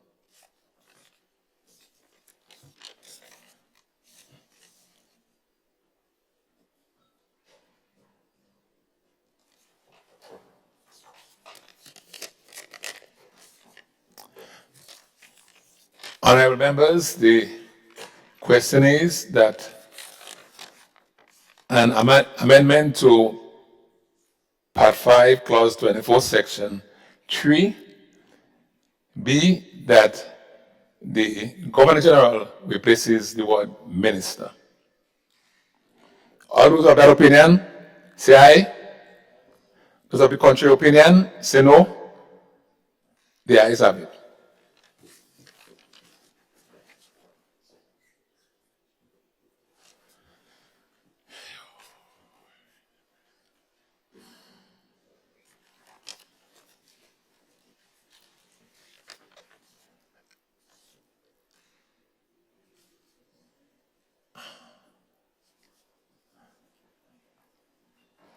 Mr. Clerk.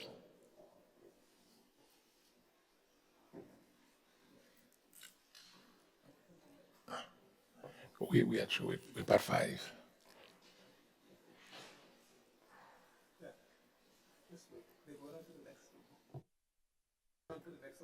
Okay.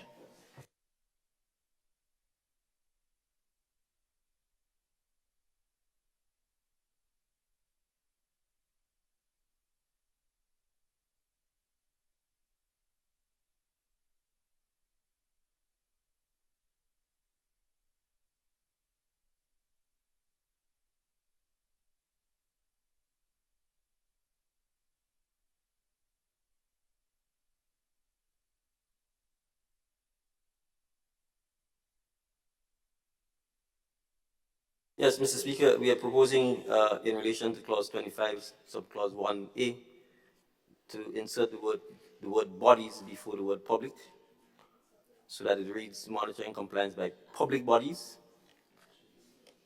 Sorry, so we're asking that the word bodies be inserted after the word public. Thank you. Honourable members, the question is that amendment be made in Part 5, Clause 25, 1A, in which the word bodies, is inserted after the word public. All those who have that opinion say aye. Aye. Those of the contrary opinion say no. I think the ayes have it. The ayes have it. Part 6.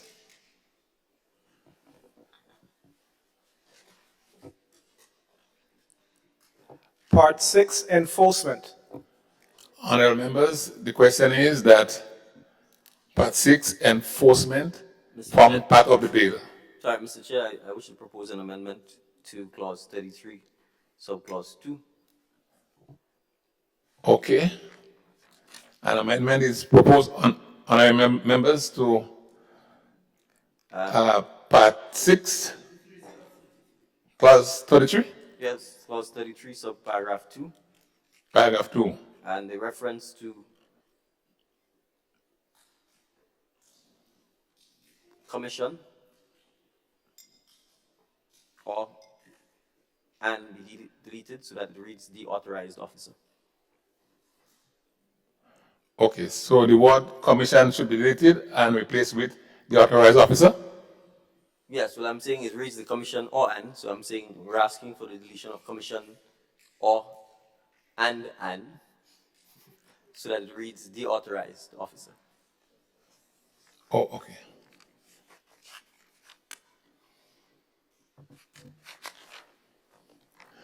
Honourable members, the question is that Part 6, Clause 33. Oh, sorry. Mr. Chair, the amendment, is that what you're going to read? I didn't understand it. You're saying? Correct. The commission or the authorized officer, B instead of an. So I'm asking that the reference to the word commission be removed. So for the sentence to make grammatical sense, it will have to mean you're removing commission or and it will simply read the authorized officer. the commission and the No, it's read it, let me hear. Or you taking out the commission? Taking out the commission. Okay. Honourable MP, you're clear or you're giving No, deliberation? I'm clear. I didn't understand. I thought he was keeping the word commission. Okay. To come off. All right, so let's hear another light? No. Yes, Honourable MP for St. Andrew Southeast. Yeah, Mr. Speaker, before I make my comment, I wanted to be absolutely clear that my comments are not to imply that I've changed my position on the passage of this bill through all its stages. However, on the item 33, the section, subsection 1, E and F, and I wish to subject myself to clarity from the legal persons in the chamber. E says to require any person on the premises to provide an explanation of any document or any material found on the premises. So that's the first thing. Are we sure that we want to require of any person on the premises to provide an explanation of any document or other material found on the premises? And F, I'm also seeking clarification of what exactly do we mean. To require any person on the premises to provide other information as may reasonably be required to determine whether the data user has committed the offense. Now, I don't have to clarify, it's known I'm not a lawyer, and hence I'm seeking clarification. For example, does this mean the judge's rules, for example, when a police officer goes into a premise and they're conducting a search, whatever, if we bring it into this context here, during the process, the police officer, for example, would say, what you say could be used against you in a court of law, right? That's the right of a person, the right not to speak. Now, the clarity that I'm seeking in F, for example, does that interfere in any way with that right of the person?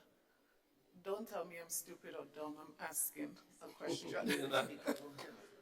Mr. Chair, can I add to that, just a concern? I agree with the member. Hold on, Honorable MP for the Town of St. George. Are you bringing clarity to what you just asked? No, I am adding something to what she said so we can discuss it in the context. I support what she said, but Okay. I'm just Go ahead. adding, so when the response comes, it will. Go ahead. That E and F says that anybody found on the premises. So you get a warrant to go search my premises, and when you come to my premises, I have somebody on my premises who just happen to be visiting. They may be coming to ask me for my neighbor. They may be part of a crime, we don't know. But does the warrant extend, or will the search extend to anybody? And if so, there needs to be some clarification there. And I think so too with F, to require any person on the premises. And what is the premises? You go to search an apartment, is it the room, is it the building? I think this, more than any other, the person or the being searched, in my view, should have some kind of connection, or there should be some stated connection. So I agree with the member for Southeast that this bill, this section needs some clarification. And I'm sure attorneys, constitutional attorneys, much more versed than I am, will comment on that. But that is my view, that E and F does need some clarification so that it doesn't expand the search to areas that the commission or the magistrate or the judge, whoever issued the warrant, did not intend. I'm not sure how we get rid of what we refer to as the mischief that could be caused by that. Mr. Speaker, if I can just add, I'm also adding, where does self-incrimination start and end in this context? I genuinely want to know. Mr. Chair, if I could just add something, I'm not by any manner the legal experts, but I think it's pretty straightforward to say that the specific act which requires the warrant and the search, at the time, if you are holding personal data, whether on a computer, cell phone, etc., and whether it's your uncle, brother, son, anyone within, well, on your premise, they will be subjected in that sense to the warrant using its powers to search. The issue is that you're not accusing the person of committing a crime because you didn't hold any data on them. In other words, in that particular thing is a cell phone, I could just pass it to member, etc., etc. The point is, it gives that reason why they will come and search you. That's one. And then it also addresses that if, when they come and search you, after reasonable grounds by the magistrate, the person on your premise at the time, they also will have to, in that sense, be observed, searched, etc. It does not say that they will be charged. So I understand the concern, but I'm certain the legal drafters may have a more deliberate explanation. Thank you, Honorable MP for St. George Northeast. Any other input before we move on? Well, sorry. Honorable MP. I thought you were moving on, so I was going to ask. No, I'm not seeing any light. It's very difficult. I'm not seeing the PM slide. well, I'd put the light on and then I'd stop. I mean, Mr. Speaker, the right not to self-incriminate and the right not to speak is always protected. Even when you're locked up in the cell, you have a right not to say anything to any law enforcement officer. Even when you're in the dock, in the courtroom, you have a right not to say anything. So the right to not incriminate yourself, the right to not have to prove your innocence remains. So let's be clear, our system of law is premised on the fact that it's for the Crown or for any state entity which alleges that you've committed a crime to prove. That's why my learned and distinguished friend who practices at the criminal defense bar knows that a criminal could sit there for the whole day and say nothing, contribute nothing, doesn't even have to call witnesses, and he can walk because the onus is on the state to prove that he's committed what is being alleged. So the right for a warrant to enter and search, or the right to ask questions, doesn't amount to an obligation on someone to answer the questions. And that's a fundamental right guaranteed by our legal system. So there's no offense to not answering. There's no offense of being found on a premise or anything of that sort. It's a search warrant. It's investigatory in nature. It's inquisitorial in nature. But people don't have to respond or answer. So, and there is no offense of not responding. There is no offense of being found on a place where there is personal data in breach of the act. So really and truly, the act reinforces and does not in any way infringe on people's right to be in any particular place or to not have to answer to any questions even if they're asked. You could have a search warrant, the search warrant is executed, you're on the premises, nothing is found. That's just part of the normal process for trying to, in fact, detect whether or not crime has been committed. And I think we need to also understand the nature of data. It's unlikely it's going to be in this form.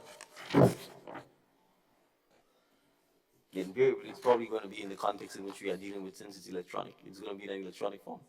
Invariably, it's either going to be stored on one of these devices, or a phone, or a server. And increasingly, servers are becoming obsolete because everything is in the cloud. Mr. Chair, I am never concerned about these acts, so when they're in the hands of reasonable people.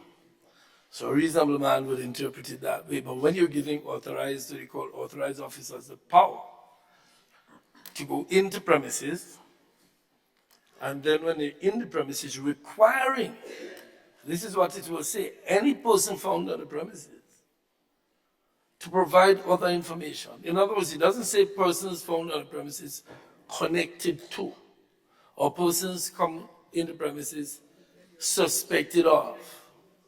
It is saying anybody found on the premises. Two things are not clearly defined.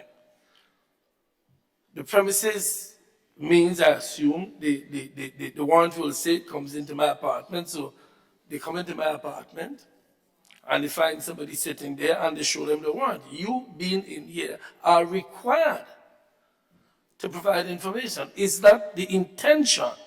Or is it the intention to ask, is it the intention to deal with persons who are suspected of involvement in the crime? Because they will not get the warrant.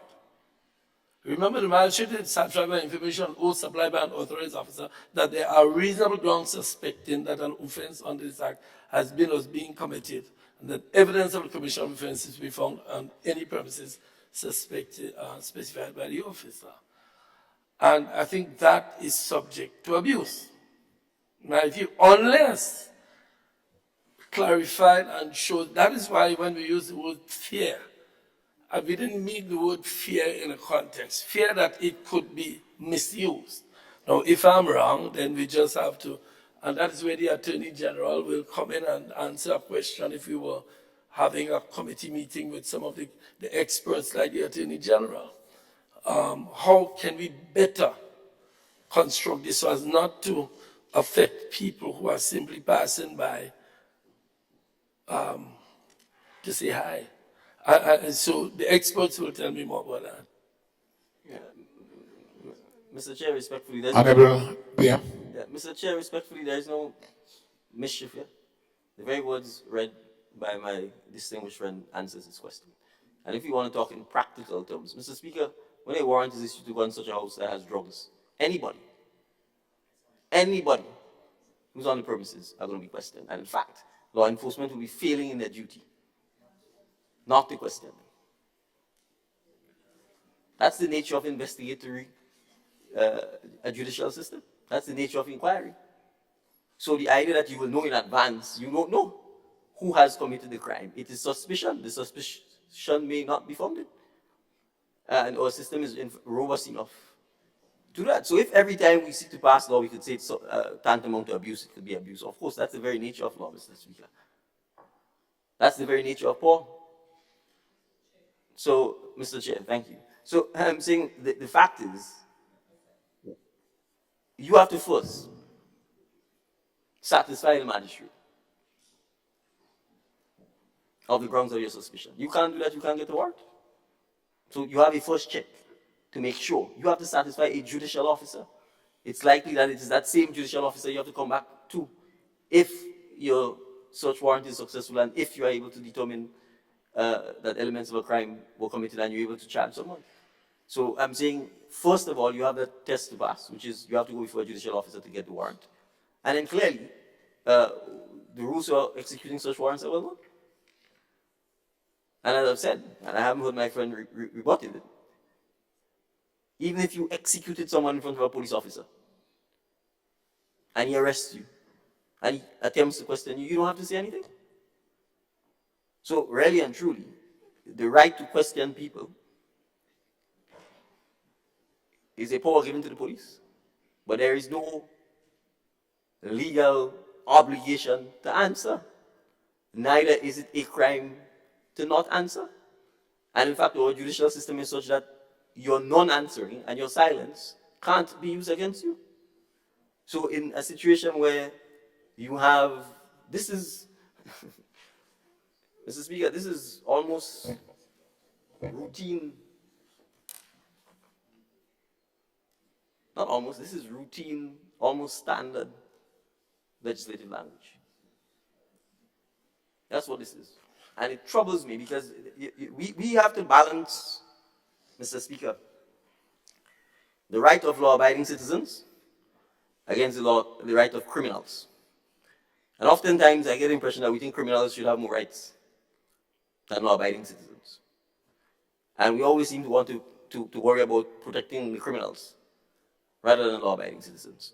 What is the basis of this act? The basis of this act is to protect people from having their data misused. And if someone is misusing that data and abusing it and committing an act, we should ensure that the innocent victim has a robust investigative machinery to detect, prevent, charge, and convict persons who are engaging in that kind of act. So to my mind, Mr. Speaker, to attempt to restrict the ability of the investigative arm to detect whether or not someone is breaching the act should not be the approach that we should be looking at, Mr. Speaker. And I say this because I think, again, I want to re-emphasize. We are not even talking about cocaine, or marijuana, or some sort of illicit substance which exists in a physical form. We are talking here about data that is electronic. And to a large extent, will either exist on devices or exist electronically in the cloud. That is what we're looking at here. And we have to understand how quickly it is that data can move from one place to the next, and how widely it can be disseminated, and the devastating impact of that.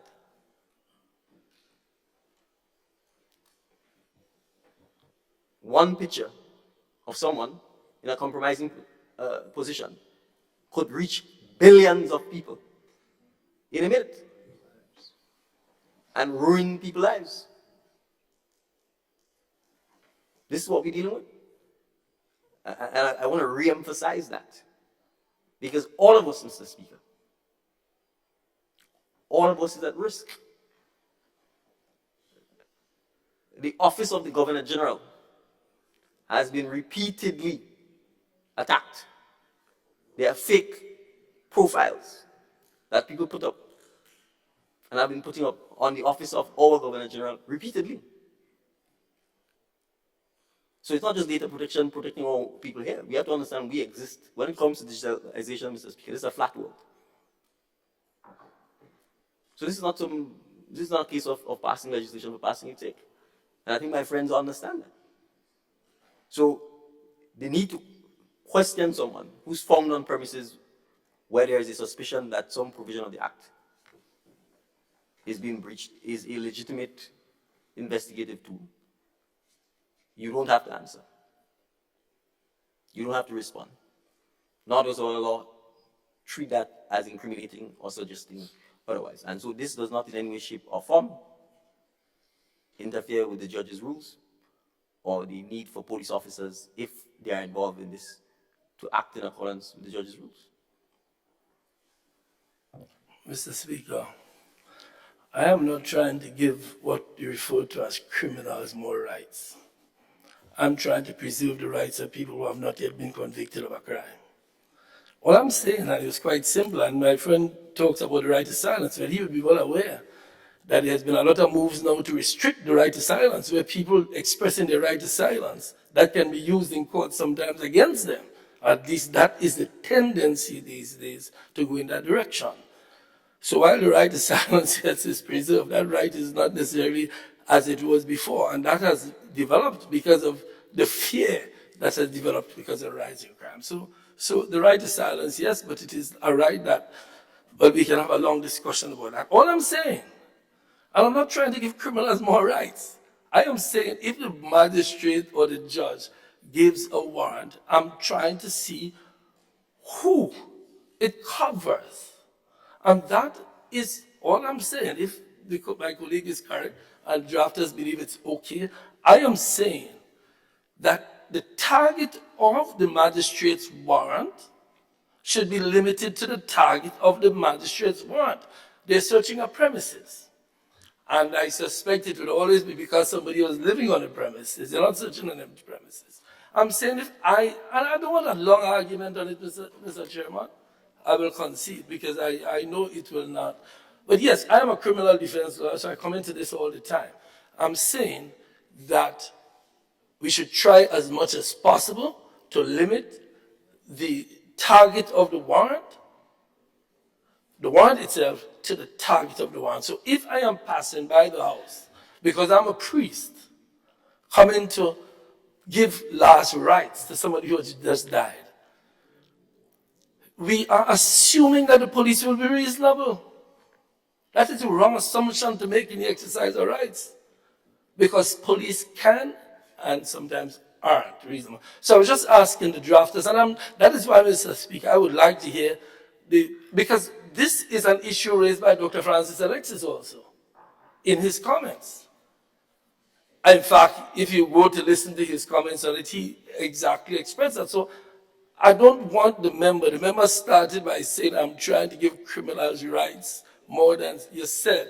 We sometimes speak as though we want to give criminals more rights than citizens. Call for the answer. Members, I don't want no trading. No, it's not back and forth. And my colleague now is getting a little bit antsy about that. Anyway, Mr. Speaker, Mr. Chairman, I'm simply saying, I'm just trying to preserve the rights of innocent people. I get charged all the time about my practice, but I'm just trying to preserve the rights of people who have not yet been convicted by making sure that warrants, when issued, are limited. If I am wrong, all they have to do is say, Peter, you're wrong. Don't suggest that I'm trying to give rights to people who don't deserve them. All of us do. Much obliged. Thank you, Honorable MP. And I want us to be sensitive to the time, make your points, be precise, avoid repetitions, so that the time spent in the house is wisely spent. I see another light on. Is it? Yes, MP for St. Andrew Southeast. Thanks, Mr. Speaker. Mr. Speaker, in light of the explanation, I therefore wish to ask, considering 33E and considering all of the other items captured under 33 Section 1, is it therefore necessary to have 33 Section 1F, or is it possible to have a revised version of that that does not give the impression that the person is required to? Because I totally agree with the issue of other legislation and our constitutional right, and so protecting the person there. So my question is it required absolutely to have F? And if it is required for whatever mischief it would address, the wording, particularly the use of the word required, can somebody explain whether that is absolutely necessary?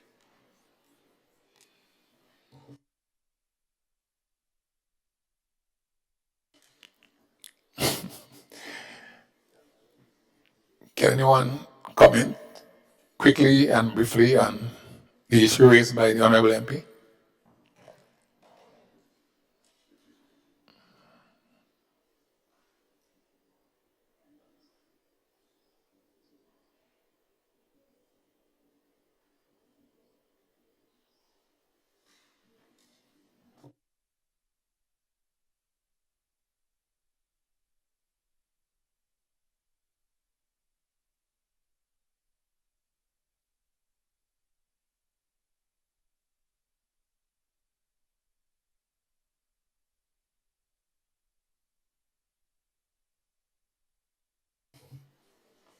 While we're considering, Mr. Speaker, I want us to also, if you look at E in relation to F, so we should be looking at both E and F because they're very much closely related. I'm asking, do we need those both items there? And again, I'm asking, what's the specific mischief that is going to address?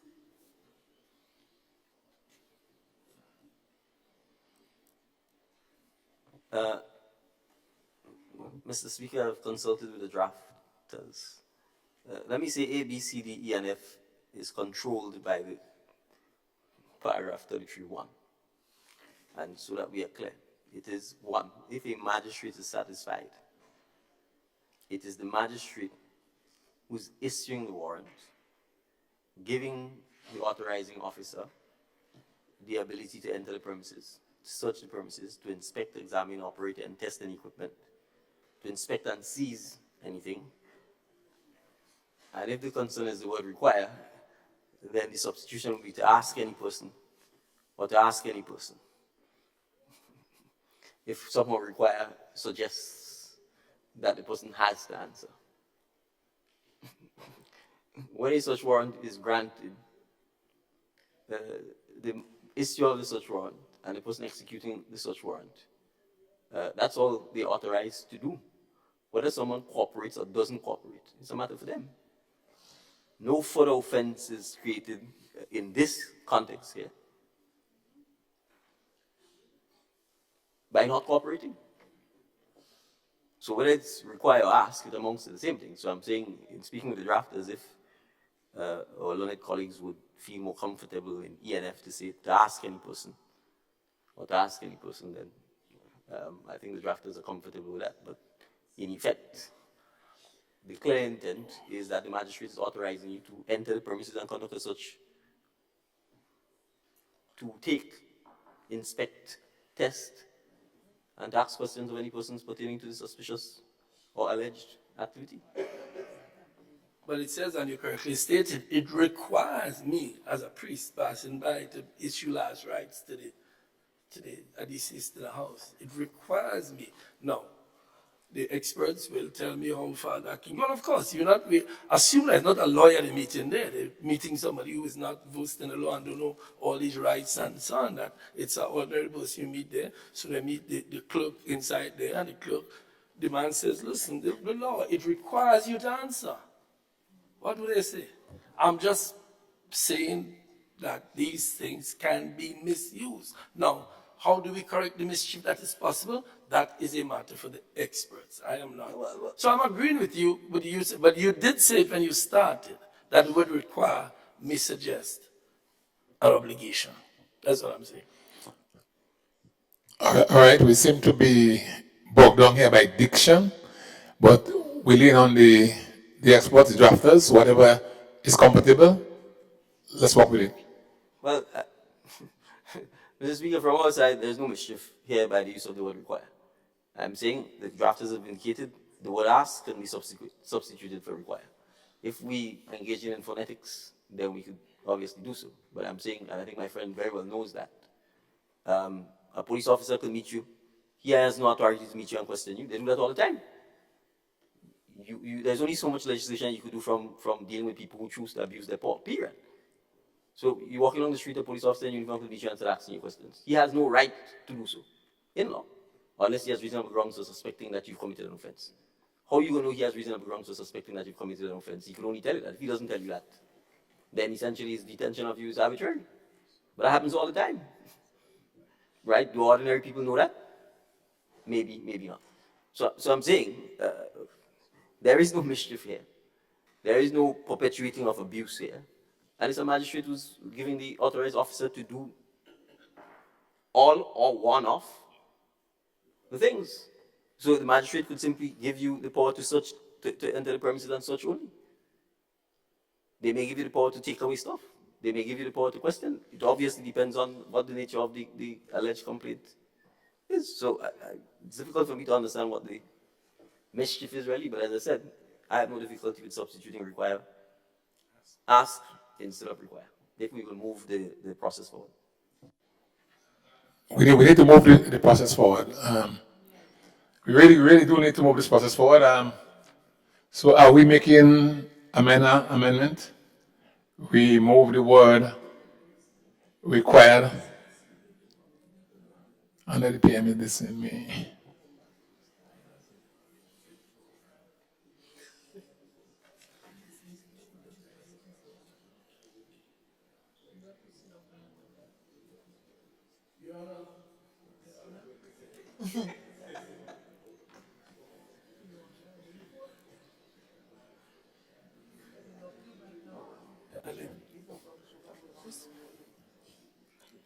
Mr. Speaker. No honorable MP for Tongue of St. George. I saw honorable MP for St. Andrew Southeast first. Her light was on before yours. No, I was, in light of your concern, I was just going to say the word ask, in my opinion, is quite acceptable in this situation.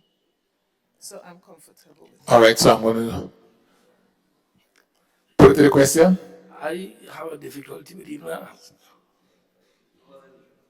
Mr. Speaker, if that's the case, I'm happy to support the original language. No, this is not a zero-sum game. Okay. You don't have to get, I'm just saying I have an issue that was asked, and I'm about to say why. Because you have a judicial officer, apparently in front of you, a police with a warrant. We're talking about people who, and this is a point I was trying to raise earlier. These things conjure up in people's minds. Why do I have the answer? Don't I have the answer? And of course, I'm a police officer with a gun anyways, and something saying, look, they tell me I could ask you that, means I have to answer. And they're not, the point I'm making, these people are not there pursuant. They're not even suspected of committing a crime. It's not like you pick up an accused person and he's suspected of committing a crime. They are just found on premises. But anyway, Mr. Chairman, I will not pursue that. So let's not argue that point. I'm going to another matter. I'm going to concede. I'm going to another matter. Because obviously time is an issue. The issue of, is it a warrant issued by magistrate or judge? I agree with the Prime Minister about the issue of magistrates. That in our judicial system, the magistrates are more available, and I have all faith in them. I have no difficulty with a magistrate doing it, except that in some cases where there is, and this is a peculiarity of this bill, and this is why Honorable MP, we're dealing with the words ask and require. No, I forget. Let's stick to I that. done with that. I have nothing to say on that one. So you go ahead with asking.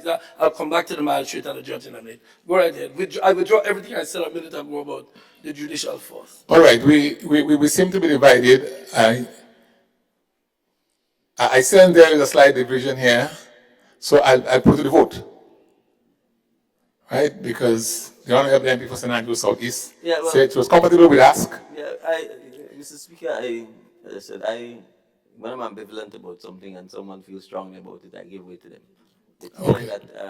I don't feel strongly about that. You assume I'm speaking about you, my friend. I assume that, yes. You're right. The other colleagues on the other side. I agree. And the colleague who raised the issue of require is a colleague from St. Andrews Southeast, and I made it clear that I had no difficulty even speaking with the draftsperson about substituting the word ask for require. So I'm happy to proceed on that basis so that we can move on. All right, thank you. So the question is, I suppose, do other members in the majority support that? I was simply proposing the amendment. We need to get, I think, everyone here to say yes, we are proposing that the amendment is in fact removed with ask. Okay. So the question is, honorable members, that we amend clause 33, part 6, to replace the word required with ask. All those who have that opinion say aye. I'm hearing the aye. Those of the contrary opinion say no. All right, so that amendment is made. We now. Subparagraphs E and F, please, Mr. Chair.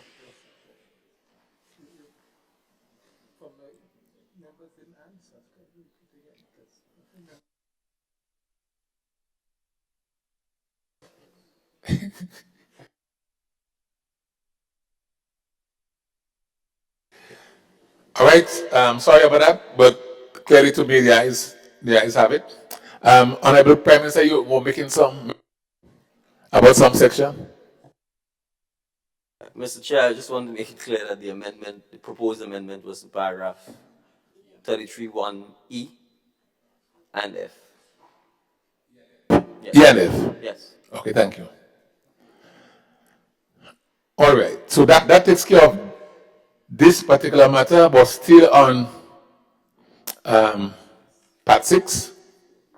Honorable members, the question is that an amendment be made to clause 33, part 6, to remove the word commission or and replace those with the authorized officer. All those who have that opinion say aye. Aye. Those of the contrary opinion say no. Thank you. The ayes have it. Part 7, offenses. Mr. Chairman, I did raise a while ago on this one, on same 33. The issue was raised of magistrate versus judge, or should we have both? I started, but I was told to go back to the issue of the wording. I am just raising it so that the experts in front of me can just answer, because that is why I was told that is why we go into committee. I'm asking, and I'm literally asking, because I have no doubt in my mind and all faith in magistrates. It was raised by the MP for St. Mark, whether or not in some cases, and I'm not sure the experts will advise, where is it that we require judges to do it rather than magistrates? And if there are such cases equivalent to these kinds of cases where constitutional rights and so on are impacted? I'm not sure. Could we say magistrates and or judge? Can we, I mean, it restricts it to magistrates. It means that if there's a magistrate available and a judge is available, the judge can't do it. So how do we deal with that? It's just a question. In all honesty, I'm not trying to make any mischief. I'm just asking a question. All right, your question has been asked. We'll wait on a response. Mr. Chair, the reason I, in my debate on the bill, addressed the issue of magistrates vis-a-vis judges, because in fact I consulted. I didn't just rely on my own Just hold on, LPM. knowledge as Honorable, okay, thank you. right. I didn't just rely on my own knowledge and experience as a legal practitioner, but in fact I rechecked and consulted with the legal drafting team. It is very rare for such warrants to be authorized by judges. I've given the practical reasons why it's impractical. Just of the lack of availability of judges vis-a-vis the number of magistrates. To Mr. Speaker, there is something called a pecking order in the judicial system. And contrary to, in my view, what people may think, such warrants are actually quite routine things in part of the investigatory process of detecting, preventing, and solving crimes. And we have to have the ability, Mr. Speaker, for those who are charged with detecting, preventing, and interdicting crime. We have to have flexibility, and we have to have nimbleness and alacrity of action. And therefore, oftentimes, to get a search warrant, you need to have a judicial officer that is readily available. And that is the magistracy, not the judges. And as I said, search warrants are quite routine things. And therefore, High Court judges are not involved in that, right? Even for far more complex and sophisticated criminal activity. So, Mr. Speaker, I think the language reflects the reality, both in terms of resources, in terms of time, in terms of addressing the need oftentimes to move quickly to detect or get evidence of criminal prosecution. Because let's face it, criminals won't sit around waiting, holding the evidence for you to come and find them with. They're always trying to cover the tracks, move from place to place, etc. So you have to have the ability to have the search warrant executed. Well, first of all, to obtain the search warrant in a relatively straightforward and easy manner, and then you have to be able to execute relatively quickly thereafter. So to that extent, Mr. Speaker, I think the drafters are comfortable with keeping the language as that of the magistrate. Mr. Chair, I just want to say in conclusion that I appreciate when we ask these questions, it's because people are asking them out there, so I appreciate the clarity and I have no insistence.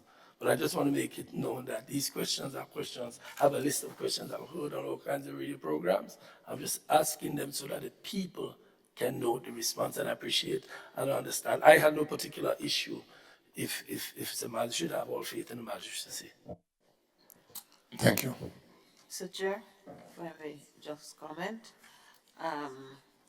I, I, I'm not sure if I made a suggestion or, well, it was perhaps more a question than a suggestion, but it was based on the passion and the concern that I share with my colleagues here in terms of the protection of personal data, data, whoever is the user or the owner of the data.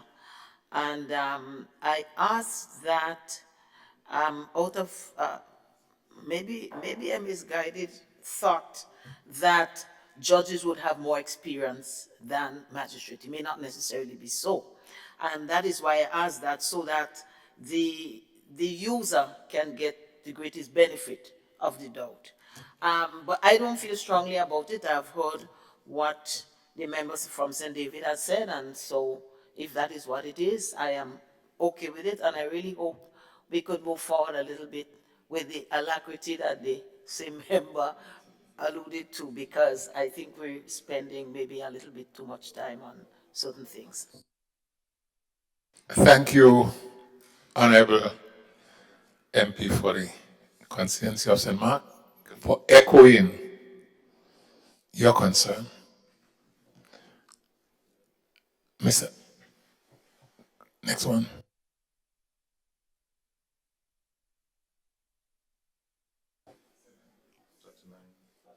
Yes. Yes, Mr. Speaker.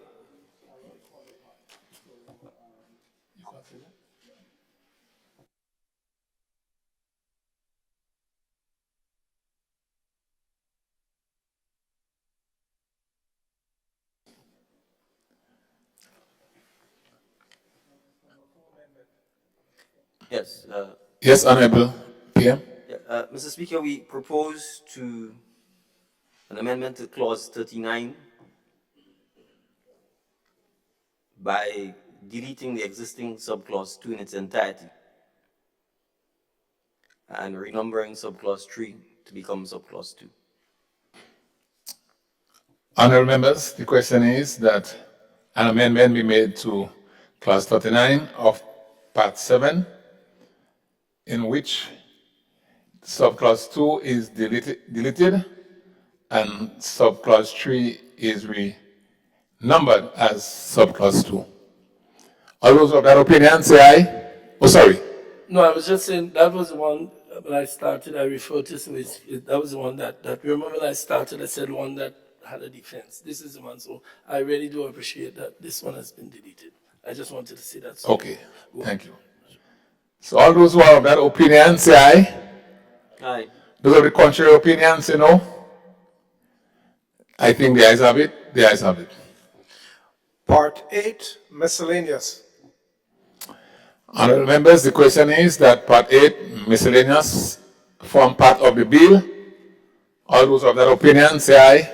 I have a. Those of your contrary opinion? I have a. You have some concern?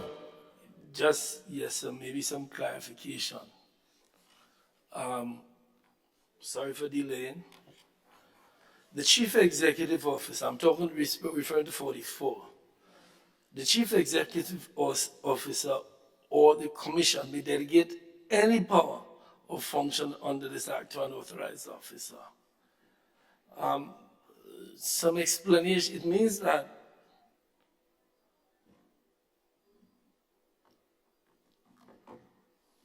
any power that they have can be delegated to an authorized officer, meaning what? I mean, any authorized officer. How do we define here an authorized officer?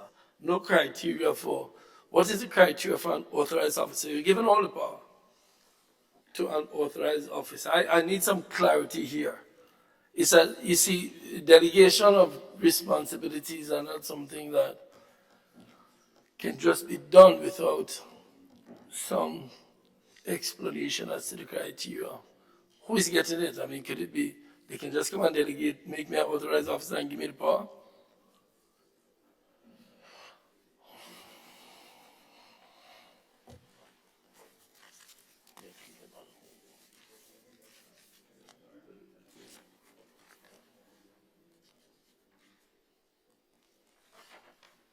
Any response? The authorized officer?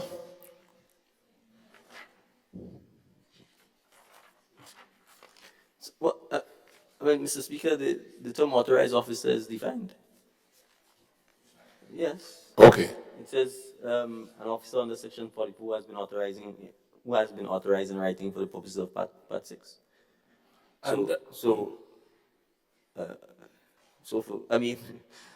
Mr. Speaker, I mean, obviously you have a commission as a three-man. You have to, it's a statutory, you have a commission that's set up, appointed by the Governor General. That commission will then have employees. You have a CEO. I mean, I'm stuttering a little because to me this is kind of like basic routine stuff. A corporation, a commission acts through its officers, its employees. And it follows, obviously, hence in this case why it's actually specified, that it's not any employee who will go and XYZ, that the CEO or the commission will have to identify the officer in writing and authorize him to carry out any particular delegated function that is being given to the officer. So I'm a little surprised that there's a concern. So I'm not sure. Mr. Chair, do you finish? Sorry. Mr. Chair, we must be patient. I'm not speaking for me. These are questions that were aired loudly in the media. I understand. I don't want the member to believe I am here just asking questions because I don't know.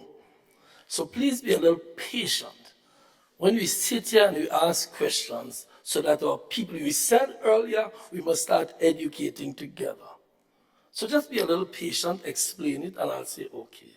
It is not as if, there are things that I know, but I ask it because these are questions. I have them listed that have been raised in the public domain. And if you are impatient here, I hope you are not impatient when we get questions outside there.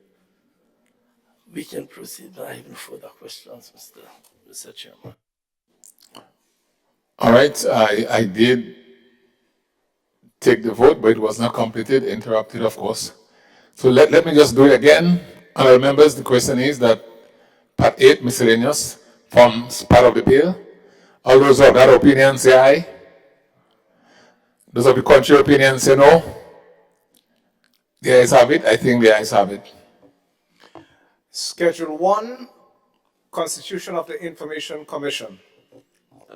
Mr. Chair, in light of the amendments made to the earlier paragraph that treats with the appointment of the commission,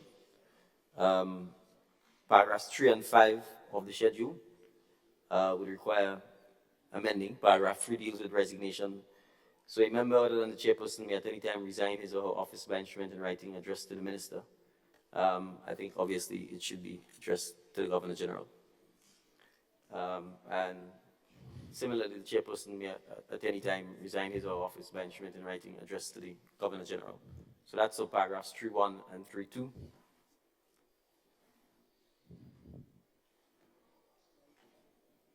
And paragraph 5, instead of the minister may revoke the appointment of a member if the minister is satisfied, it would obviously have to be that the Governor General.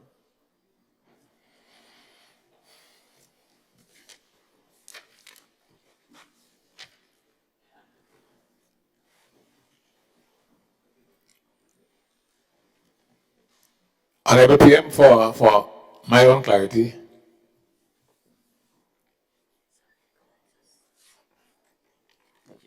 Yes, Mr. Chair? Oh, okay. sorry, the language. Okay. My apologies.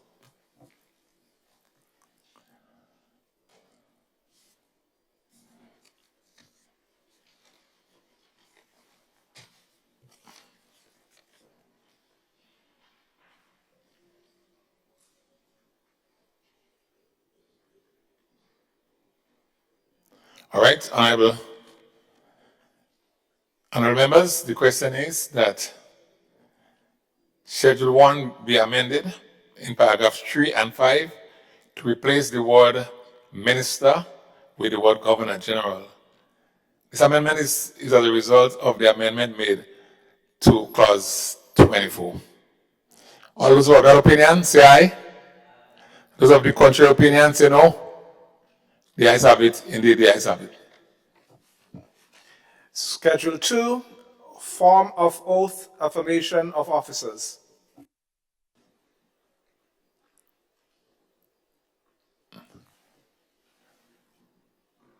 Honorable members, the question is that Schedule 2, Form of Oath, Affirmation of Officers, forms part of the bill. All those of that opinion, say aye. I'm not hearing the ayes. Those of the contrary opinion, say no. The ayes have it. Part 1, Preliminary. Honorable members, the question is that Part 1, Preliminary, forms part of the bill. All those of that opinion, say aye.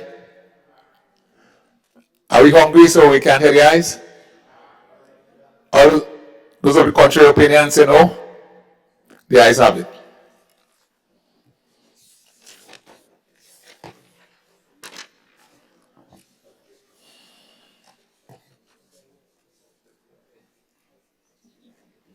Honorable Leader of Government Business.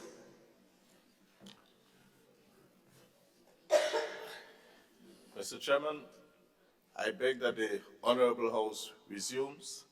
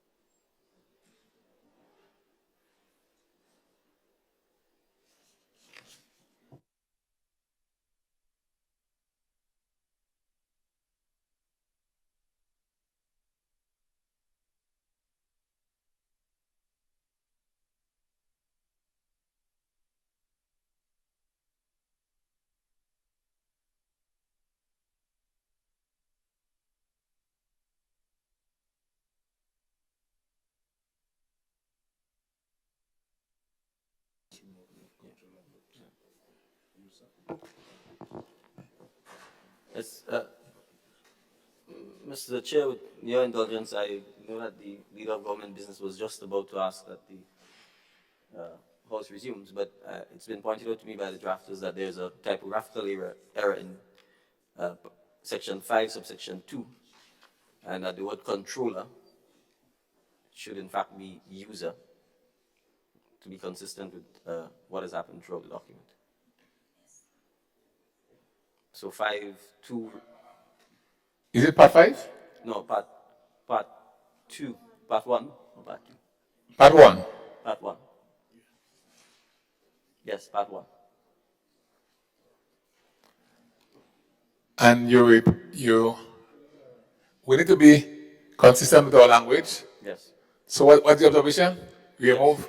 So there's a reference in section 5.2, third line, where it says the data controller, and it should be the data user.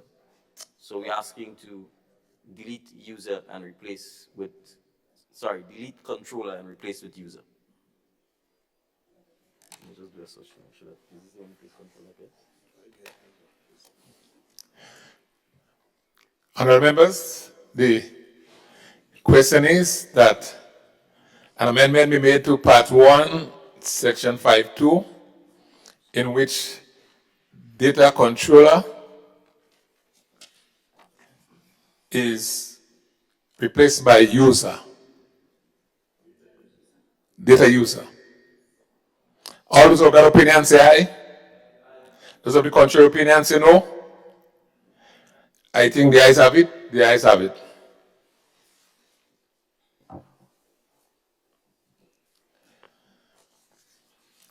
Honourable Leader of Government Business. Mr. Chairman, I beg that this honorable House resumes and that the chairman report progress on the bill. Honourable members, as many other opinions say aye, of the contrary opinion say no. The ayes have it. Indeed, the ayes have it. This honourable House now resumes.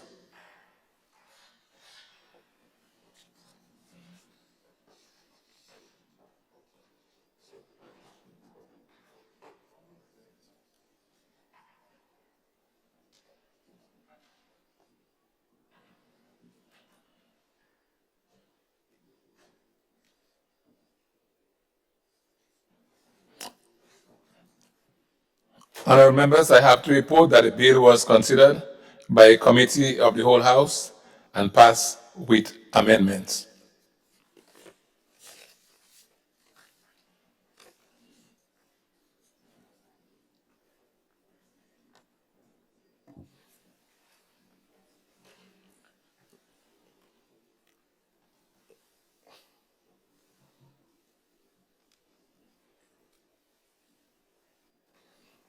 Mr. Chairman, Mr. Speaker, I beg to move that the chairman's report be adopted. Honourable members, as many as of that opinion say aye. I'm not hearing the ayes. Of the contrary opinion say no. I think the ayes have it. The ayes have it.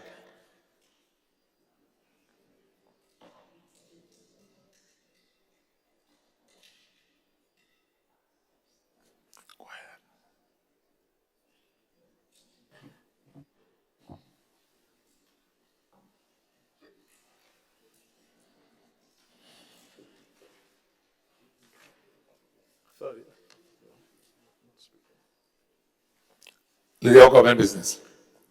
Thank you, Mr. Speaker. Mr. Speaker, I beg to move the third reading of the bill. Honourable members, the question is that the bill be read a third time.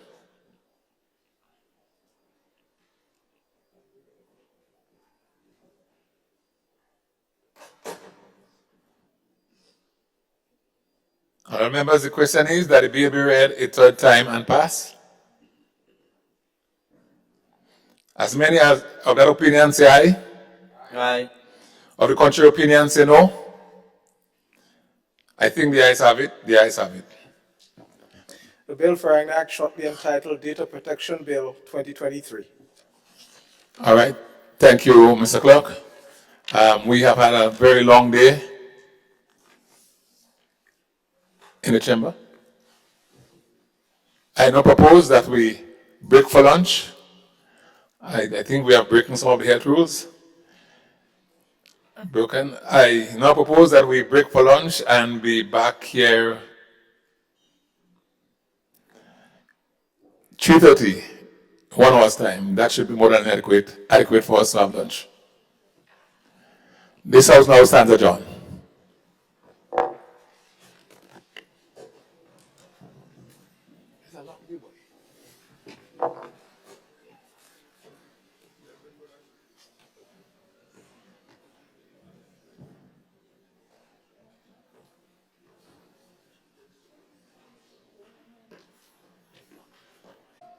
Speaker.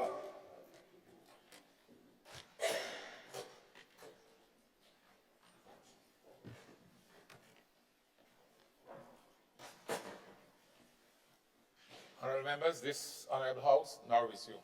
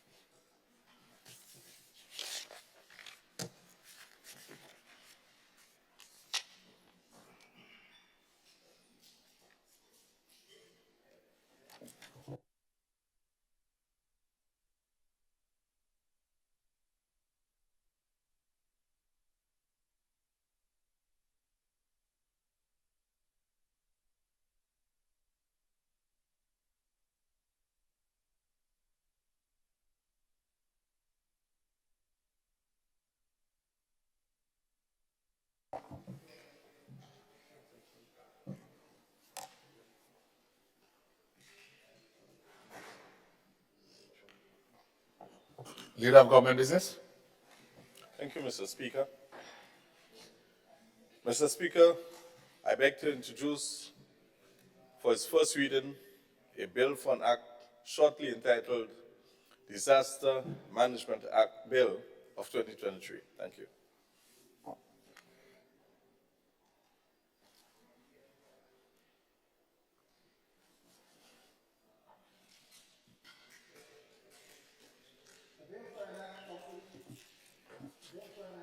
Shortly entitled Disaster Management Bill 2023.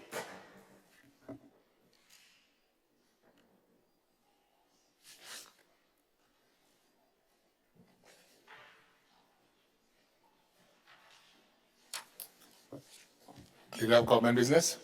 Mr. Speaker, I beg to move that the relevant standing orders of this House be suspended to enable the bill to be taken through all its stages at this time.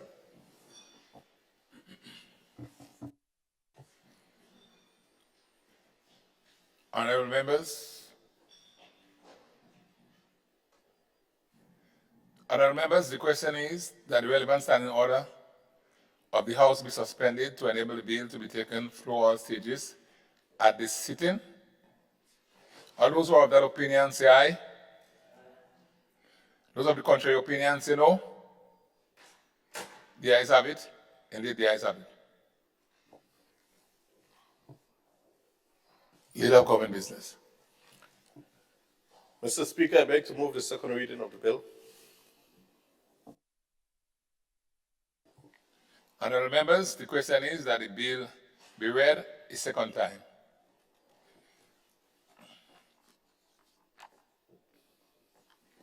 Leader of government business. Mr. Speaker, this bill seeks to reform the law respecting disaster management to better reflect the the goals and principles of comprehensive disaster management and the international agreed best practices respecting disaster management. To provide, Mr. Speaker, a comprehensive mechanism for disaster management in Grenada, to repeal the National Disaster Emergency Powers Act, Chapter 203, the current legal framework relates to disaster management in Grenada, which is limited and contains only 10 sections. Also, it seeks to formally establish the National Disaster Management Agency, NADMA, with legal personality. The bill also seeks to provide for other matters related to disaster management in Grenada.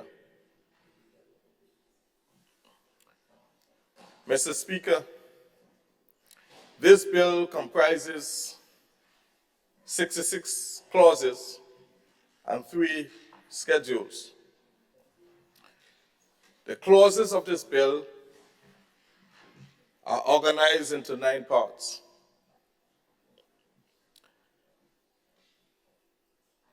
Mr. Speaker, I wish to, for the general edification of the House, to just make reference to the 9 parts of this bill so that we'll have an appreciation as to what this disaster management bill is seeking to do. Part 1, Mr. Speaker, of this bill comprises clause 1 to 4, which constitute preliminary provisions. So clause 1 provides for the short title and commencement of the legislation. Clause 2 provides for the definition of certain terms used in the legislation, and clause 3 provides for the purpose of the act. So, Speaker, part 2 of the bill comprises clauses 5 to 13 and makes provision for the establishment of the National Emergency Advisory Council. Establishment of the council would provide a mechanism for the key stakeholders in disaster risk management to consult with each other and to coordinate their actions on matters relating to comprehensive disaster management.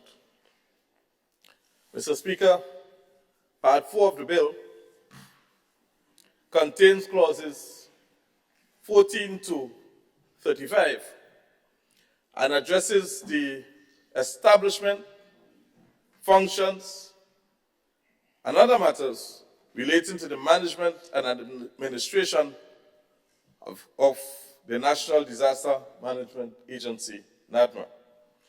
The agency, Mr. Speaker, would be empowered, among other things, to do the following: to act as the national coordinating and monitoring body for comprehensive disaster management. 2, to encourage and support the development of community-based sustainable development programs and interventions aimed at reducing the risk and impact of hazards and disasters. Thirdly, to harness community resources for disaster preparedness, mitigation, response, and recovery. Fourthly, to encourage and support the establishment of resilience critical infrastructure. Fifthly, to plan and coordinate specialized training programs for volunteers and persons involved in disaster risk management, and to provide business continuity, planning, advice, and assistance to the private sector. So, Speaker, Clause 20 provides for directions to be given to the Director in relation to the policy to be followed in the exercise of functions and duties imposed on the Director. Clause 21 provides for the preparation of the National Comprehensive Disaster Management Plan and other plans, which shall comprise a statement of the contingency arrangement for responding to the threat of a hazard or during or after a hazard impact in Grenada. Clause 22 empowers the Director to establish communication links by means of which the Director is required to develop and maintain a Director of the public and private entities which are involved in disaster management. Clause 25 provides for the functions and operations of a National Emergency Operations Center, and where necessary, supplementary Emergency Operations Center. The National Emergency Operations Center ensures the centralized coordination and control of emergency or disaster response and operations, and thereby reduces confusion and duplication of effort amongst lead agency in disaster management. Clauses 26 and 27 provides for shelters. Clause 28 deals with volunteers. Persons who wish to volunteer for purposes of assisting in emergency or disaster situations are required to submit their names to the Director for registration. Mr. Speaker, Clause 29 and 30 provides for the functions and conduct of hazard inspectors, including inspections of premises for purposes of registering the premises on the list of shelters. Clauses 31 and 32, Mr. Speaker, provides for evacuation. 33 makes up provisions for employees who assist in emergency situations, and the employees are given a statutory right to payment by their employers for the period for which they have worked during emergency situation. But that period must not exceed 2 weeks. Part 4. Part 4 of this bill contains clauses 36 to 39 and provides for the establishment, functions, and powers of district disaster management committees. The function of the district disaster management committees include making recommendations with respect to preparation of the National Comprehensive Disaster Management Plan and providing technical guidance with respect to formulation of policy guidelines relating to coordination of disaster management. Mr. Speaker, Part 5. Part 5 of this bill comprises clauses 40 to 43 and deals with specifically vulnerable areas and the safeguard mechanism to be followed regarding the designation of such areas. Clause 40 empowers the Cabinet to designate an area as specifically vulnerable to a disaster. Clause 41 authorizes the Director to prepare for the approval of the Cabinet special areas precautionary plans for the mitigation and prevention of disasters in specifically vulnerable areas. Clause 42 directs the Cabinet to cause the draft of a special area precautionary plan to be published in the Gazette for purposes of inviting the public to submit comments on the draft plan before approving the special area precautionary plan. And clause 43 sets out further procedures which must be followed before a special area precautionary plan can be transmitted to the Cabinet for approval. Part 6.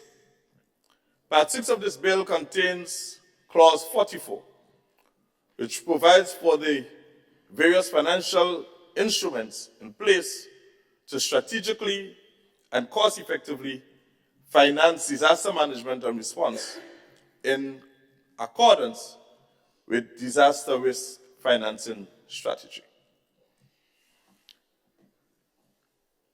Part 7 of this bill contains clauses 45 to 52 and addresses the obligation of persons involved in disaster management. Clause 45 mandates every head of government or statutory entity to ensure that there is a liaison officer for purposes of communicating with the director in relation to procedures of the entity related to disaster management.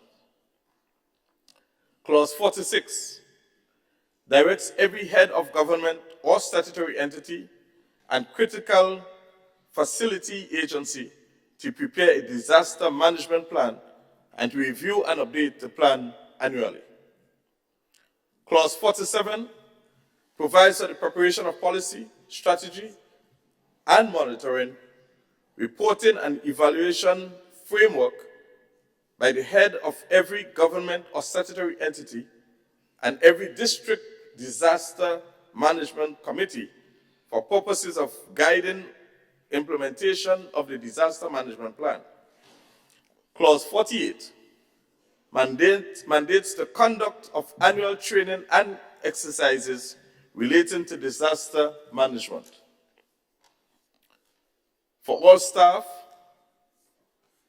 members of every head of government or statutory entity, and every critical facility agency.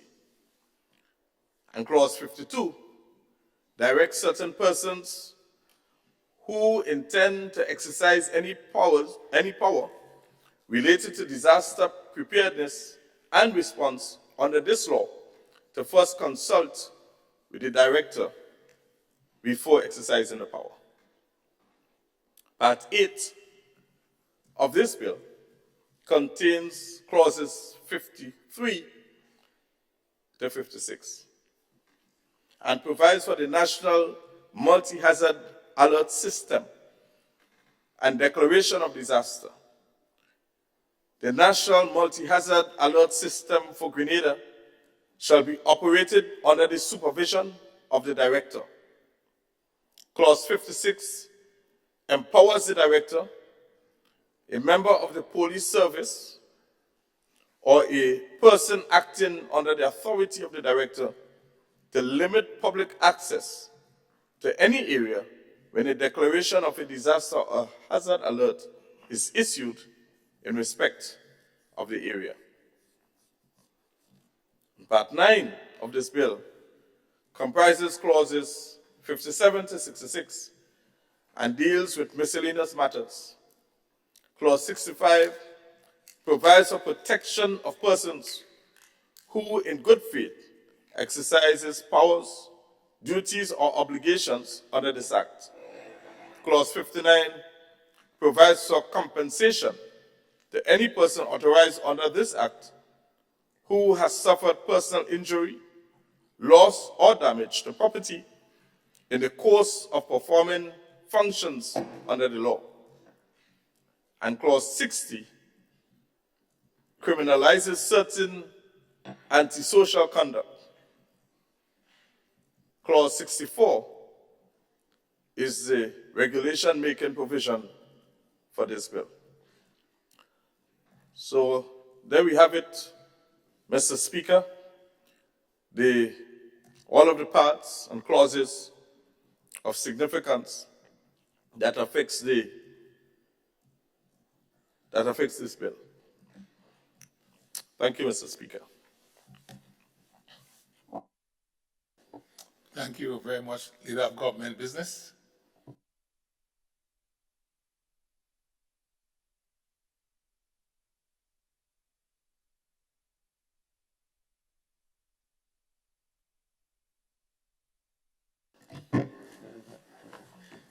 Honorable MP for St. George Northeast. Thank you, Mr. Speaker. Mr. Speaker, I will be brief because I would predict that we wouldn't have much back and forth on a bill like this. That's very easy for us to decipher. But, Mr. Speaker, I rise to support this bill. Naturally, the passage of this bill, the Disaster Management Bill 2023, and to share some brief comments on the substance of the bill before us. This bill, as mentioned by the Leader of Government's Business, will bring Grenada's disaster management into the 21st century. It will help modernize it. It will guide, Mr. Speaker, essentially, the official operations of the National Disaster Management Agency, NADMA, to ensure that the functions and the powers of the agency are not limited to a ministry per se, but is properly staffed and has the competence in managing our disasters, and that the National Comprehensive Disaster Management Strategy and Plan, as laid out in the bill, will be operationalized with NADMA now as an actual entity governed by law to manage disasters. So in a nutshell, the bill seeks to empower NADMA, Mr. Speaker, with the proper structure to do its work. Additionally, Mr. Speaker, the definition for disasters outlined in the bill is broad enough to capture disasters like pandemics. We saw what occurred during COVID-19, in which it was not only economic or social, but it had a tremendous health impact on Grenada and all over. So the definition is broad enough for NADMA to be able to perform the functions during a pandemic and to manage the disaster that it brings. Mr. Speaker, this bill has about 4 main objectives as outlined earlier on by the Leader of Government Business, but I will just go through them briefly for the sake of my presentation. And if you would permit me, I would like to read kindly. The first objective is to update the laws surrounding disaster management. The second objective is to design a comprehensive mechanism for disaster management in Grenada. The third is to formally establish NADMA as a statutory board. And the fourth, to repeal the National Disaster Emergency Powers Act and replace our current framework for managing disasters with the bill before us. So these are the 4 main objectives this afternoon that members are being asked to consider for support. Mr. Speaker, Part 4 of the bill, which deals with the District Disaster Management Committee, Section 38, subsection D, functions.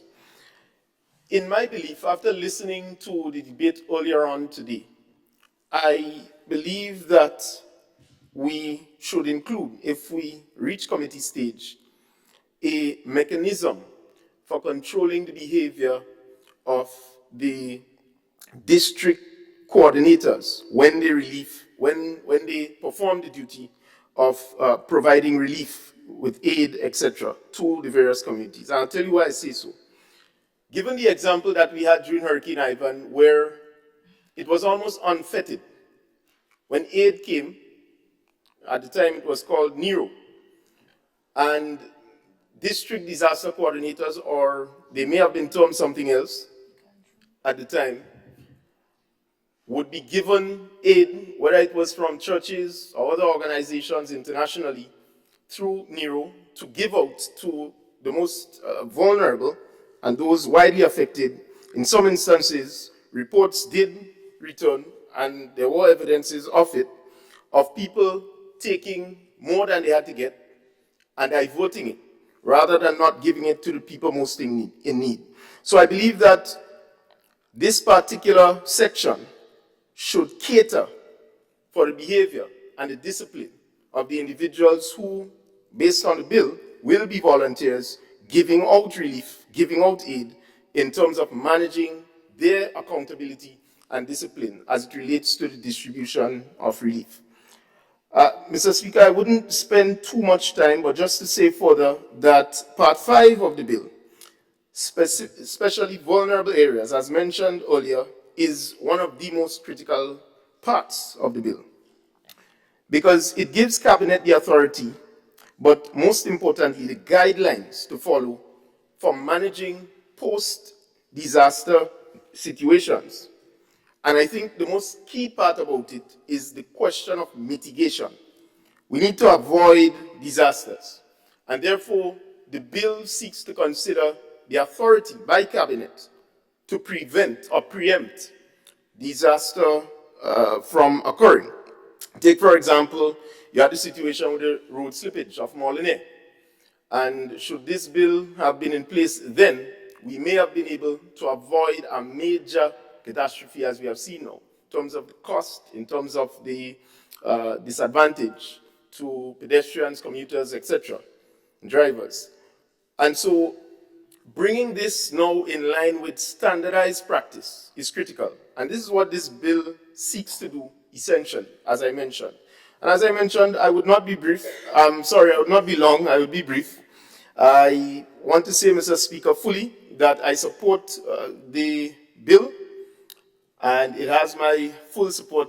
It is after lunch. I know most members will appreciate that, and therefore, Mr. Speaker, that's my comments on the bill proposed. Thank you. Thank you very much, Honorable MP for St. George Northeast.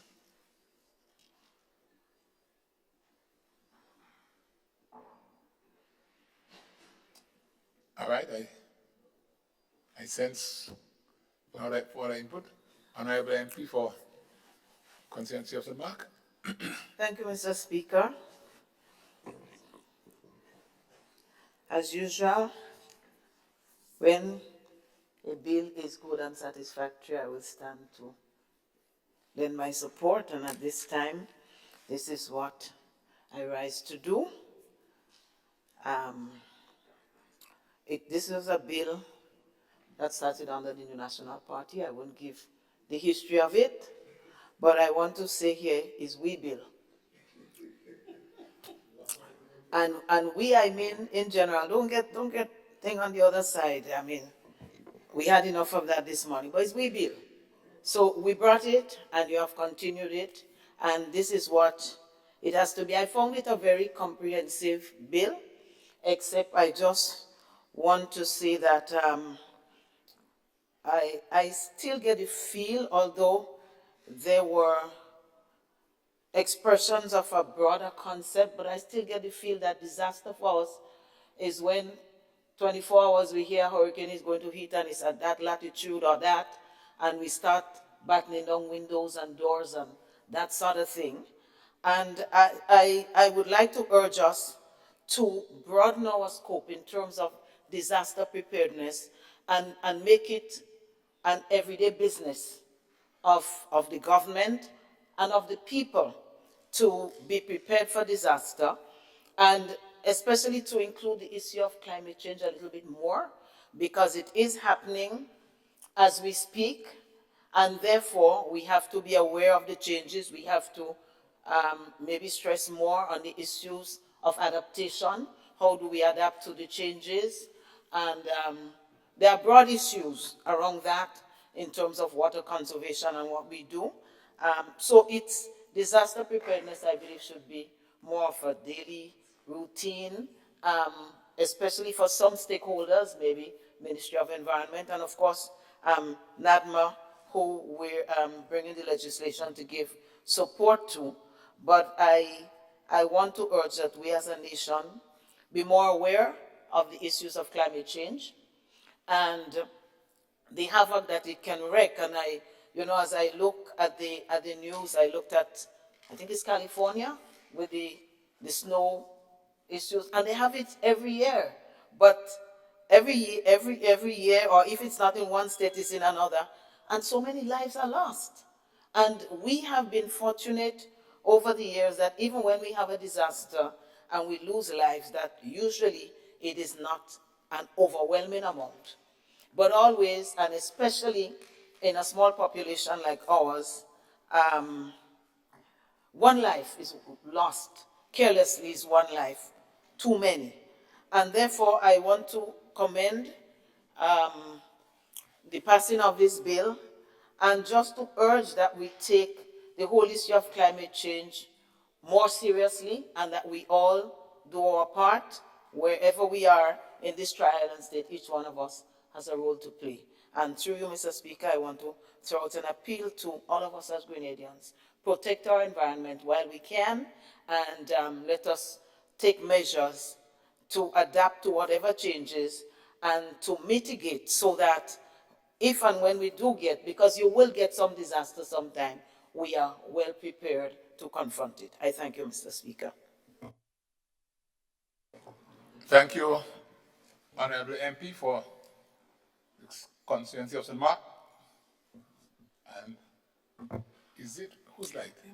Honorable MP for St. Andrews Southeast. Thank you, Mr. Speaker. Mr. Speaker, I rise just to lend my support to this bill.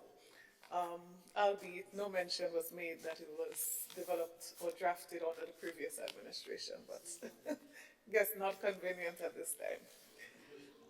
Mr. Speaker, that being said, it's really a straightforward one. And I think one of the things I want to just make reference to is the importance of education on this.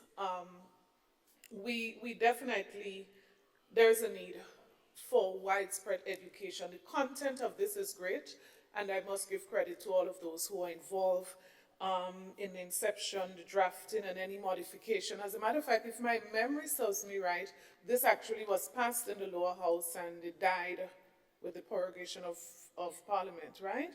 I'm subject to correction, but I believe it was. Yeah, thanks.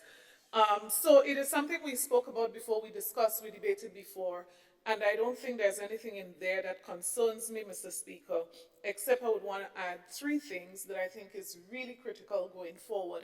The issue of education, there's still need for a lot of us to be educated as it relates to processes when it comes to a disaster, pronouncing a disaster. As I'm saying that, I'm actually remembering a case where the public was extremely mad, and that time I was Minister for Education, why we did not close a particular school because there was a flood and, a hurricane is coming and all of that, the country should be shut down. And, persons were shocked when they were told there's a process for doing that.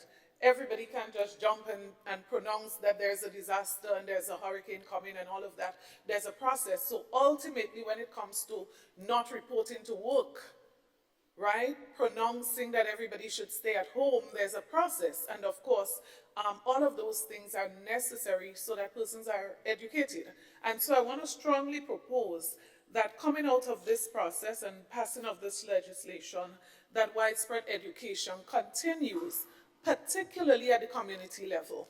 I really want to suggest that the continuation of education, I know NADMA has been doing a lot over the years, but of course we can never be totally satisfied that enough has been done to educate the public on critical areas as it relates to disaster. The other critical thing I want to make mention of is that of monitoring and evaluation. So yes, we may have documents, we may have strategies and plans, and all of that might be beautifully documented, but how do we stay on top of them? How do we ensure that who has to do this is doing it? And how do we come to the conclusion that it's done well? So for example, I love the aspect of this which speaks to different agencies and departments submitting their plan, which obviously would come from the National Strategic Plan. Now, enforcing that, ensuring that people follow and submit in a timely manner, ensuring that every organization, every department knows exactly what they have to do, when they have to do it.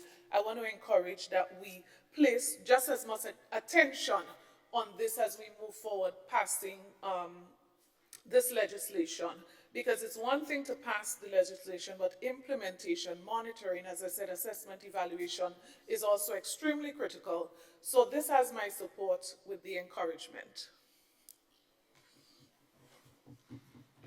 Thank you, Honorable MP, for sending on your notice.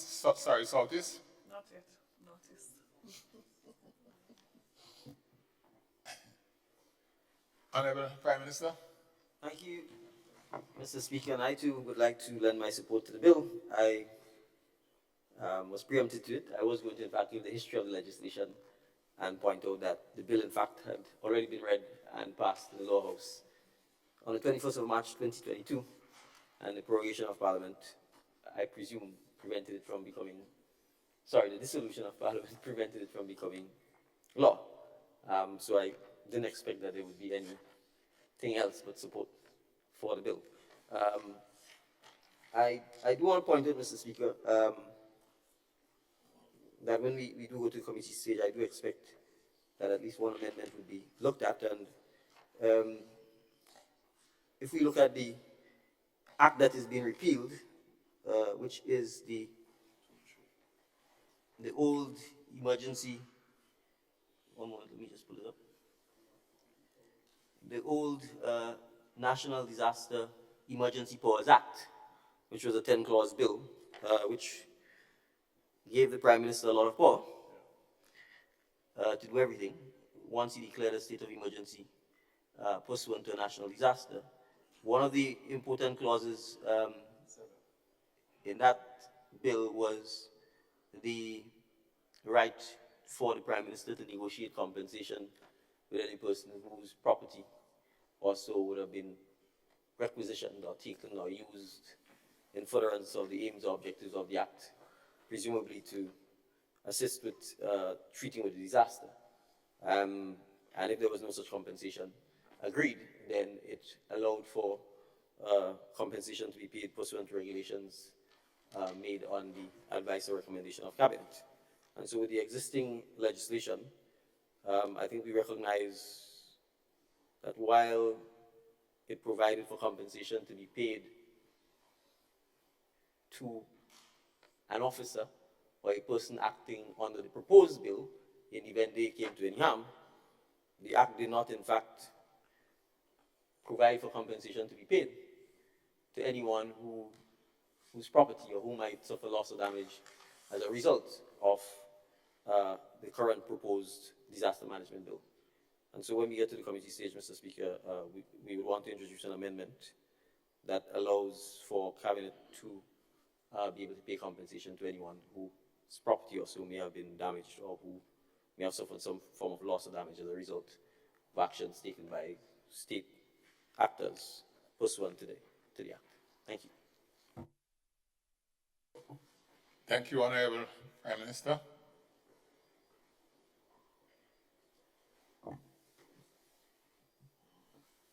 All right. Oh, did you have government business?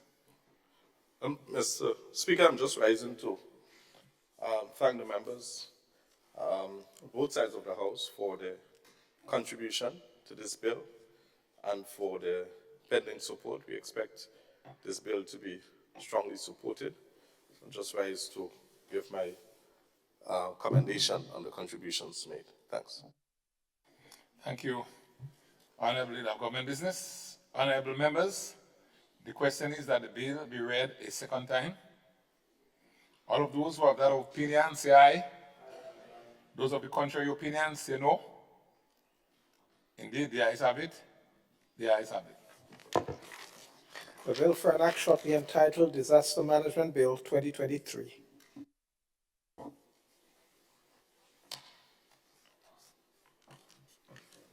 Leader of Government Business. Mr. Speaker, I beg to move that the House resolves itself into a committee to consider this bill part by part. Honourable members, the question is that this Honourable House resolve itself into a committee of the whole House to consider the bill part by part. All those who have that opinion say aye. Those of the contrary opinion say no. The ayes have it. Indeed, the ayes have it. This Honorable House is now in committee.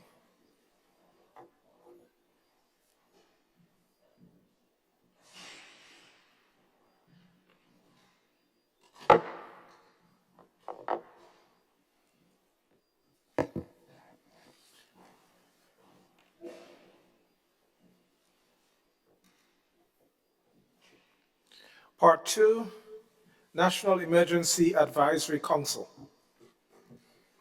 Honorable members, the question is that Part 2, National Emergency Advisory Council, form part of the bill. All those of that opinion say aye. We had lunch. I'm not hearing the aye. Say aye. Those of the contrary opinion say no. The ayes have it. Part 3, National Disaster Management Agency. Honorable members, the question is that Part 3, National Disaster Management Agency, forms part of the bill. All those of that opinion say aye. Aye. Those of the contrary opinion say no. The ayes have it. Indeed, the ayes have it. Part 4, District Disaster Management Committee. Honorable members, the question is that Part 4, District Disaster Management Committee, forms part of the bill. All those who are of that opinion say aye. Those of the contrary opinion say no. Indeed, the ayes have it. Part 5, Especially Vulnerable Areas. Honorable members, Part 5, Especially Vulnerable Areas, forms part of the bill. All those who are of that opinion say aye. Aye. Those of the contrary opinion say no. Mr. Chairman, just with your permission, a little correction. I believe that in Part 5. Part 5.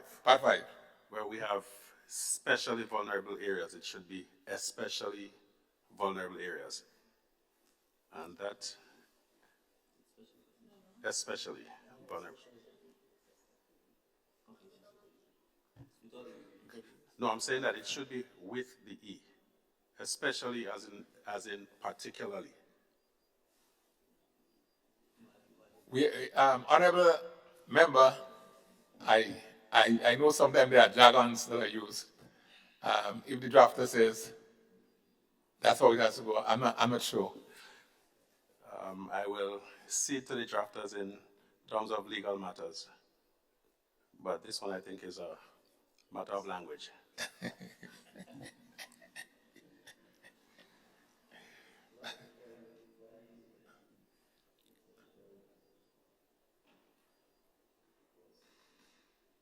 Because, Mr. Prime Minister,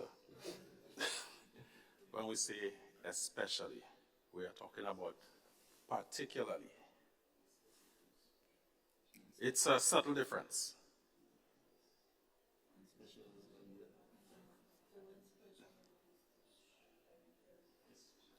Materially, it won't affect the meaning, but I think if we have the opportunity to make it to be as precise as possible, that we should take it. I want to lean on the drafters, right?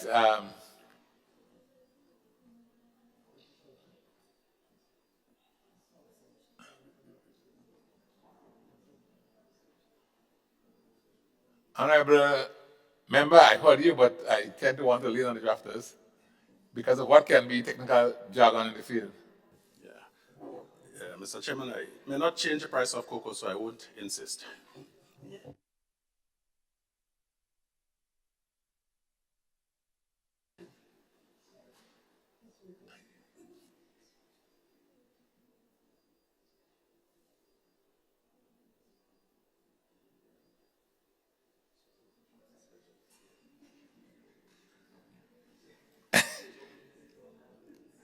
Okay, so we go on as is? Honorable? We go on as is? All right, thank you. I just wanted to highlight, Mr. Chair, that when we speak of disaster management in the context of that. Especially vulnerable areas, it refers to geographical locations that are particularly susceptible. So while it might be correct in terms of the English language, the word especially vulnerable areas is a geographic term description. So All right, thank you. to change it would mean something different in the context of the bill. So it should stand how it is. Yeah. Stand on specially. Especially. Yeah, thank you, Honorable MP.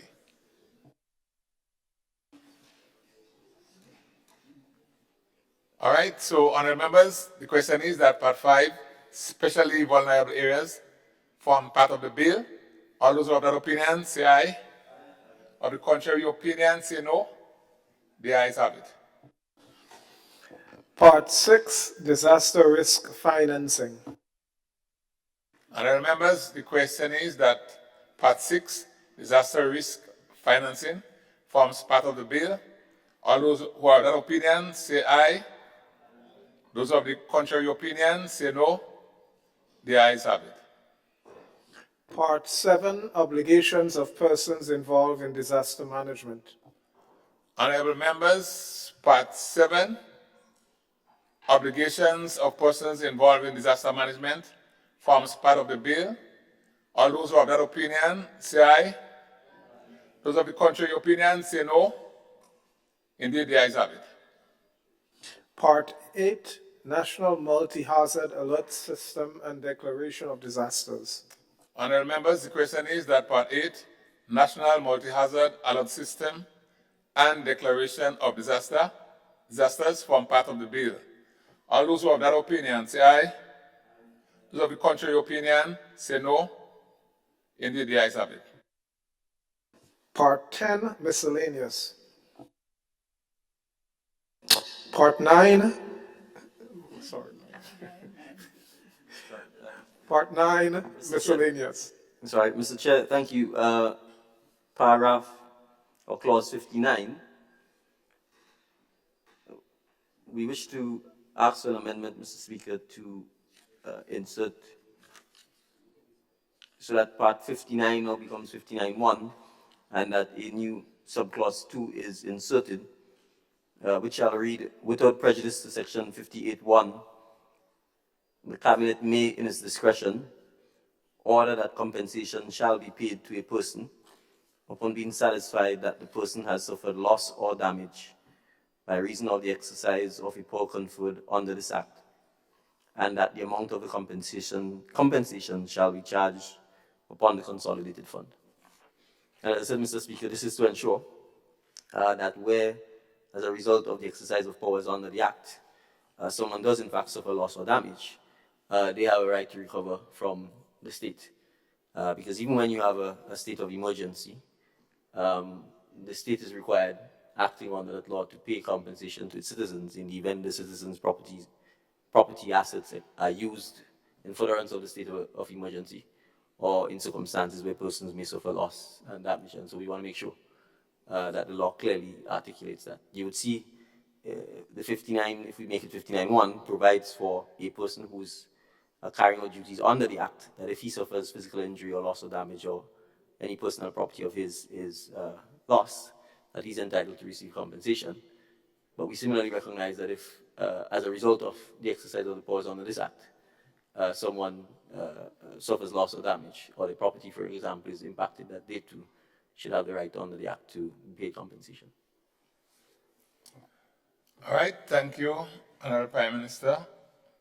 Honorable members, the question is that Part 9, Clause 59, be amended by numbering the subclause as subclause 1 and inserting a new subclause, subclause 2, which reads, without prejudice to section 58, subsection 1, the Cabinet may, in its discretion, order the compensation shall be paid to a person upon being satisfied that that person has suffered loss or damage by reason of the exercise of a power conferred under this Act, and that the amount of compensation shall be charged upon the consolidated fund.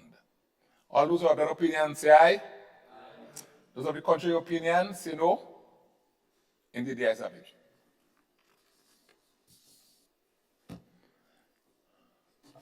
Schedule, Constitution and Procedures of the National Disaster Management Agency Board. Honourable members, the question is that schedule, constitution and procedures of the National Disaster Management Agency Board forms part of the bill. All those who have that opinion say aye. Those of the contrary opinion say no. I think the ayes have it. Part 1, Preliminary Provisions. Honourable members, the question is that Part 1, preliminary provisions, form part of the bill. All those who have that opinion say aye. Those of the contrary opinion say no. Indeed, the ayes have it.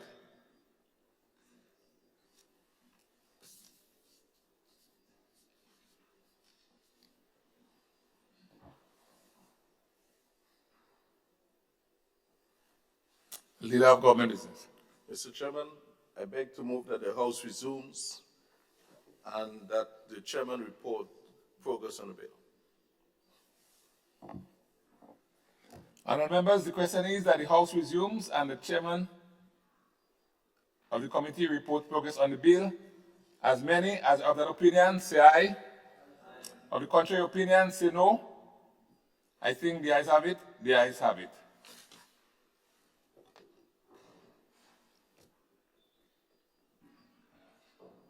This Honourable House now resumes.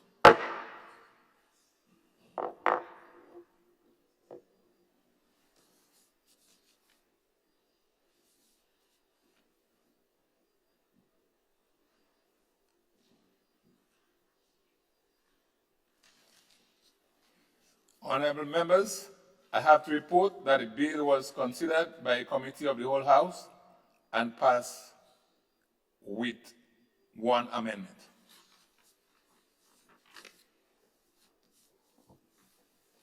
Honourable Leader of Government Business. Mr. Speaker, I beg to move that the Chairman's report be adopted. As many as are of that opinion say aye. As many of the contrary opinion say no. The ayes have it. Indeed, the ayes have it.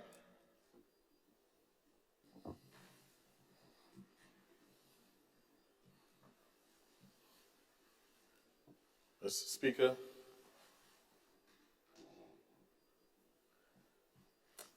Sorry, Leader of Government Business. Mr. Speaker, I beg to move the third reading of the bill. Honourable members, the question is that the bill be read a third time. Honourable members, the question is that the bill be read a third time and pass. As many as are of that opinion say aye. Of the contrary opinion say no. Indeed, the ayes have it. The ayes have it. Bill for an Act shortly entitled Disaster Management Bill 2023.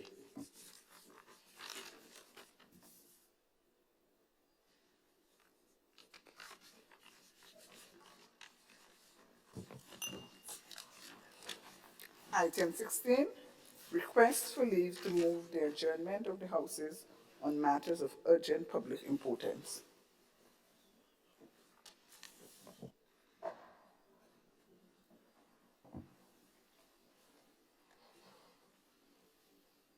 Sorry, Leader of Government Business.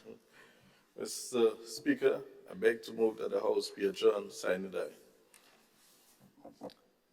Honourable members, the question proposed is that the House be adjourned sine die. Sorry, Honourable Prime Minister.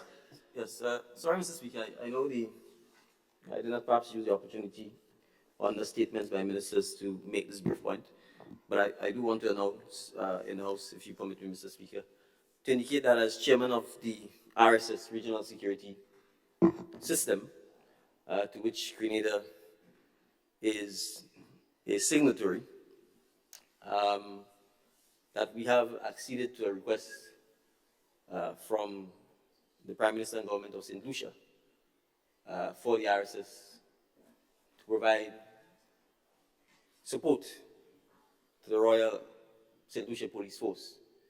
As you may be aware, Mr. Speaker, St. Lucia has, and in particular the town of Vieux has been plunged almost into a state of anarchy with rampant criminality.